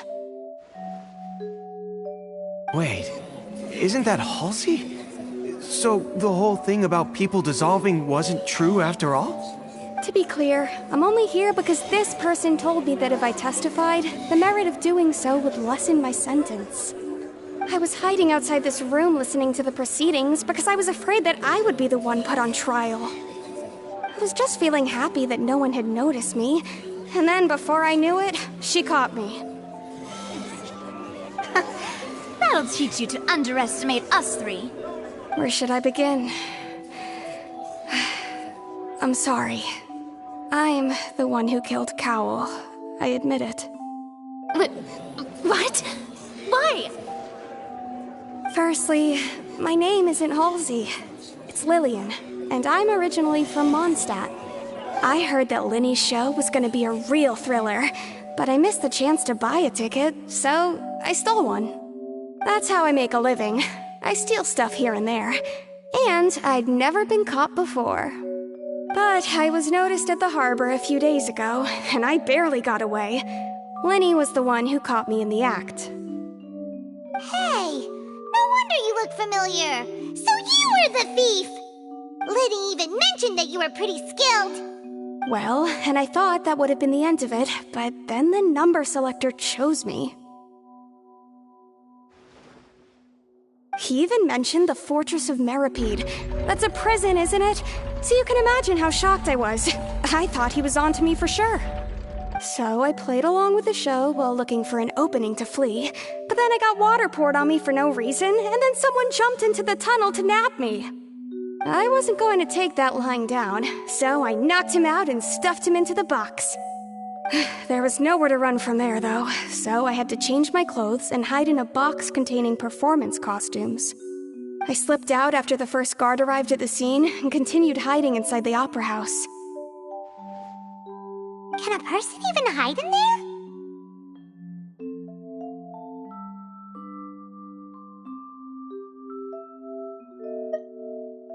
But I swear I didn't know that the water tank would fall down. Really, I swear it. Had I known that, I wouldn't have put him in the magic box. I may be a thief, but I'm no killer. Well, that makes everything pretty clear now, doesn't it? This time, we need to tell the entire story from Lillian's perspective.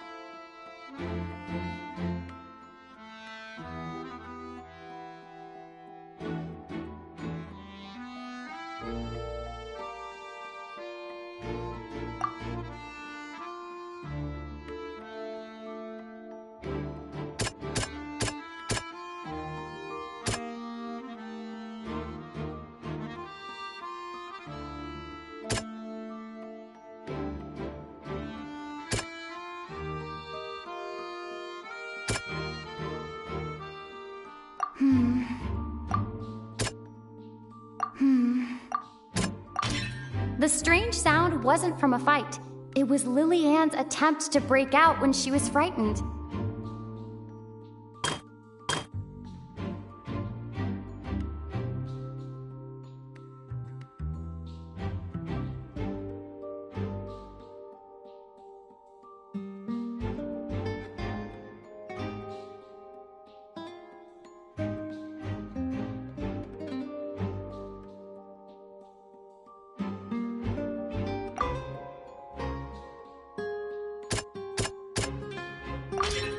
flower vase was not broken to cover anything up, but was smashed during the struggle between Lillian and Cowell.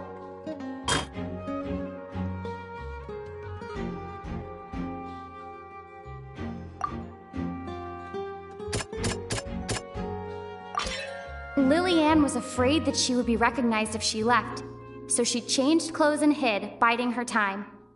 Just what one might expect of an experienced thief. And it's Ace Detective Paimon time! Having been selected out of the blue, Lillian panicked. Her panic only intensified after she entered the tunnel and had water poured on her head. So she kicked the door open, producing the thud we all heard.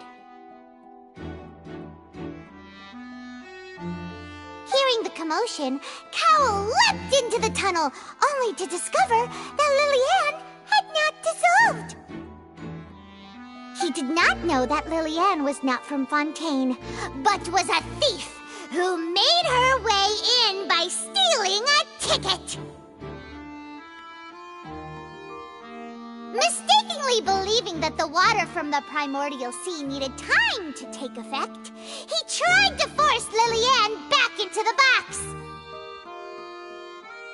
The two broke the flower vase during the struggle, but Lillian came out on top, knocking Cowell out and putting him in the box. With no way of escaping, she changed her clothes and hid in the costume trunk until the performance ended.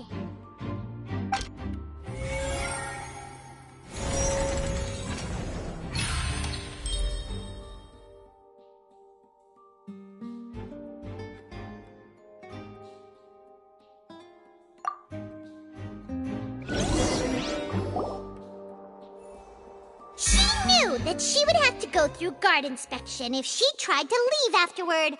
So, she has been trapped in the Opera House these last 2 days. She had already become desperately hungry by the time we were chatting over macarons. So, she swiped 2 of them right under our noses. Talk about a sneaky thief. At this point, all the events that happened in the tunnel have now come to light. Ah, so that's the whole story. Bravo! Bravo! Now then, Lady Farina, do you wish to speak against the defense's statements? Please answer the question, Lady Farina. Also, if I may add, the trial has not yet ended.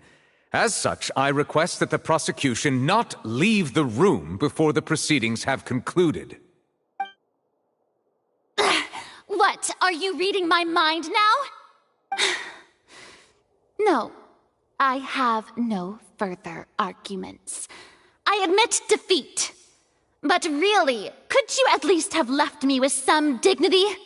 Wow, look at that! She's like a deflated balloon now. If there are no objections, then as the Chief Justice of Fontaine, I shall once again repeat the full sequence of events.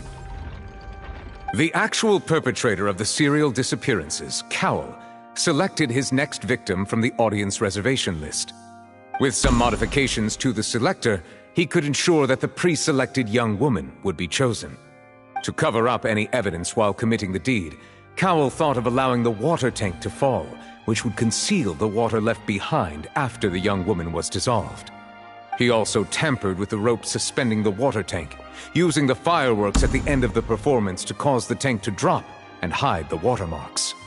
He poured the water from the primordial sea into a balloon during the preparation of the magic box and stuck it to the box's lid. Finally, he passed the prepared hook on a rope through the gap in the magic box's door when bringing the young woman to said box.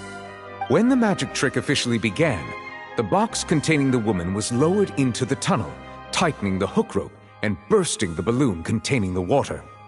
If all had gone to plan, the young woman would be dissolved at this time. However, Lillian was not from Fontaine, and thus fled the box with a loud noise. Realizing that there was trouble, Cowell entered the tunnel and met Lillian. Thinking that the waters had not yet taken effect, he decided to proceed.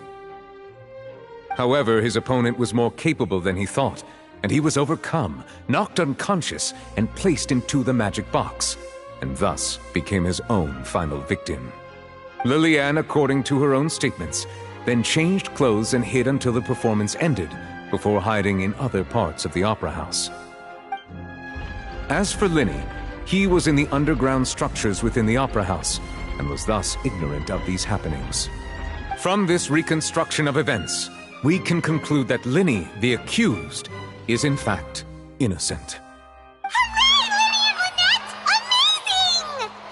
While there is much in Linny and Lillian's conduct that should still be investigated separately, this case, at least, can be handed over to the Oratrice to make the final decision.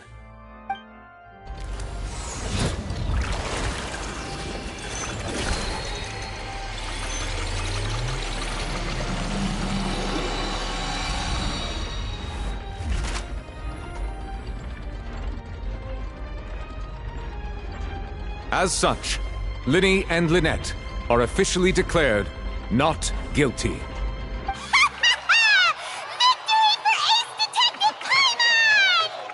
Great work, partners.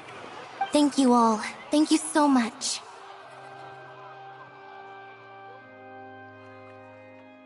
Next, I think we deserve an explanation, Guard Vaughn. How did you find the water from the primordial sea in Linny's baggage? Right! Your discovery caused me to make a serious mistake, you know. Or was that not a discovery, but false evidence that you dare to bring before this court? I suspect that the accomplice mentioned in Cowell's notes was not Linny, but you, yes?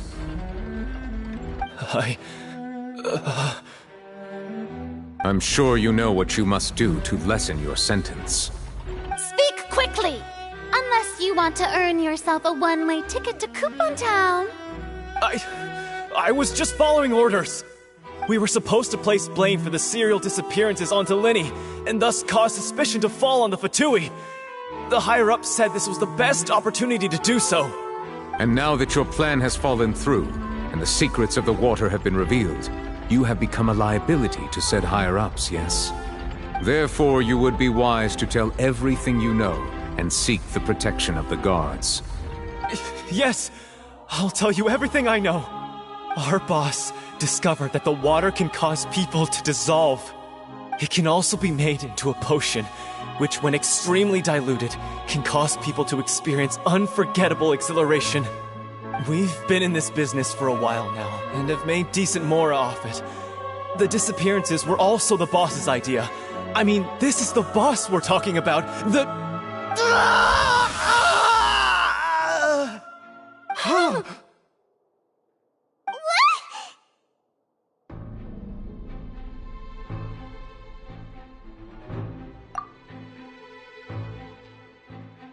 And now he can no longer talk.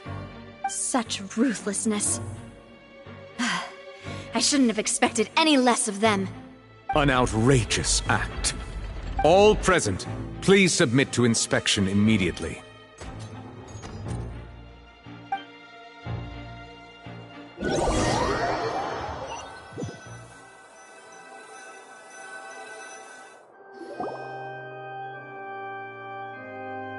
So, we're just going back now?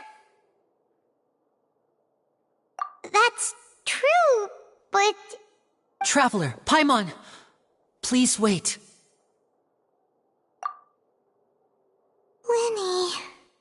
I know you may not want to speak to me right now. Maybe you don't even want to look at me. But still, let me thank you again for defending me to the end, even after you learned that I'm a member of the Fatui.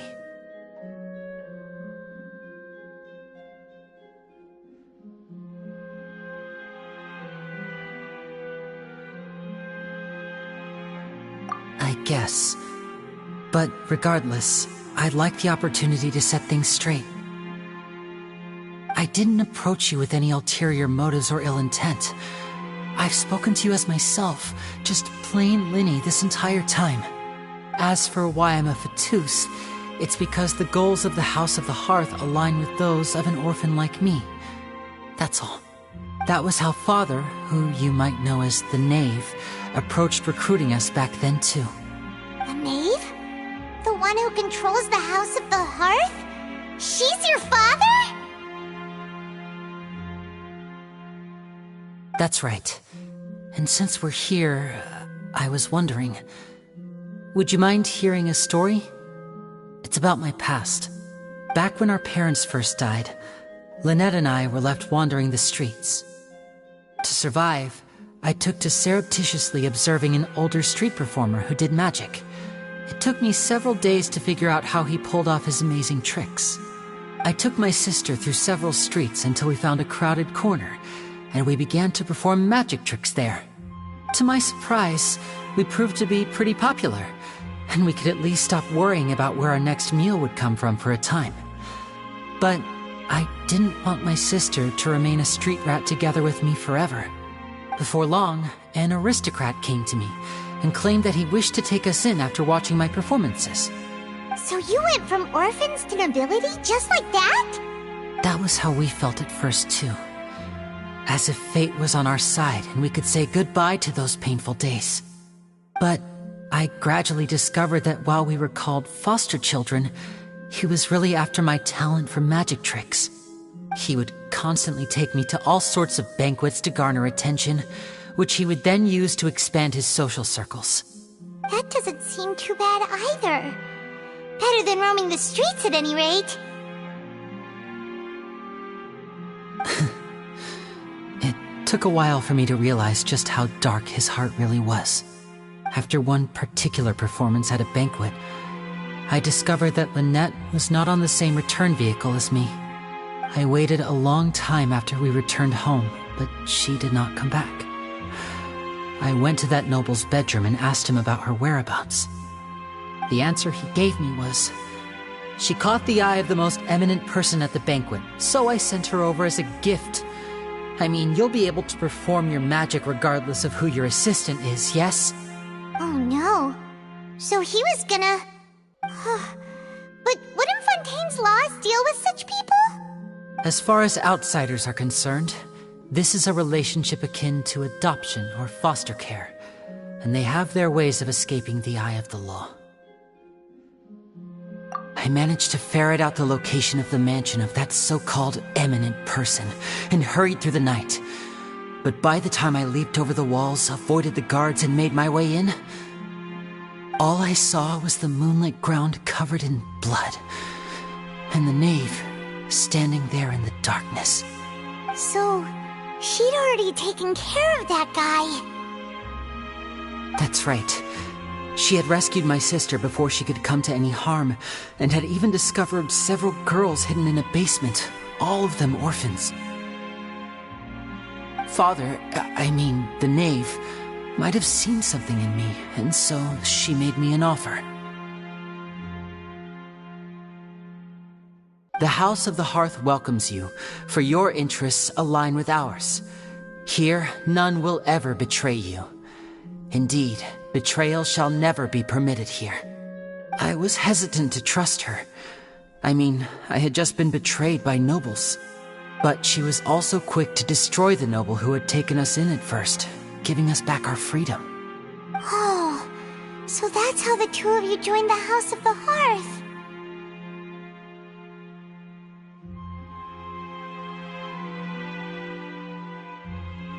She has her own plans. She has gained permission from the Tsaritsa to first use the Gnosis' power when she obtains it. She plans to use it to find a way to break the prophecy and save Fontaine. So, she believes in that prophecy too? That's right. The whole House of the Hearth is currently working to combat that crisis. Today's case has also proven that people from Fontaine can indeed dissolve into some sort of water, thus further supporting the prophecy. Everyone at Hotel Bouffe d'été, including the knave, has their roots in Fontaine, and we will always defend our homeland. To us orphans, the only connection we have left to this world, apart from our family, is our homeland. So, from small deeds like distributing magic pockets to huge schemes like stealing a Gnosis, Everything is aimed at dealing with that prophecy.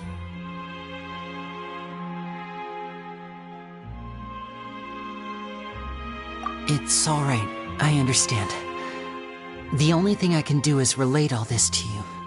I just hope you can understand that even as a member of the House, I have never stopped making my own decisions, and that I believe what I'm doing is right. If you should need anything at all in the future, feel free to find me. I will do my best to help you, as plain Linny.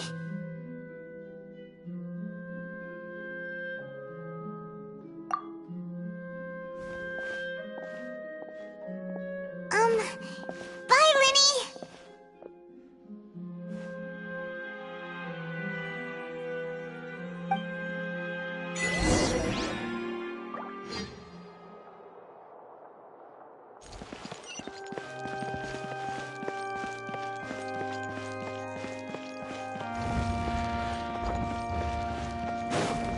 Time to act.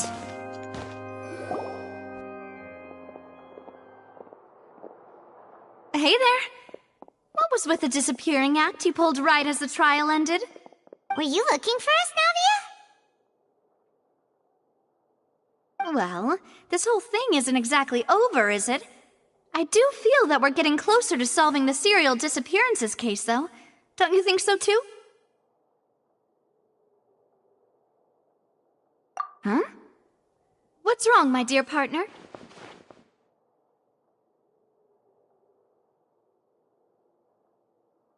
Besides, are you sure we're the ones who can crack a case that's been cold for decades now? And given that there's new evidence from the trial, there should be a trail of breadcrumbs for the Hydro Archon's people to follow now, right? Ah. I see. Well, I won't lie. I'm a little shocked to hear that from you. But I suppose you are just travelers who have only arrived in Fontaine after all. Sorry. I might have been too presumptuous. Don't say that, Navia. Ah, and we were having so much fun investigating with you, too. It was like having new waters flowing into a stagnant mire, causing new hope to spring forth, and the reflection in the murk to become clearer. Well, sorry about that. I'm a bit prone to nostalgia. Don't mind me. Wait, shall we have a farewell meal? You know, to commemorate our time as partners? Huh? Do we really need to get that formal? Well, guess you really did treat us as partners, huh? Well, I'd just like to have a proper ending to every important memory. That way there are no regrets later. Anyway, it would just be a meal, so it shouldn't take up too much of your time. You don't have to twist Paimon's arm. If Boss Navia's treating, count Paimon in! Oh, wonderful. In that case, why don't we return to the Court of Fontaine and head to the Hotel de Boer? I believe we'll make it just in time for dinner. All right then, let's have our farewell meal!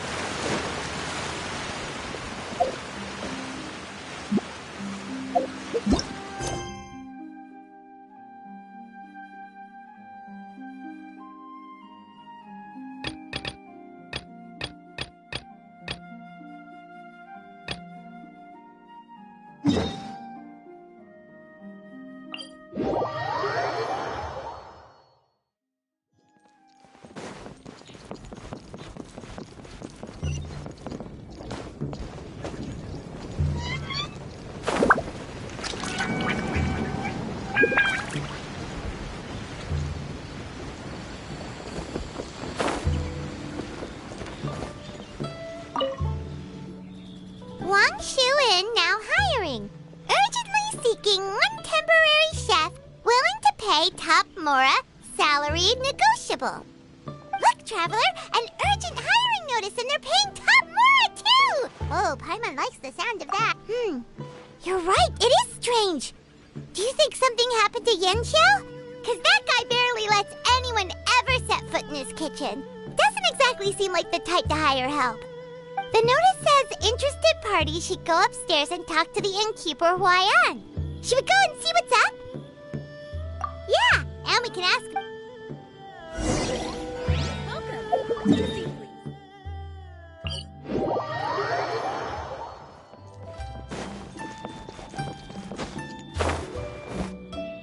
Boss, there's really no need for this. It's just a little burn, that's all. It won't get in the way of my work. Perhaps not, but continuing to work will only hinder your recovery. You need to rest for a few days. We'll figure something out.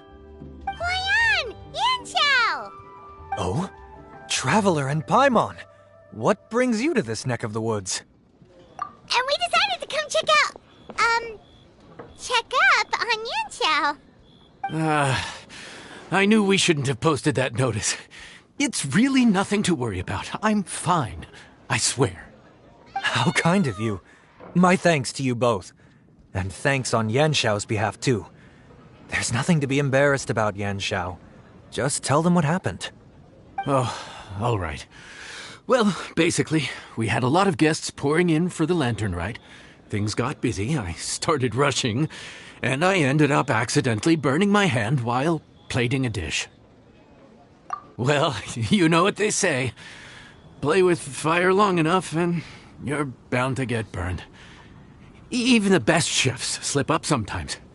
Anyway, it's nothing, just a tiny burn. I can still... Now. I don't want you pushing yourself. You'll only make it worse. And then you'll be looking at more than just a couple of days off to recover. But the lantern ride's only just finished. And we're still getting tons of guests. Now's not a good time for me to rest. Plus, lots of the guests are visiting from other nations. We can't just bring in some random chef off the street. We have a reputation to uphold. I refuse to let someone else ruin the good name we've made for ourselves here. Listen to you. Anyone would think that you're the boss and not me. But he's not wrong. Yanxiao was one of the favorites in the Masterful Chefs tournament. No matter how you look at it, his are big boots to fill. I don't mean to boast, but any chef of my caliber probably has their own restaurant to look after. It's not going to be easy to find someone who's got the skills and has the time to help us out. Looks like we might have to increase the pay we're offering even further. Do we know anyone that's a good chef and has the time to help out?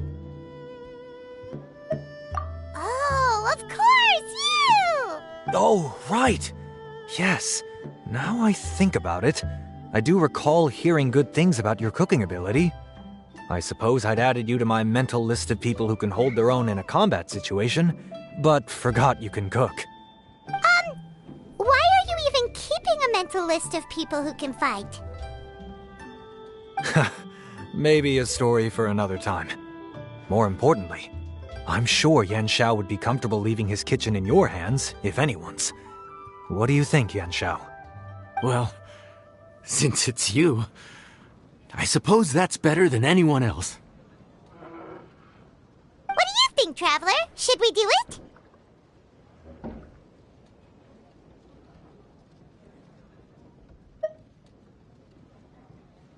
I should warn you that cooking for customers is quite a different ballgame from cooking for yourself, so I'll stick around the kitchen over the next few days to help smooth things over. Oh, so he's not leaving the kitchen after all? I believe there's some spare kitchenware here at the inn. Boss, would you mind? Of course. I'll take care of it.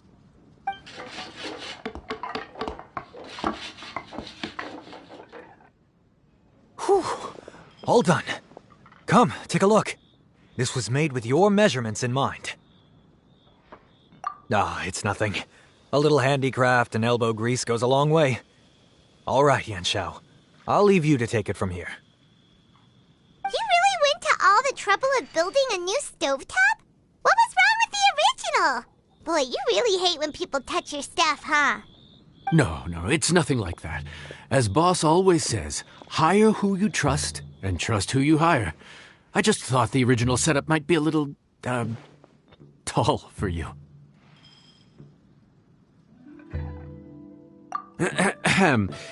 Anyway, as I was saying, cooking for guests is different from cooking for yourself. Not only do you have to execute on taste, aroma, and appearance, but you also need to ensure speed, precision, and consistency. Having the right equipment is a big part of that. Ill-suited equipment doesn't just make the job more tiring, it also slows you down. And paying customers don't have unlimited patience. Sometimes cooking is all about being well prepared. That's how you ensure speed. Okay, and what about precision and consistency? Precision all comes down to using your eyes. Where to slice into a particular cut of meat, how much oil to use, how to tell when a dish is done cooking. When you cook for yourself, you can always add salt if it's too bland or add water if it's too salty. You can tweak the taste as you go, but in a restaurant, there's not that much room for trial and error.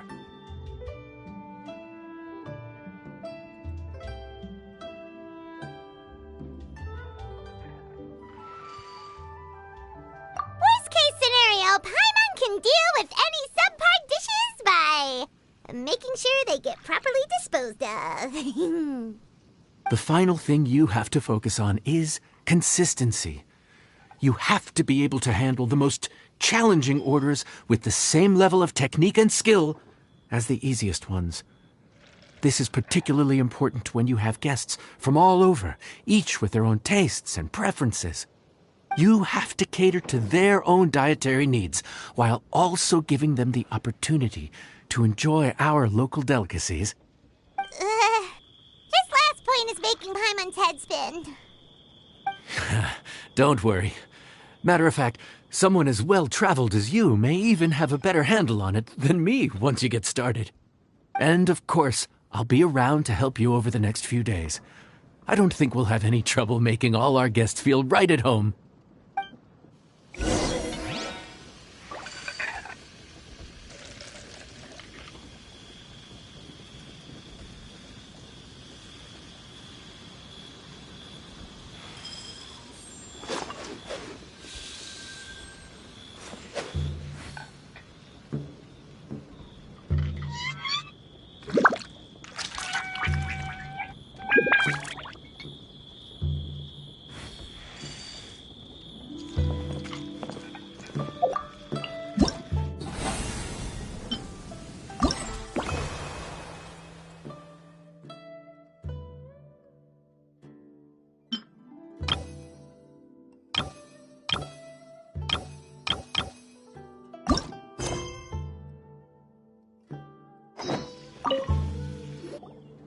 There's no time to lose, so let's get started. I imagine you probably have a good handle on the cooking side of things already. What you need to pay attention to is remembering each table's order. Try not to get them mixed up. Oh, Paimon's memory is like a steel trap. This is gonna be a cinch.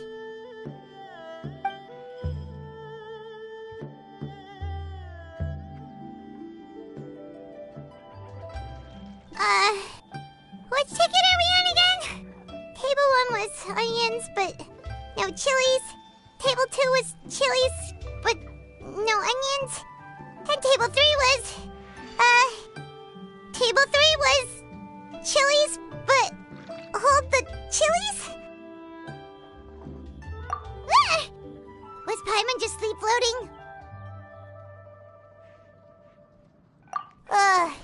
We didn't even get a break in the middle. Paimon's brain has turned to mush. Is it always this busy here? No, but this is peak season. You both did a mighty fine job for your first time serving guests at the inn. Luckily, all our customers were familiar faces this time around, so we didn't get any strange requests. Otherwise, today would have been even more challenging. No strange request? Someone asked for almond tofu drizzled in soy sauce. Even Paimon has never tried that combination. It's a wide world out there. People have all kinds of different tastes. Being able to cater to all is the real essence of Liyue cuisine. Also, The thing about requests is that they're usually very specific. So as long as you do what they asked, you're unlikely to have any issues. What's really tricky is when guests give you free rein to do anything you want. Excuse me. Are you still open by any chance? Huh? Paimon knows that voice. Let's go check it out! What should we do? It doesn't look like anyone's here. If only we'd gotten here a bit sooner. It's all right. If we start building a campfire now, we'll be eating before too long. Right. Besides, if anyone's to blame, it's Linny. So busy being a greedy culture vulture that he lost track of time. Linny, Lynette, Fremine, it is you! Paimon? So, is the Traveler here?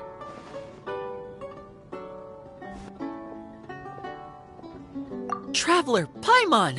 What a nice surprise!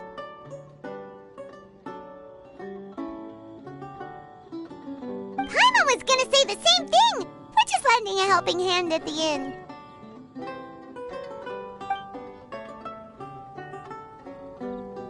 Anyway, so that's how we ended up here. But what about you guys? Don't tell us. Father sent you on another mission? No, quite the opposite, actually. We're in Liyue on vacation, and while we're here, I thought a cultural tour might be in order. Father said we deserve some rest after everything that happened recently. Otherwise, it could jeopardize our next mission. It's not every day we get this kind of opportunity. Linny thought it might be fun to spend some time in Liyue, especially since it's Lantern Rite season. We could hardly pass up the opportunity to watch a Liyue-style magic show.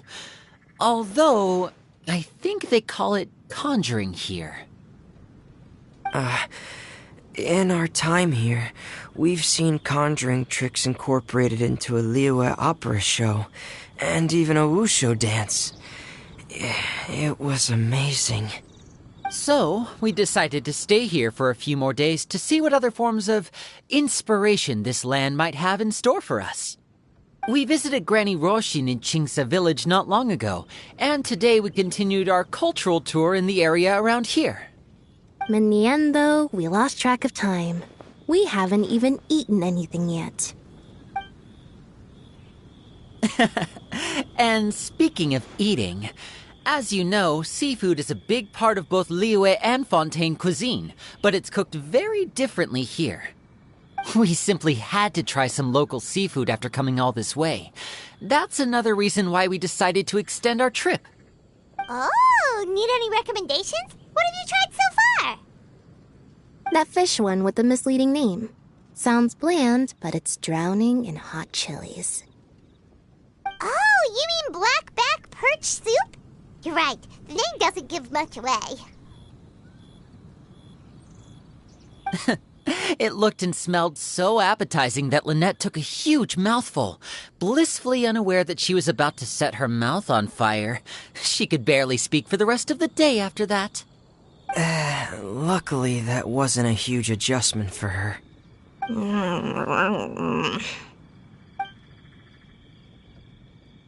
What? Aren't you guys hungry too?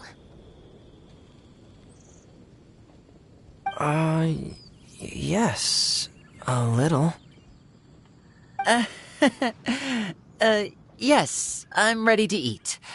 Traveler, I'm afraid we'll have to send you back to the kitchen now.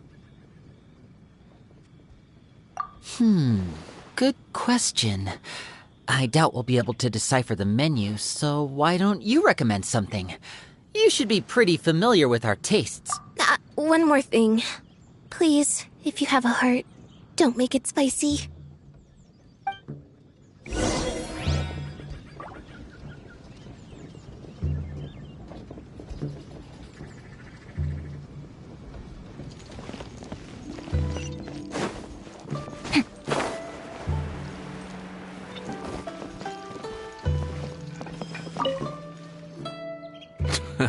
Fontaine, huh?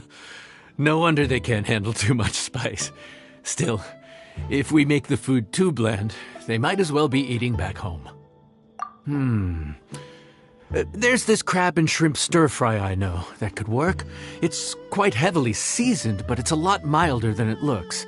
It has a light but really satisfying flavor. Ooh, that sounds perfect! What's it called? Well, this is where it gets interesting. They call it the Palace Jewels. The crab roe is supposed to look like pearls of gold, and the shrimp meat like chunks of jade. Here's the recipe. When you're ready, go ahead and give it a try.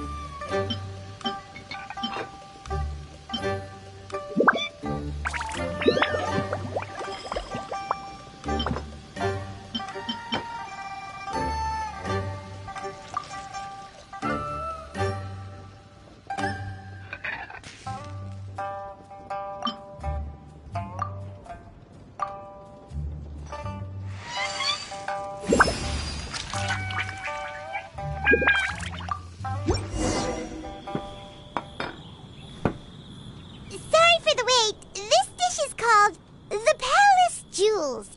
Enjoy.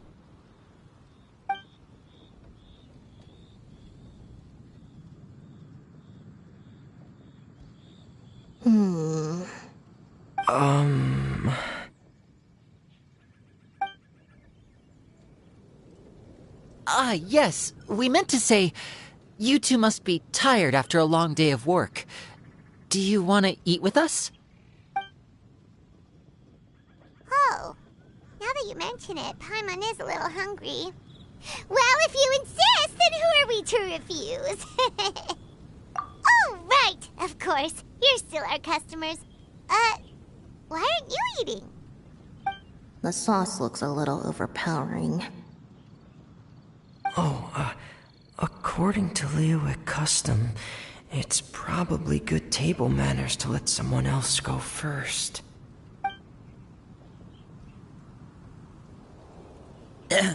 Looks delicious, traveler. I guess I'll dig in first. Here goes. What is it? Do you need some water? No. It's delicious.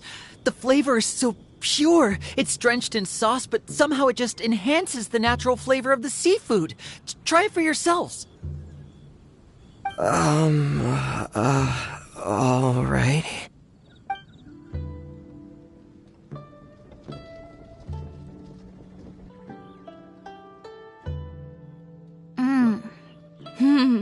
What is that? Crab roe? Yep, you have quite the palate, Lynette. No wonder it pairs so well with the shrimp meat. I've never seen it prepared this way before. According to the creator, chewy crab complements succulent shrimp, making a spectacular seafood ensemble with a succulent flavor and luscious mouthfeel. The crab roe glitters like pearls of gold, and the shrimp shines like chunks of jade. Hence its name, the Palace Jewels. So that's where the name comes from. I suppose it's quite fitting then. Huh. Was Paimon always this well-spoken? This dish must be right up your alley, Lynette. Huh?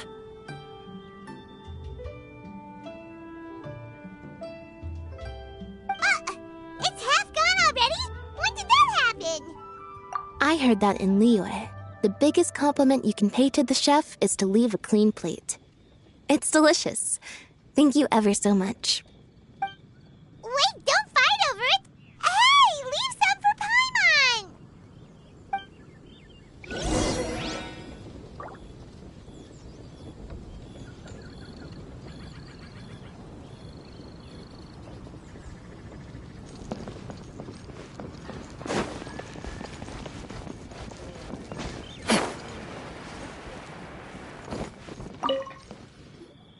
So your friends like the dish, huh? Well done. Not bad at all for your first day on the job. There'll be more to come, so keep it up.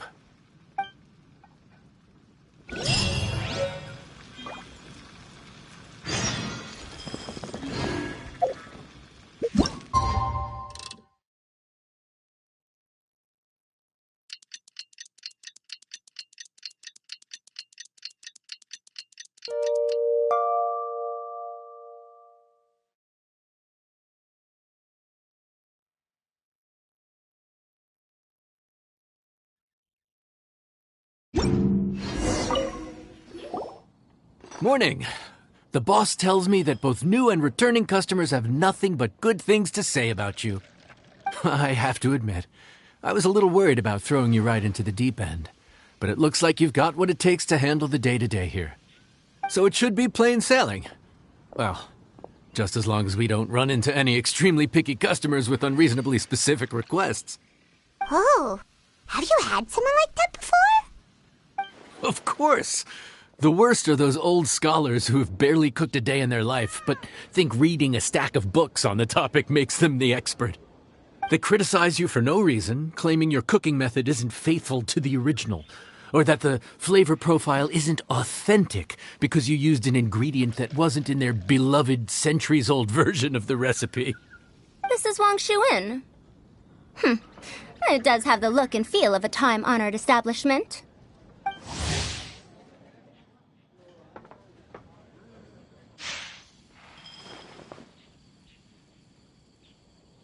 Oh, innkeeper!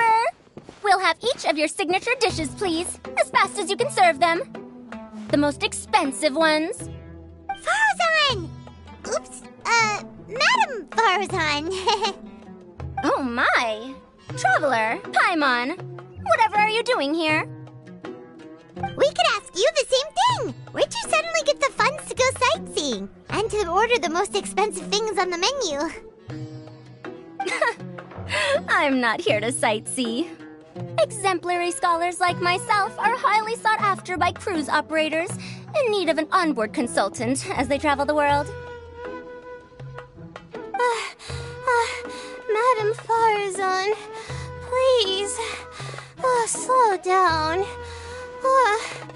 None of us slept last night. How come Madam Farazan still has so much energy? If she's really over 100 years old, I don't understand how she keeps going.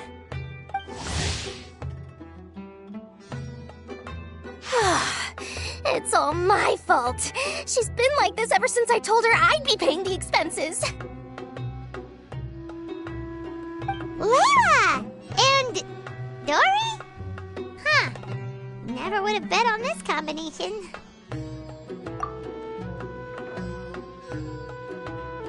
Temporary chef, huh? Wow. No rest for the wicked. Well, if the chef here is trusting you to run his whole kitchen, then I've got no doubt we're in for some authentic Liyue specialties. So, why are you all in Liyue again? Something about being an onboard consultant? I got my hands on a new boat from Fontaine a while ago, equipped with cutting-edge navigation technology. If we manage to spread the word, it could have huge business potential. Right now, we're doing some test runs. We sailed from Port Ormos to Rito, then from Rito to Liyue Harbor. Next, we're planning to go to Dornman Port. Madam Farazan and me were hired to fine-tune the compass and other equipment. We sailed around the Sea of Clouds all of last night to put the system through some stress testing.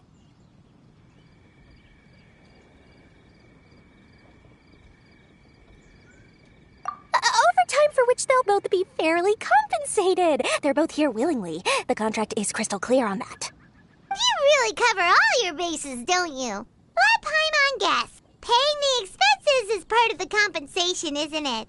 No wonder Madame Farazan is going for all the most expensive dishes. It's not every day someone tells you to order whatever you like. Now, first up, we'll have the... Farazan, Madam Farazan, that is. While I am more than happy to treat you both to the most expensive dishes on the menu, we must remember that most expensive does not always mean best. I've heard that the most expensive dishes in Liyue are usually either seafood-based or take an exceptionally long time to prepare. Now, I don't know about you two, but after so many days at sea, I don't think I can so much as look at another piece of seafood again for at least the foreseeable future. Huh. That's actually a good point. Not to mention that poor Layla here looks like she's about to faint from hunger. Huh? Oh, that's not because of hunger. Surely the wise and virtuous Madame Farazan could not bear to watch her poor students sit here and waste away. Oh, well, of course I care about my students' well-being, but why do I feel like I'm being tricked? So, let's not order anything that'll take too long to prepare. Aside from that and seafood, we'll take whatever other expensive dishes you have. Over to you, traveler.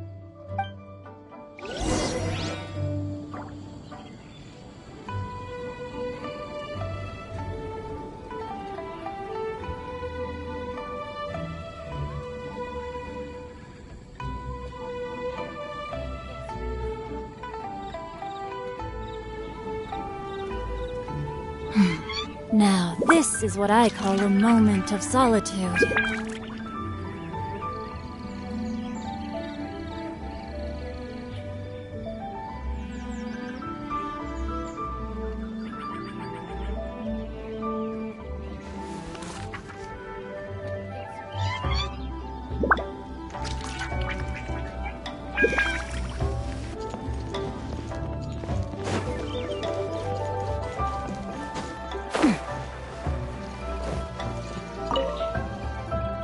So, expensive, but no seafood, and nothing that takes too long to cook. That rules out pretty much our entire menu. Do these people get a kick out of being impossible to please? Ugh, that Dory! Is she doing this on purpose?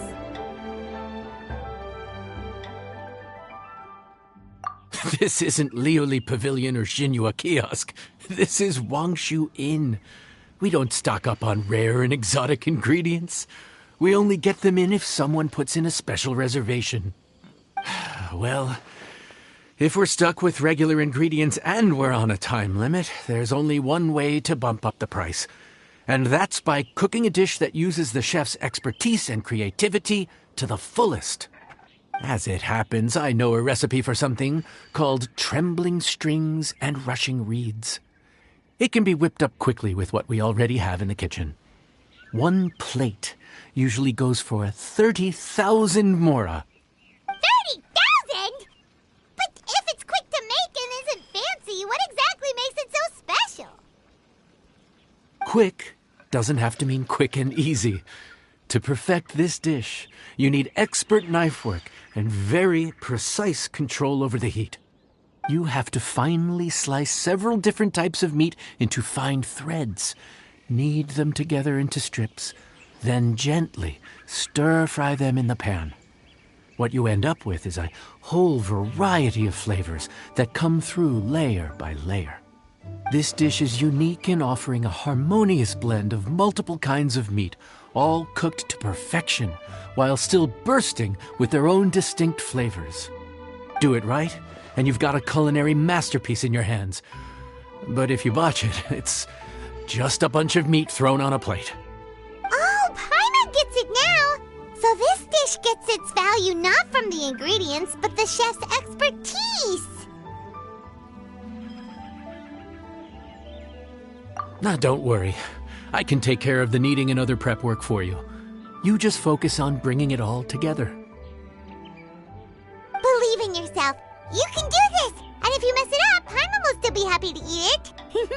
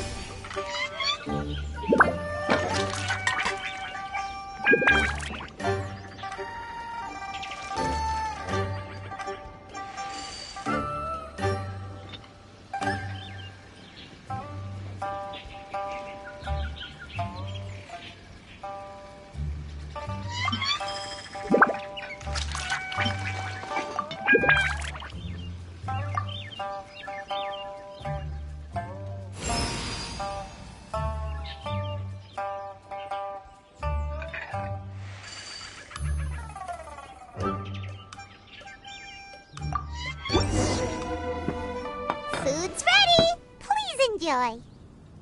Ooh, smells delightful. Oh, we meant to ask, have you two eaten breakfast yet? If not, why don't you join us at the table? Did Dory just offer us a free meal? When did she become so generous?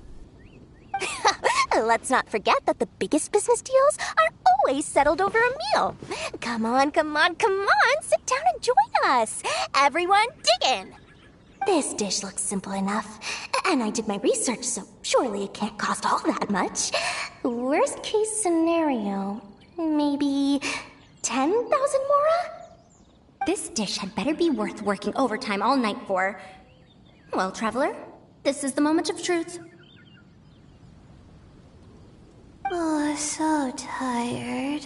So sleepy. I just want to eat up and get to bed. Is this foul? Oh, wait. No, the texture is more like shroom boar.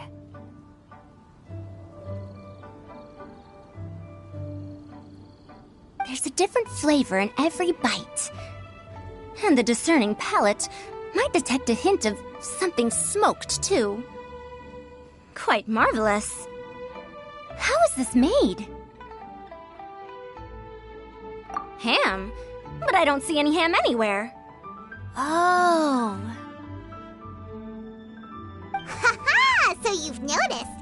Yep, every single strip is kneaded from several different kinds of meat. Paimon and Yanxiao put in a lot of effort to make it just right. So I'm not an expert or anything, but don't different meats have different cooking times? How is everything in this dish cooked to perfection? Well, you see, that's a trade secret.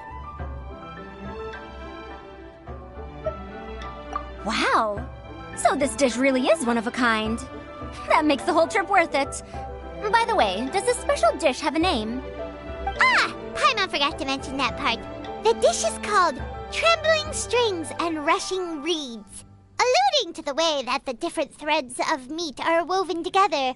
And also... the complex layers of flavor, yes? Akin to the harmonies of a musical ensemble? The name, if I'm not mistaken, is a Liyue idiom that evokes a vigorous orchestral performance featuring both stringed and wind instruments playing together. Quite an apt name for this dish. How did you know all that? Every student has to master at least 20 languages before they graduate.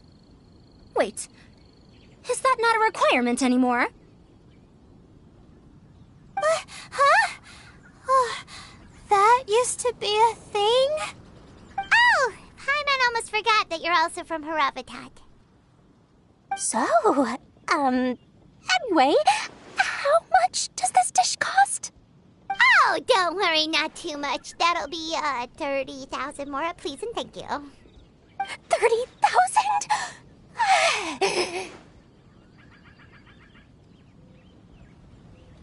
About that, Paimon, traveler, I merely invited you to join us at the table, did I not? I don't believe I committed to paying for you. So, perhaps we could split the bill accordingly? Oh, Paimon knew it was too good to be true.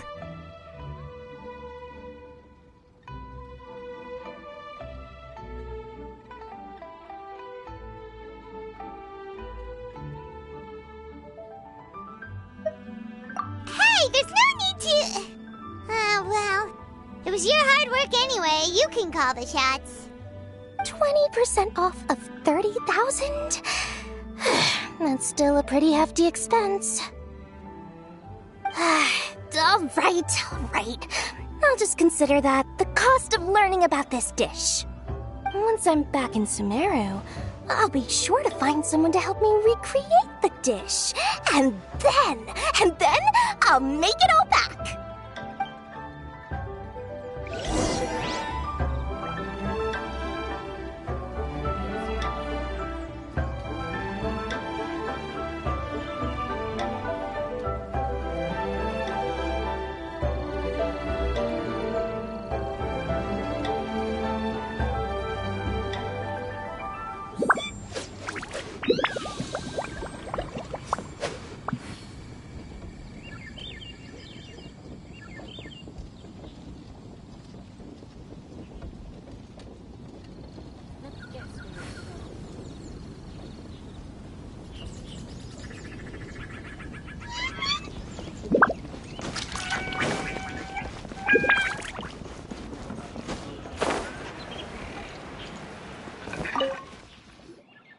off to a good start this morning. Keep up the good work. I'm counting on you.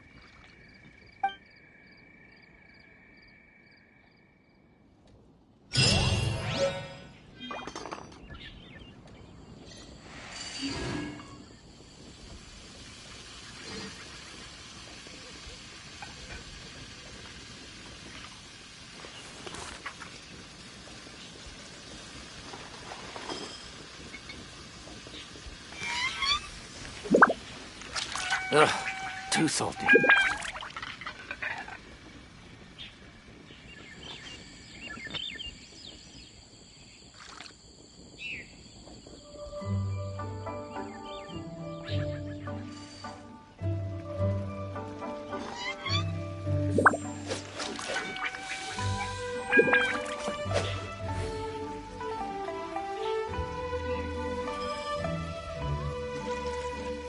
Ugh, too salty.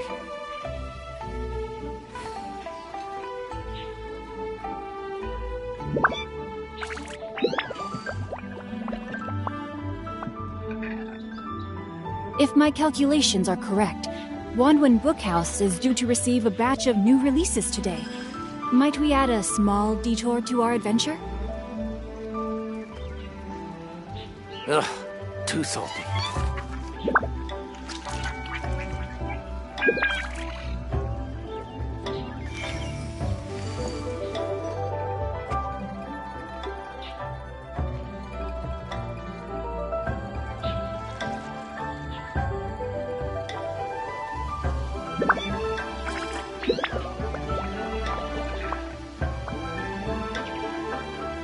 Oh my goodness.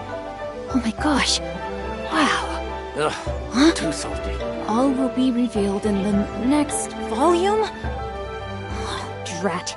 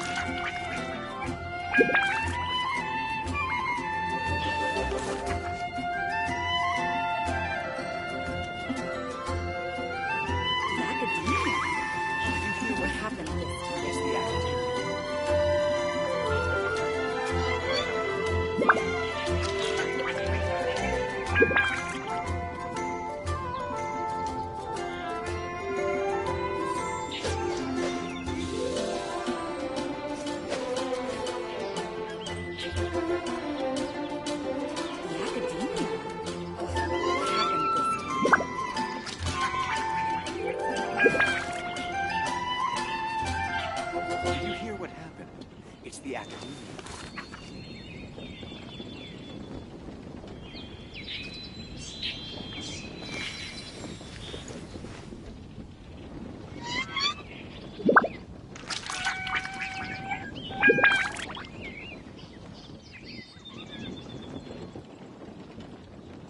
The Academia? Ugh, what happened? Now, this is what I call a moment of solitude. What happened? It's the Academia.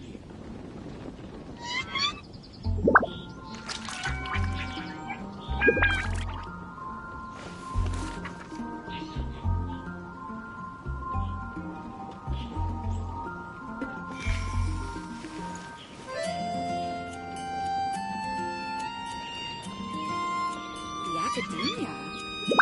What happened this time? Did you hear what happened? It's the Academia.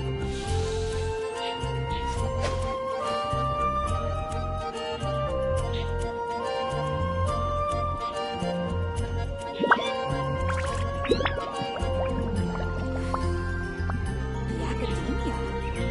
What happened this time?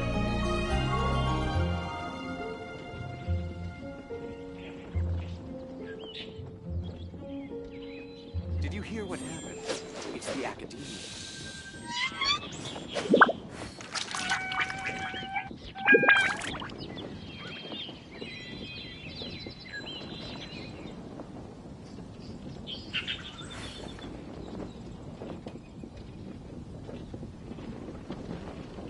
Academia?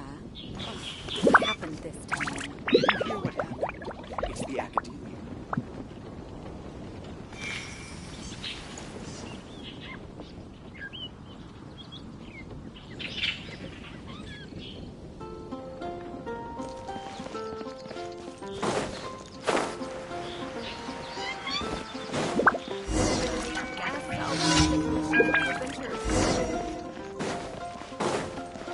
Ad Astra. Thank you for Ad Astra.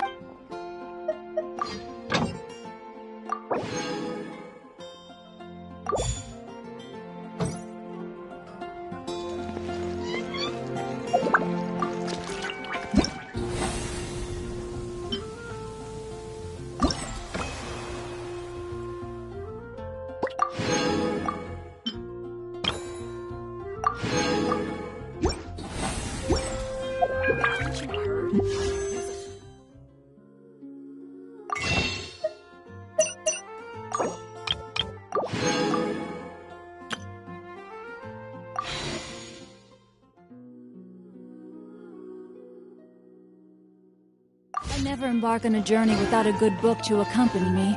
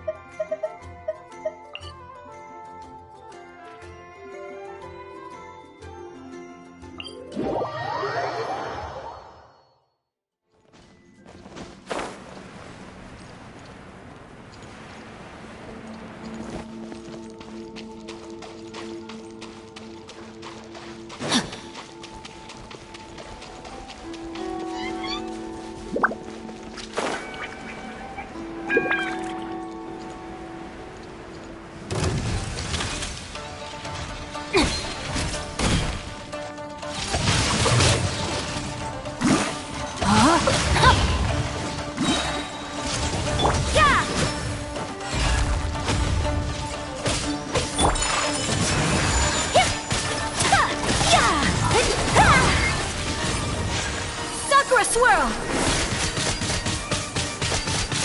Whirling snow!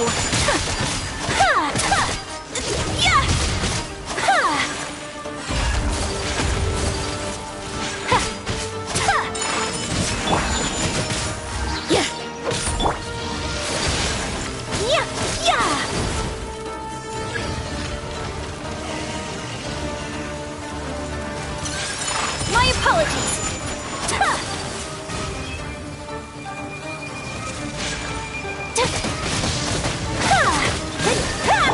Rain Cutter! Rain outlines your fate! Take flight! Lights out! Judgment!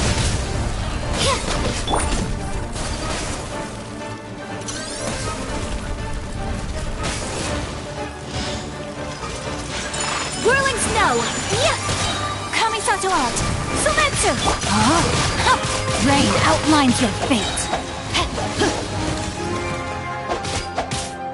Let me weave you a...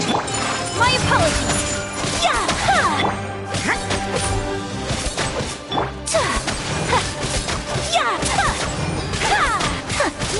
Whirling snow!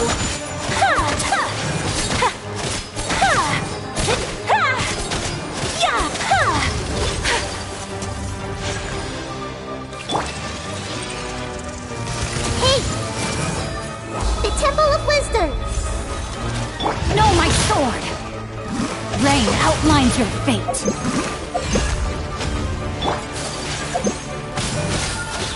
My apologies!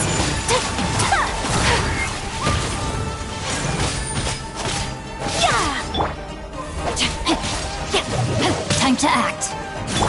Commit it to memory! Whirling snow! Embrace the ice!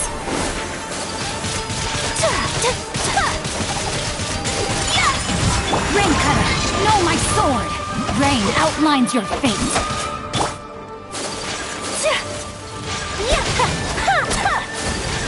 My apologies!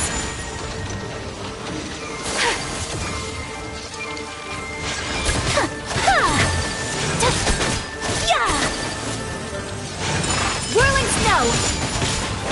Know my sword. I am outplayed. At least work.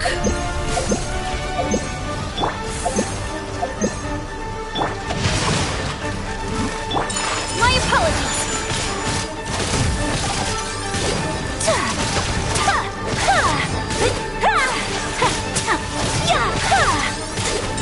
Whirling snow!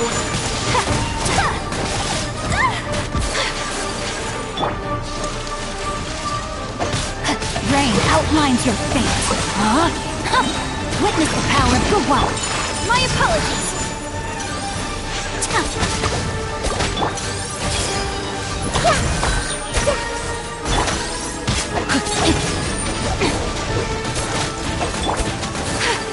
Much remains unfinished. Know my sword. This may hurt a little.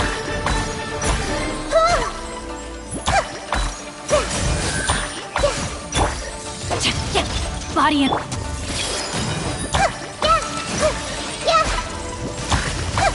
Make yourselves at home. Commit it to memory.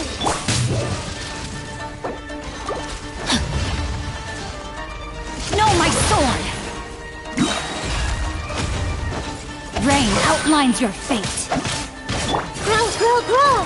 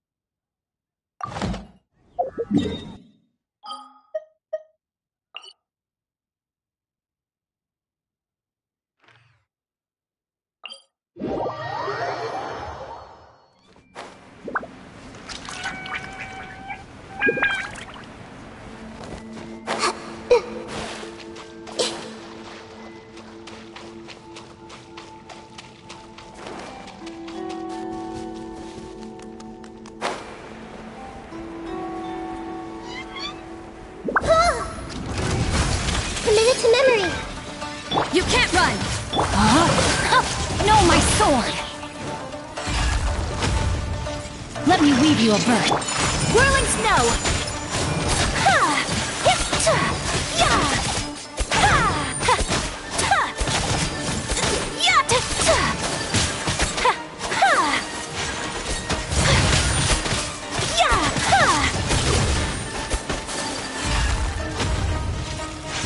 Take flight!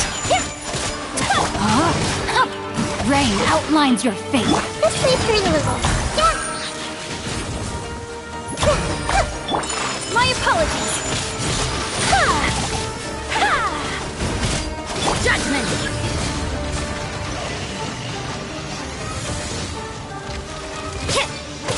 You can't run! No, my sword! Witness the power of Gugwa! Rain outlines your...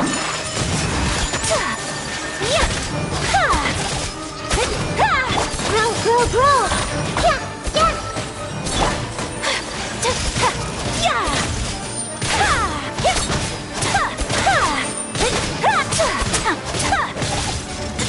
Take flight!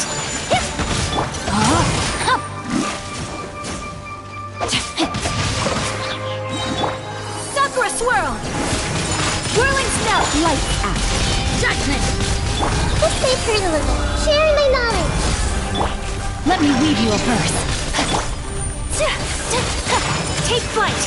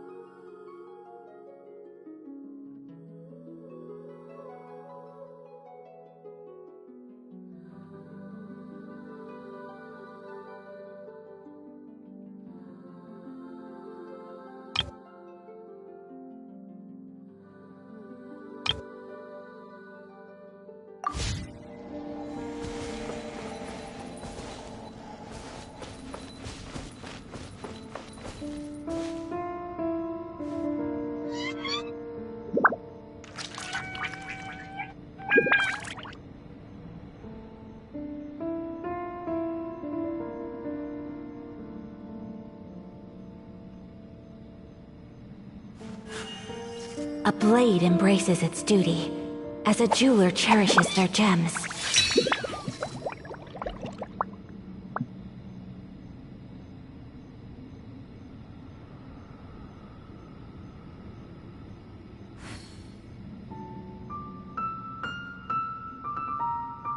A blade is like a tea leaf. Only those who sample it many times can appreciate its true qualities.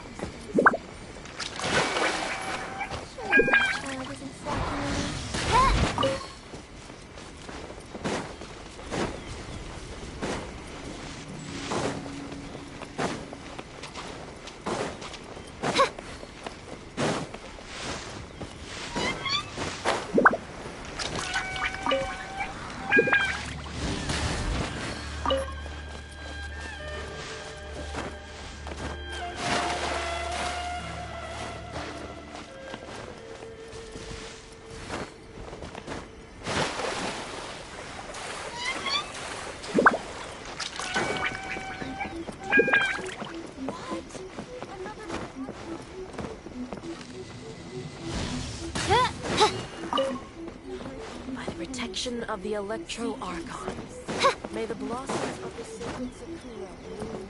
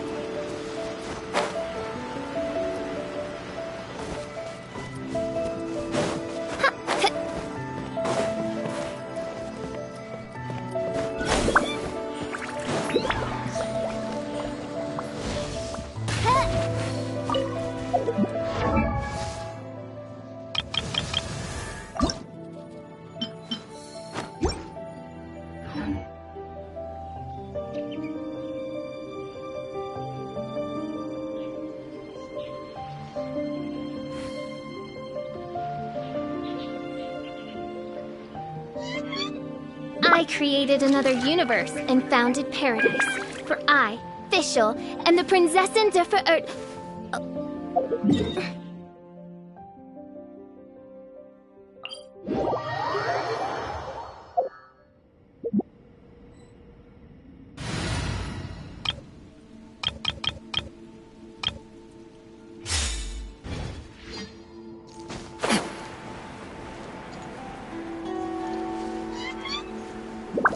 Time to act.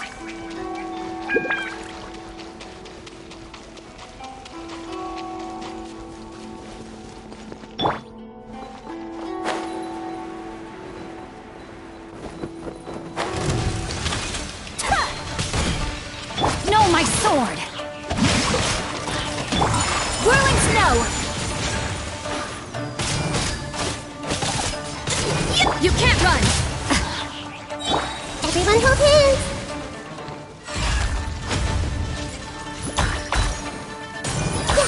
Committed to never...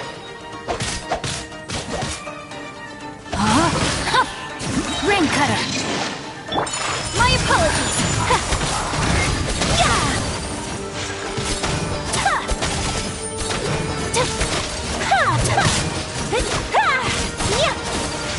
Take flight!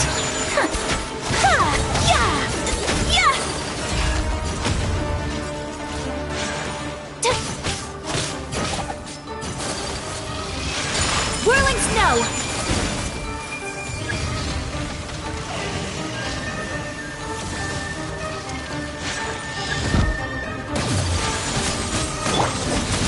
Punishment! No, my sword!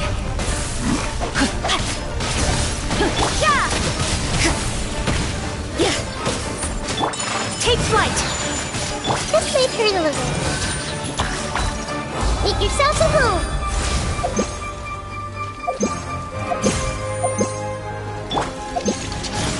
You can't run!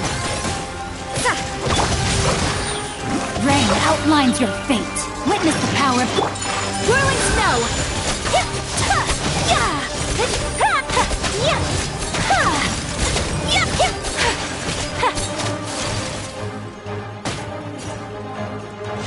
Embrace the ice! My apologies!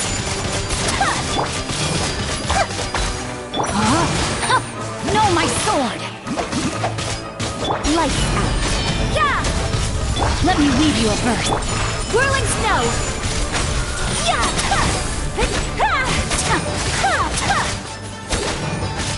Judgment!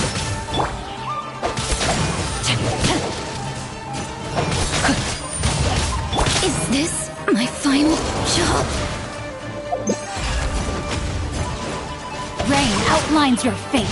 No, my sword!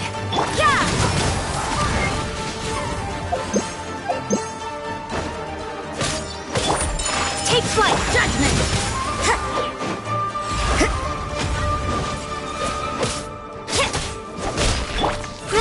Grow! Whirling snow!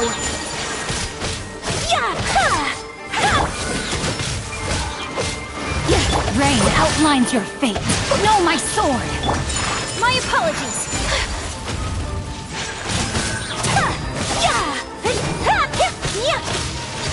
You can't run!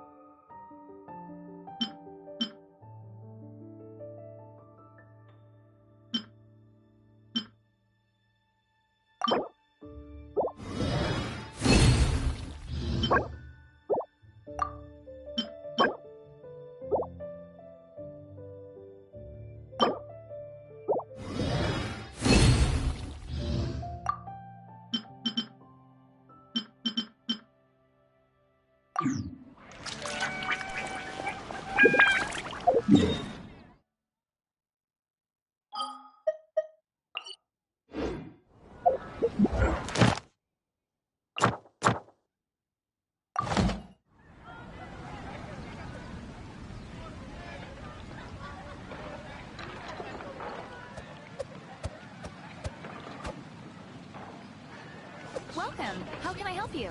Ancient alchemy truly is fascinating.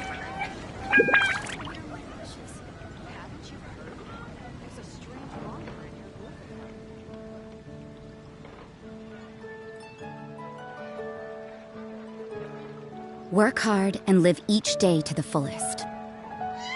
That is what life in Mondstadt is all about, isn't it?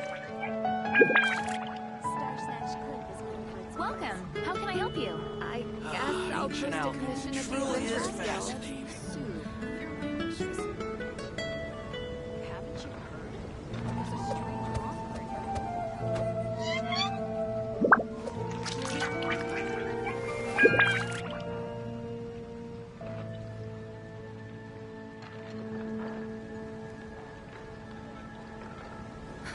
Which should I choose? Star Snatch Cliff is known for its views. The neighboring Ancient nation of alchemy Liyue is truly the most is prosperous fascinating. commercial port in all of Tibet.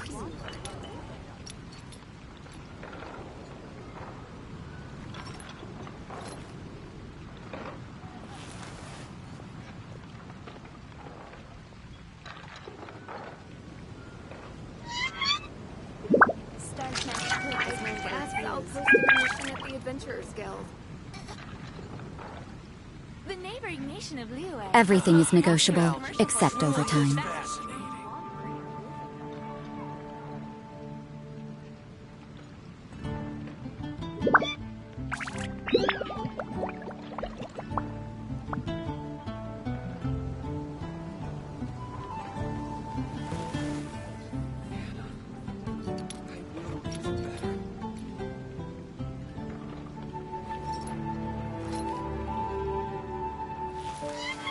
The neighboring nation of Liyue has the most prosperous commercial port in all of Tibet.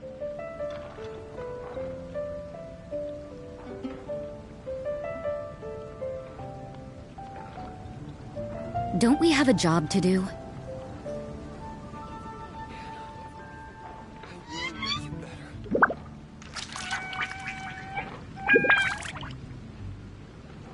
Come take a look. There will definitely be something that catches your eye. Welcome. How can I help you? Ancient alchemy truly is fascinating.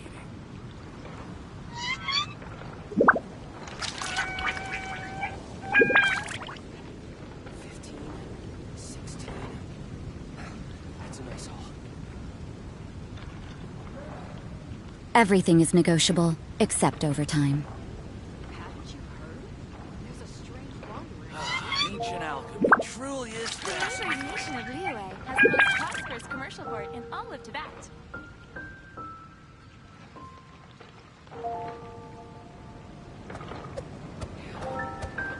I will make you better.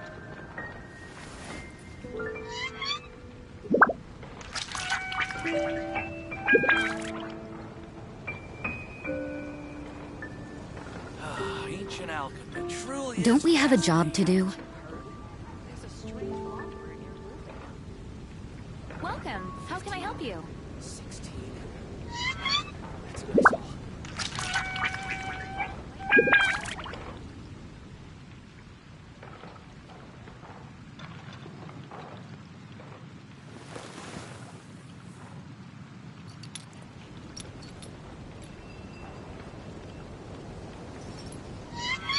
Ancient alchemy truly is fascinating. The neighboring nation of Liyue has the most prosperous commercial port in all of Tibet. Something that catches your eye. I will make you better.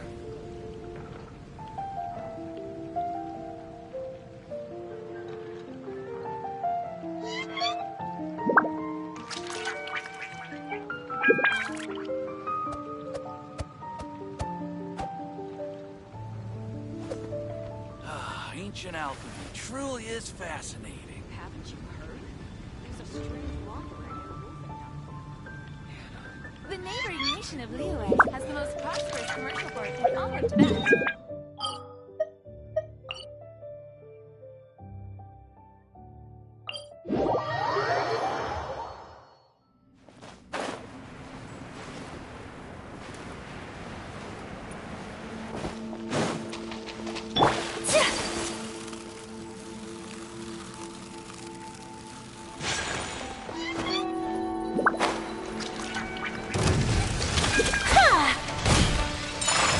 flight! Yeah!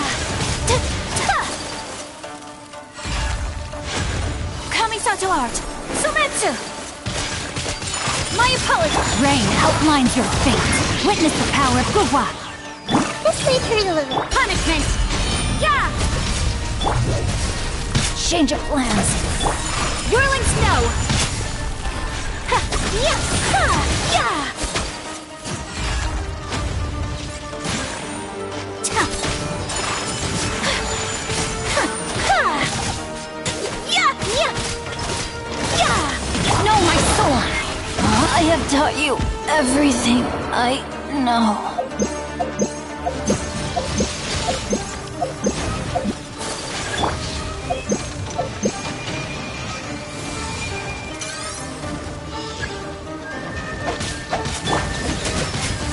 Committed to memory. Sharing my knowledge. Ha! Ha! Sakura swirl! Ha! Rain outlines your fate. Huh? Ha! Judgment! Lights out. My apologies. Ha! Yeah. Grow. Yeah! Whirling snow! Yeah! Know my sword! Rain cutter!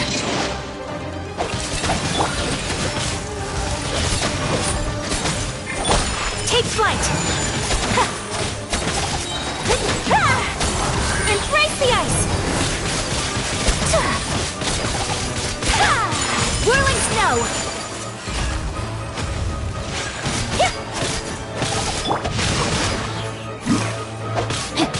Shiver! You can't run! The Temple of Wisdom. Committed to memory. My apologies! Yeah!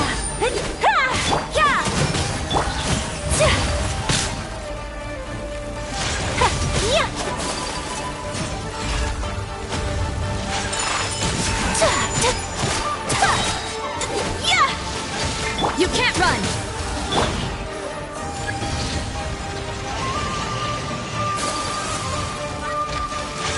Whirling snow! Let me weave you a bird. Yeah! Kamisato art! Sumetsu! Take flight! Punishment! Judgment! My apologies! Yeah!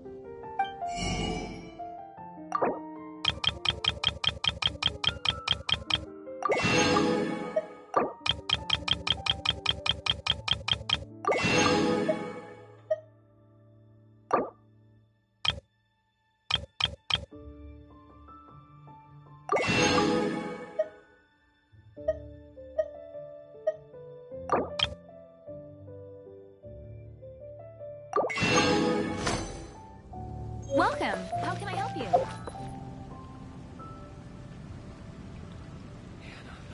Ancient alchemy truly is fascinating.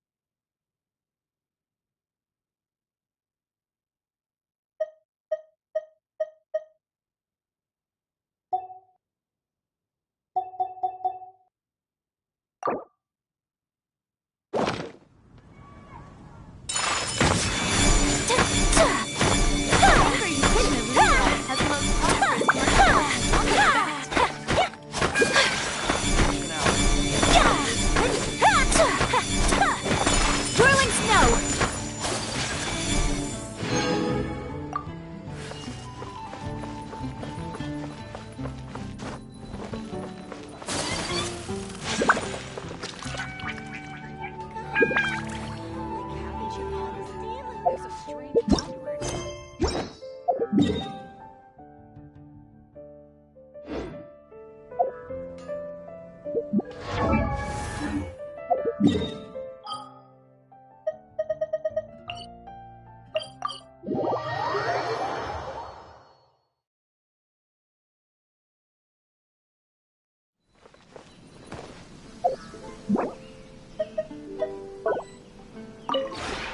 This realm is...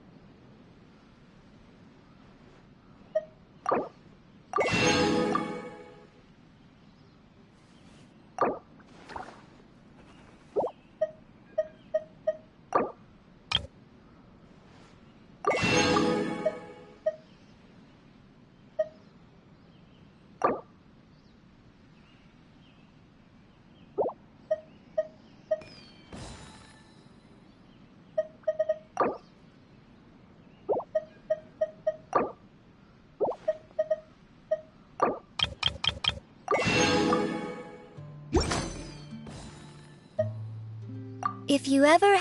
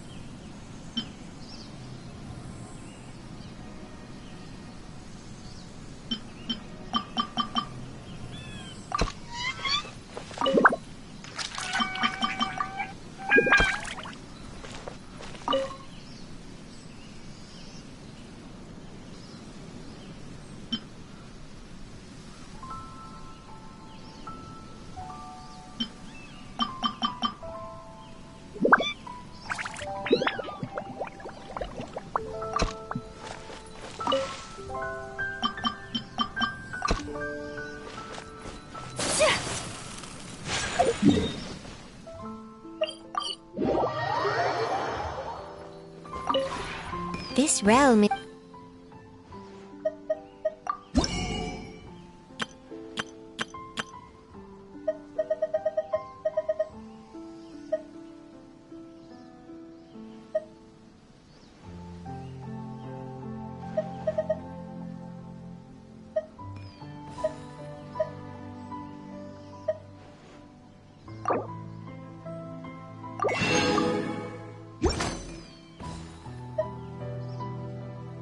If you ever have...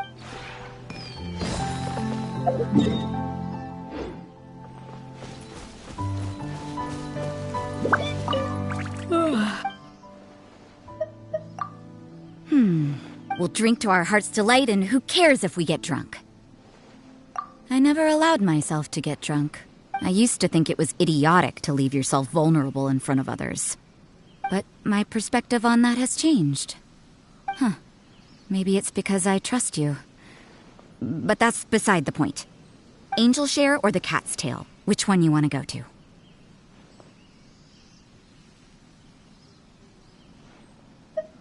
Oh, interested in their special cocktails, are you? Their bartender doesn't work every day, but we can try our luck. You'll throw back a couple of drinks with me, won't you? Never mind. I'll drink for you. Just return the favor when you're of age.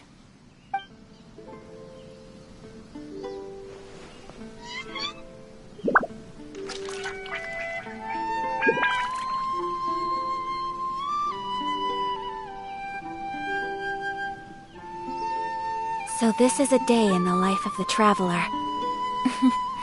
I'm learning more about you all the time.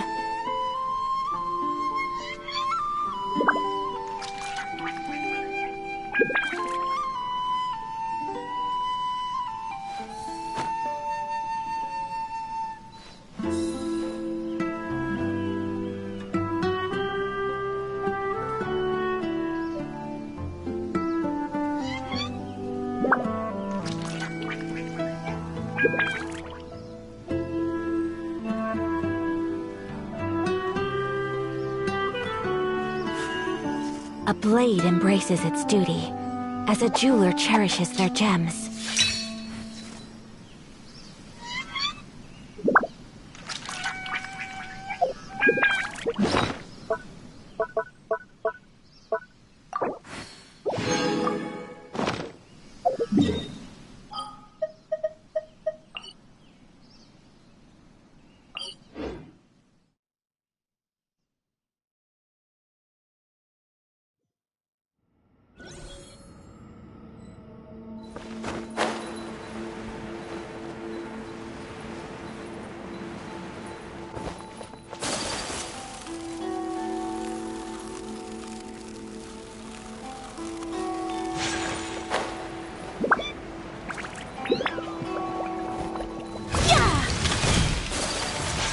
Take flight! Rain outlines your fate. Witness the power of Gugwa. This may hurt a little. Whirling snow. Sakura swirl.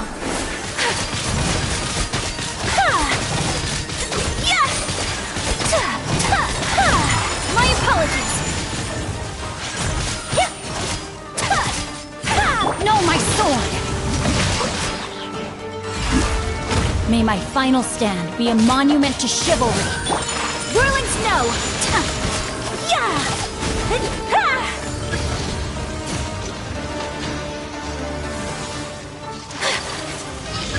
So rude! My apologies! Let me weave you a verse.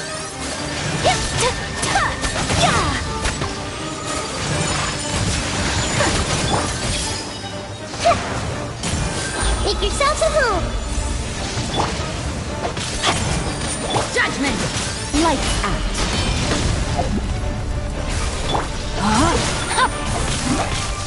Time to act. Take flight.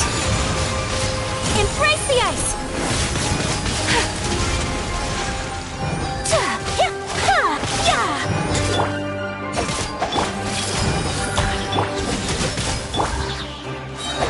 Rain cutter. Whirling snow. You can't run. No, my sword. Rain outlines your fate. Committed to memory. The Temple of Wisdom. My apologies. Judgment. Shiver.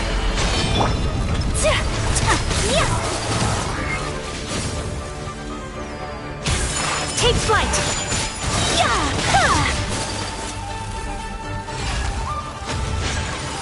a swirl! Whirling snow! Yeah!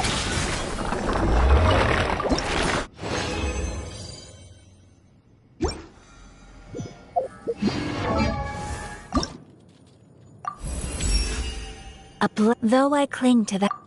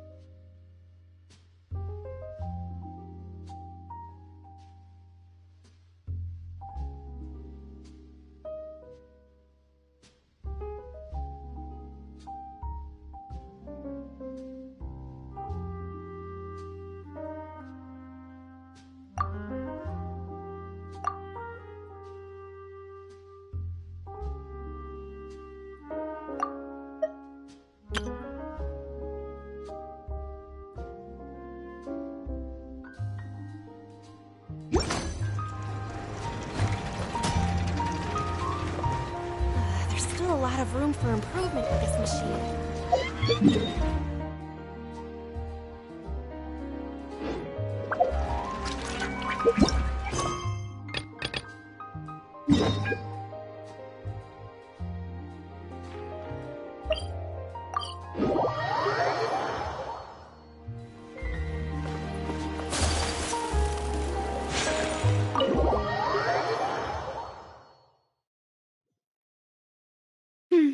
I came here several times with my father when I was little, but stopped eating here as often after growing up. I hope the food here will be to your taste. Oh, don't worry. We haven't eaten at a hotel like this in a while. Paimon's getting excited already. In that case, I'll go order for us first. Please wait here a moment.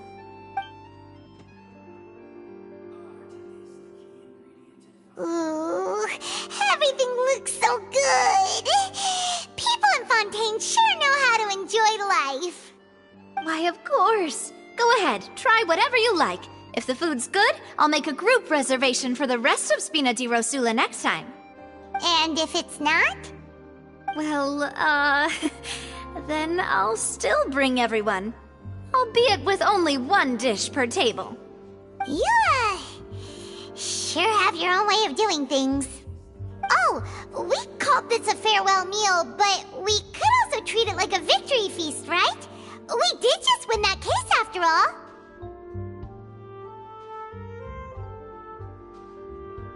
Oh, true. Very true. In that case, boss, we'll have another 2 dishes. Huh? Paimon didn't mean that you had to order even more food.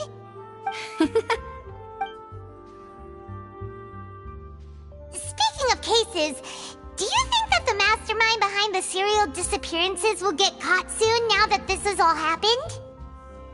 Well, we've certainly taken a big step forward, but I feel that's about it. We know that there's an organization that means to dissolve these young women, but we still don't know what they are really after. If it hadn't happened right in front of us, Paimon wouldn't have ever believed that a person could be dissolved like that. Right? Yet it was because this was such a preposterous notion that the investigation could never really move forward before. Ugh. If only that guy could have finished speaking! We were so close to hearing who was behind it. In such investigations, even the smallest step can seem like a yawning chasm if the trail of clues is cut off. To be honest, I don't have high hopes for any follow-up that the authorities might conduct. It's not that I don't have faith in their ability, it's just that a different perspective is required in some matters. It's easy to guard against and deceive a single narrow perspective. A shift in thinking is required at such times in order to produce a breakthrough. Which is exactly why the Spina di Rosula exists. Those highfalutin folk are not all-knowing. That's why we exist. To seep into the cracks where filth falls through. Where their watch fails them. That's the kind of problems we solve. Seems Paimon thought things were simpler than they actually are. It's alright. Well, this was supposed to be a farewell meal, so I doubt you have further interest in this business, right? Let's talk about something else. Like, what are your future plans?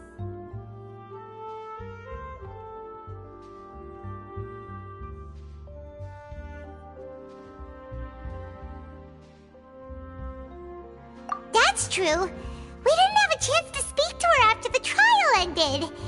It didn't really seem like the right time or place to do it anyway. I see. So, your primary objective, which has been foiled so far, was to have a chat with the Hydro Archon. I've heard that there's a long line of people waiting to meet Lady Farina. I suspect you'll be waiting for quite a while, considering that you missed your chance today. Yeah, we've heard that she's super popular here in Fontaine, and that it'll be tough getting any of her time. Well, would you consider some more, unique ways? Perhaps even methods of, let's say, questionable legality? Guess that's Spina di Rosula's boss for you. Chock full of sketchy ideas. Well, what did you have in mind? Well, one way would be to infiltrate a performance troupe at the Opera House, only to abandon your act at the play's climax and ask to speak to her after the performance. I'm sure Lady Farina would be eager to see the ending, and would agree in order to finish watching the play. Don't you think? Could you suggest something a little more practical? This plan seems pretty hard to pull off. We'd have to go learn how to act, and acting's really hard. Alright, here's another. Find a way to conceal yourselves under her bed. Then, wake her up in the dead of night and demand answers. Don't let her go back to sleep until she answers all your questions. I can personally testify that this one works. When I'm sleepy, I'll do anything as long as I can finally get some sleep. That might work, but that's not really the problem. The problem is we don't want to get ourselves arrested. Ah, valid point. I overlooked that part. I was just thinking about leveraging a person's desire for sleep.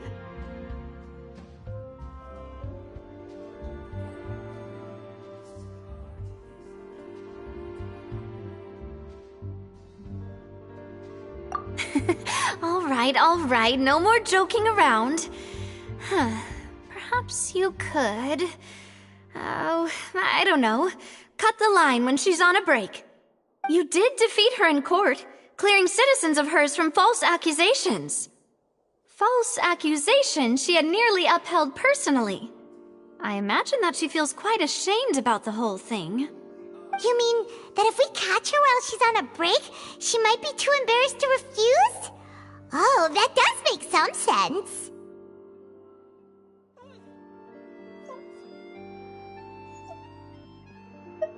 Why don't we give it a try after this meal? You know, strike while the iron is hot and all. Huh? Paimon, did you drink my Fanta? Was this your drink?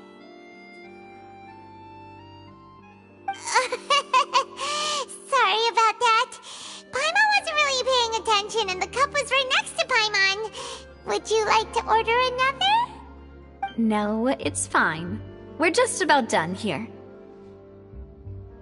Alright. Honestly, Paimon wouldn't recommend Fanta anyway. It tastes kind of salty and icky. Is that so? Huh. Well, in that case, we'll have to blacklist the Fanta here then. If we're all finished eating, then I'll go pay. Yeah, we're stuffed. Thanks for the treat, Navia.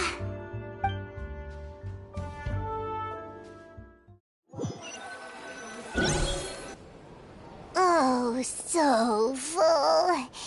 Paimon can barely float anymore. Nah, that would be so... normal. You know, like you. Okay. As for expenses this month, we're left with...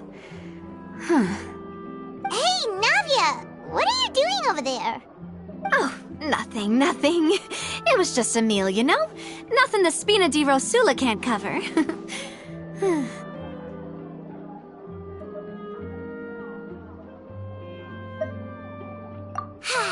Let's get ready to try to meet the Hydro Archon again. Bye, Navia! So this is goodbye, huh?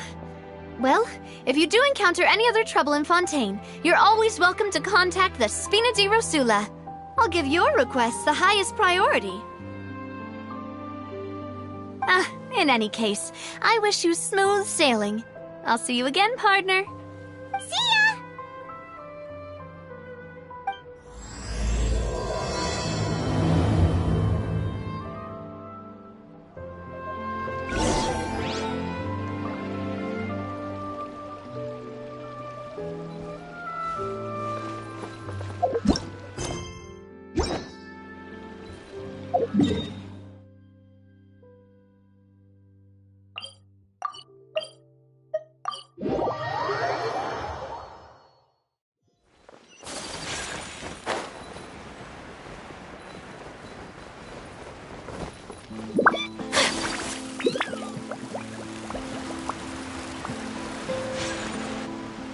There aren't many people around anymore. boat we took to Araneus might have been the last one. Vache. Looks like we're back here again. Huh? Traveler? Are you hearing voices again? Ugh. That's kinda spooky. Are you sure we don't want to come back in the morning? Vache? Vache. Hey, why are you still walking towards it? There might be something nasty in the water. Huh? Hang on. Paimon can kinda hear a voice. It's calling for Vache, right? Hey, Traveler? Stop walking! Come on, wake up!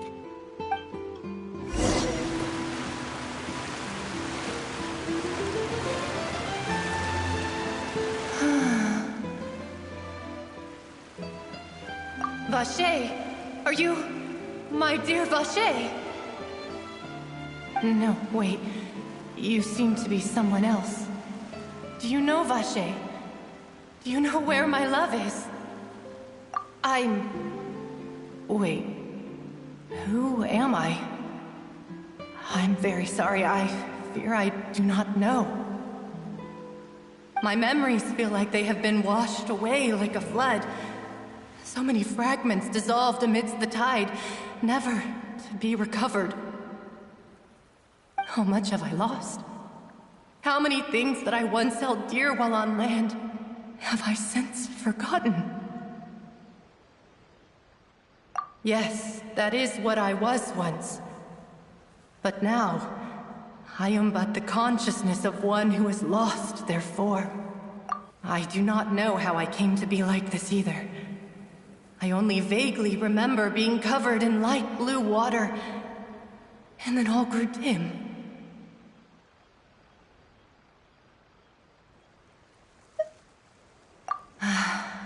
I also remember going to many places.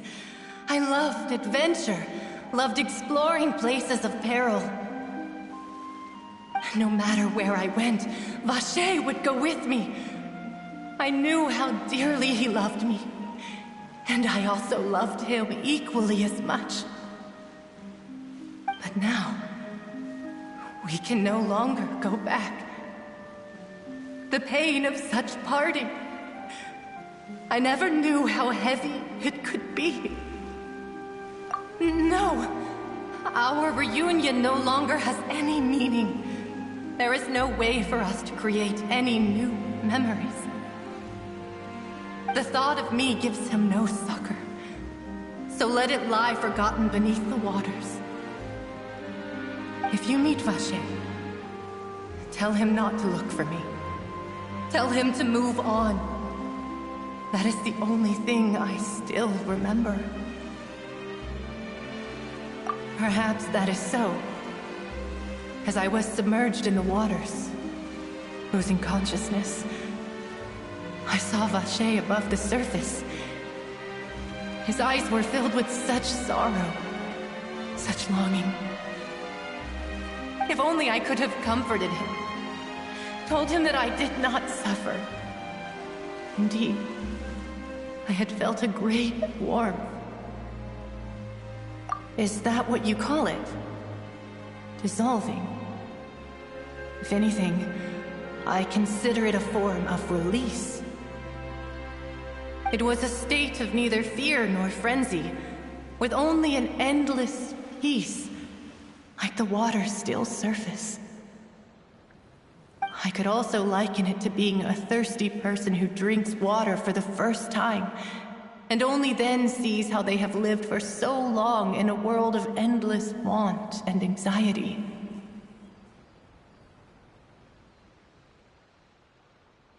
I think I hear your companion.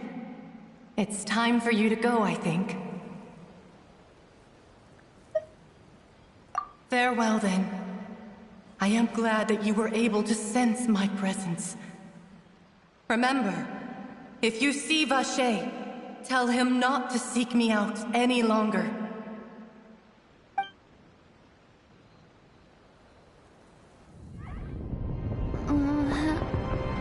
Wake up! Come on, hurry!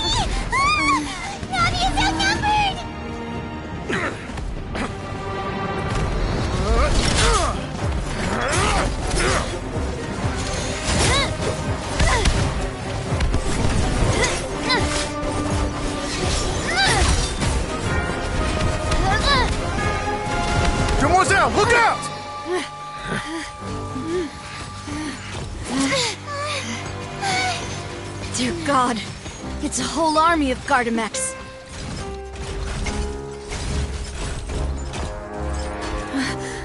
Chlorand?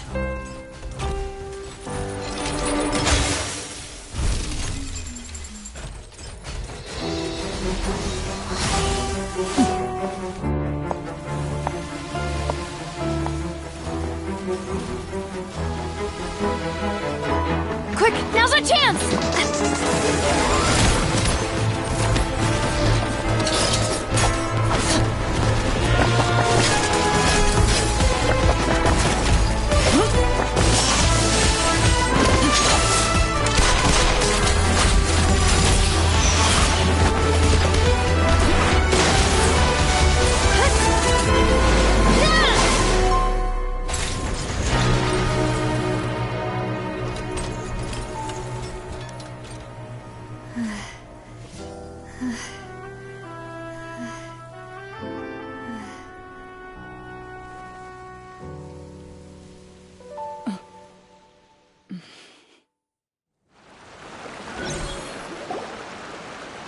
I should thank you for lending us your sword there, Chlorand. But before I do so, could you explain how you managed to show up here? I followed you. It seemed to me that danger has followed you more closely as of late. I believe that following someone without their knowledge is actually called stalking, is it not? Mr. Callus's last wish was for me to ensure your safety, and I will not betray his trust. He would do the same, were he alive today. Do not speak of my father! Sorry, demoiselle. I was not strong enough. Thank you for your aid, Miss Chlorand, but do keep an eye out for your manner of speech. I believe we all wish to avoid unnecessary emotional harm. Sorry, I did not consider your feelings. Whatever. What else do you know? How did you come to the conclusion that I'd be in grave danger? I doubt I know much more than you, but I believe that the mastermind behind the serial disappearances is very powerful. Your performance tonight will almost certainly attract their attention. Huh. I'm sure they've known about me.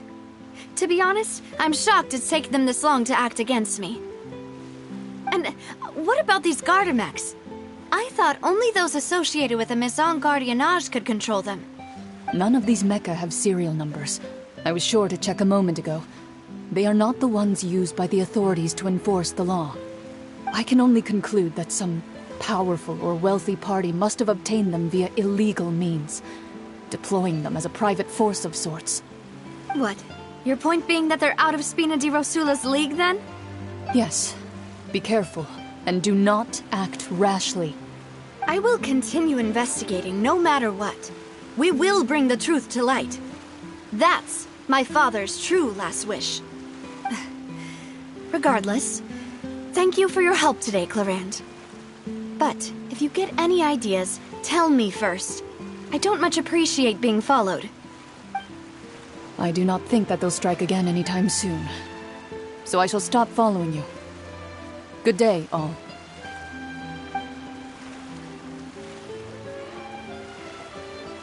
Right. I suppose that's the best news we've gotten today.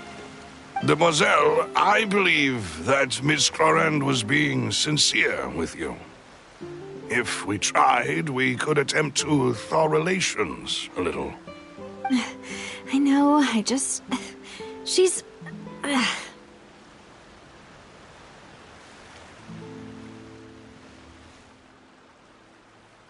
thank goodness! Paimon thought we were done for! Those Gardamex came out of nowhere while you were unconscious, and Nadia and her gang saved us!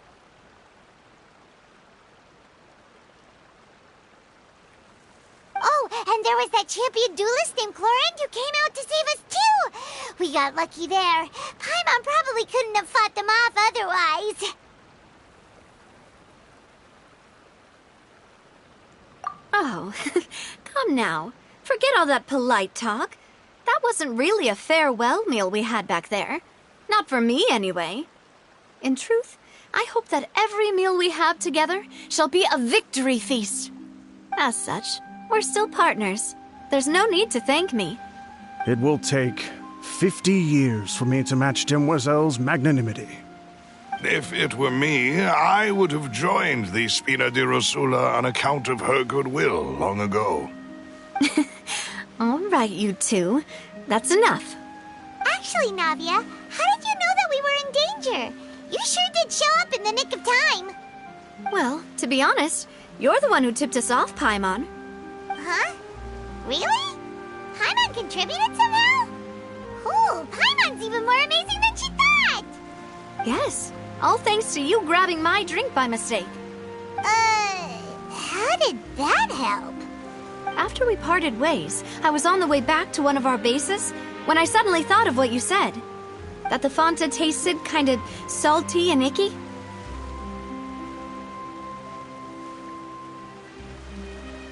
Fanta only comes in sweet flavors, so how could it have tasted salty? The color of the drink, if I recall, had also been a bit off.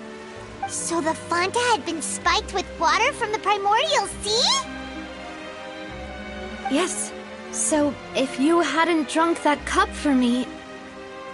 Spina di Rosula is preparing the grandest of awards for you as we speak for saving the boss. Huh? Really?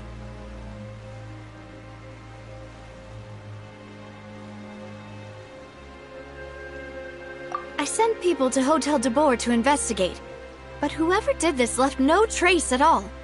That's when I figured out that you might be in danger and hurried here as quickly as I could. But why would they go after us too? All we did was defend Linny in court and help clear his name. Ugh, now we're caught up in this mess too, aren't we? Well, you did foil a plan that they were probably pretty proud of, and almost got their name in the process. Speaking of which, did anything strange happen when you drank the primordial seawater? Well, it can't be coincidence that the traveler fainted just now. She said that she heard that voice calling for Vache again. Oh, and this time Paimon heard it too, but it was real faint. Does this situation have to do with the primordial seawater then?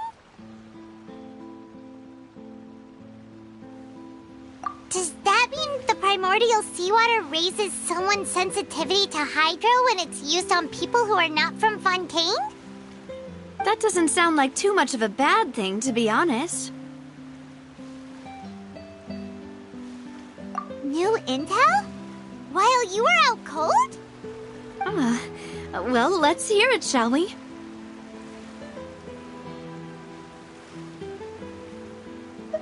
Oh, that is important.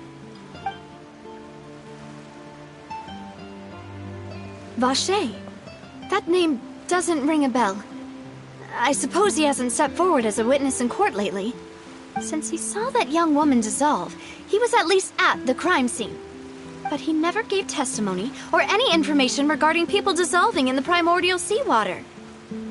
Could he have been threatened? Yes, thank you. This is very important information indeed. We will continue to investigate.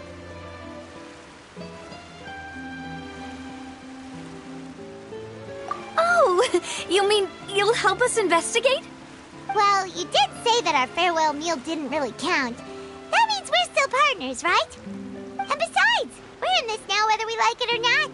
You're not gonna let those people who targeted us get off the hook so easily, are you, Traveler?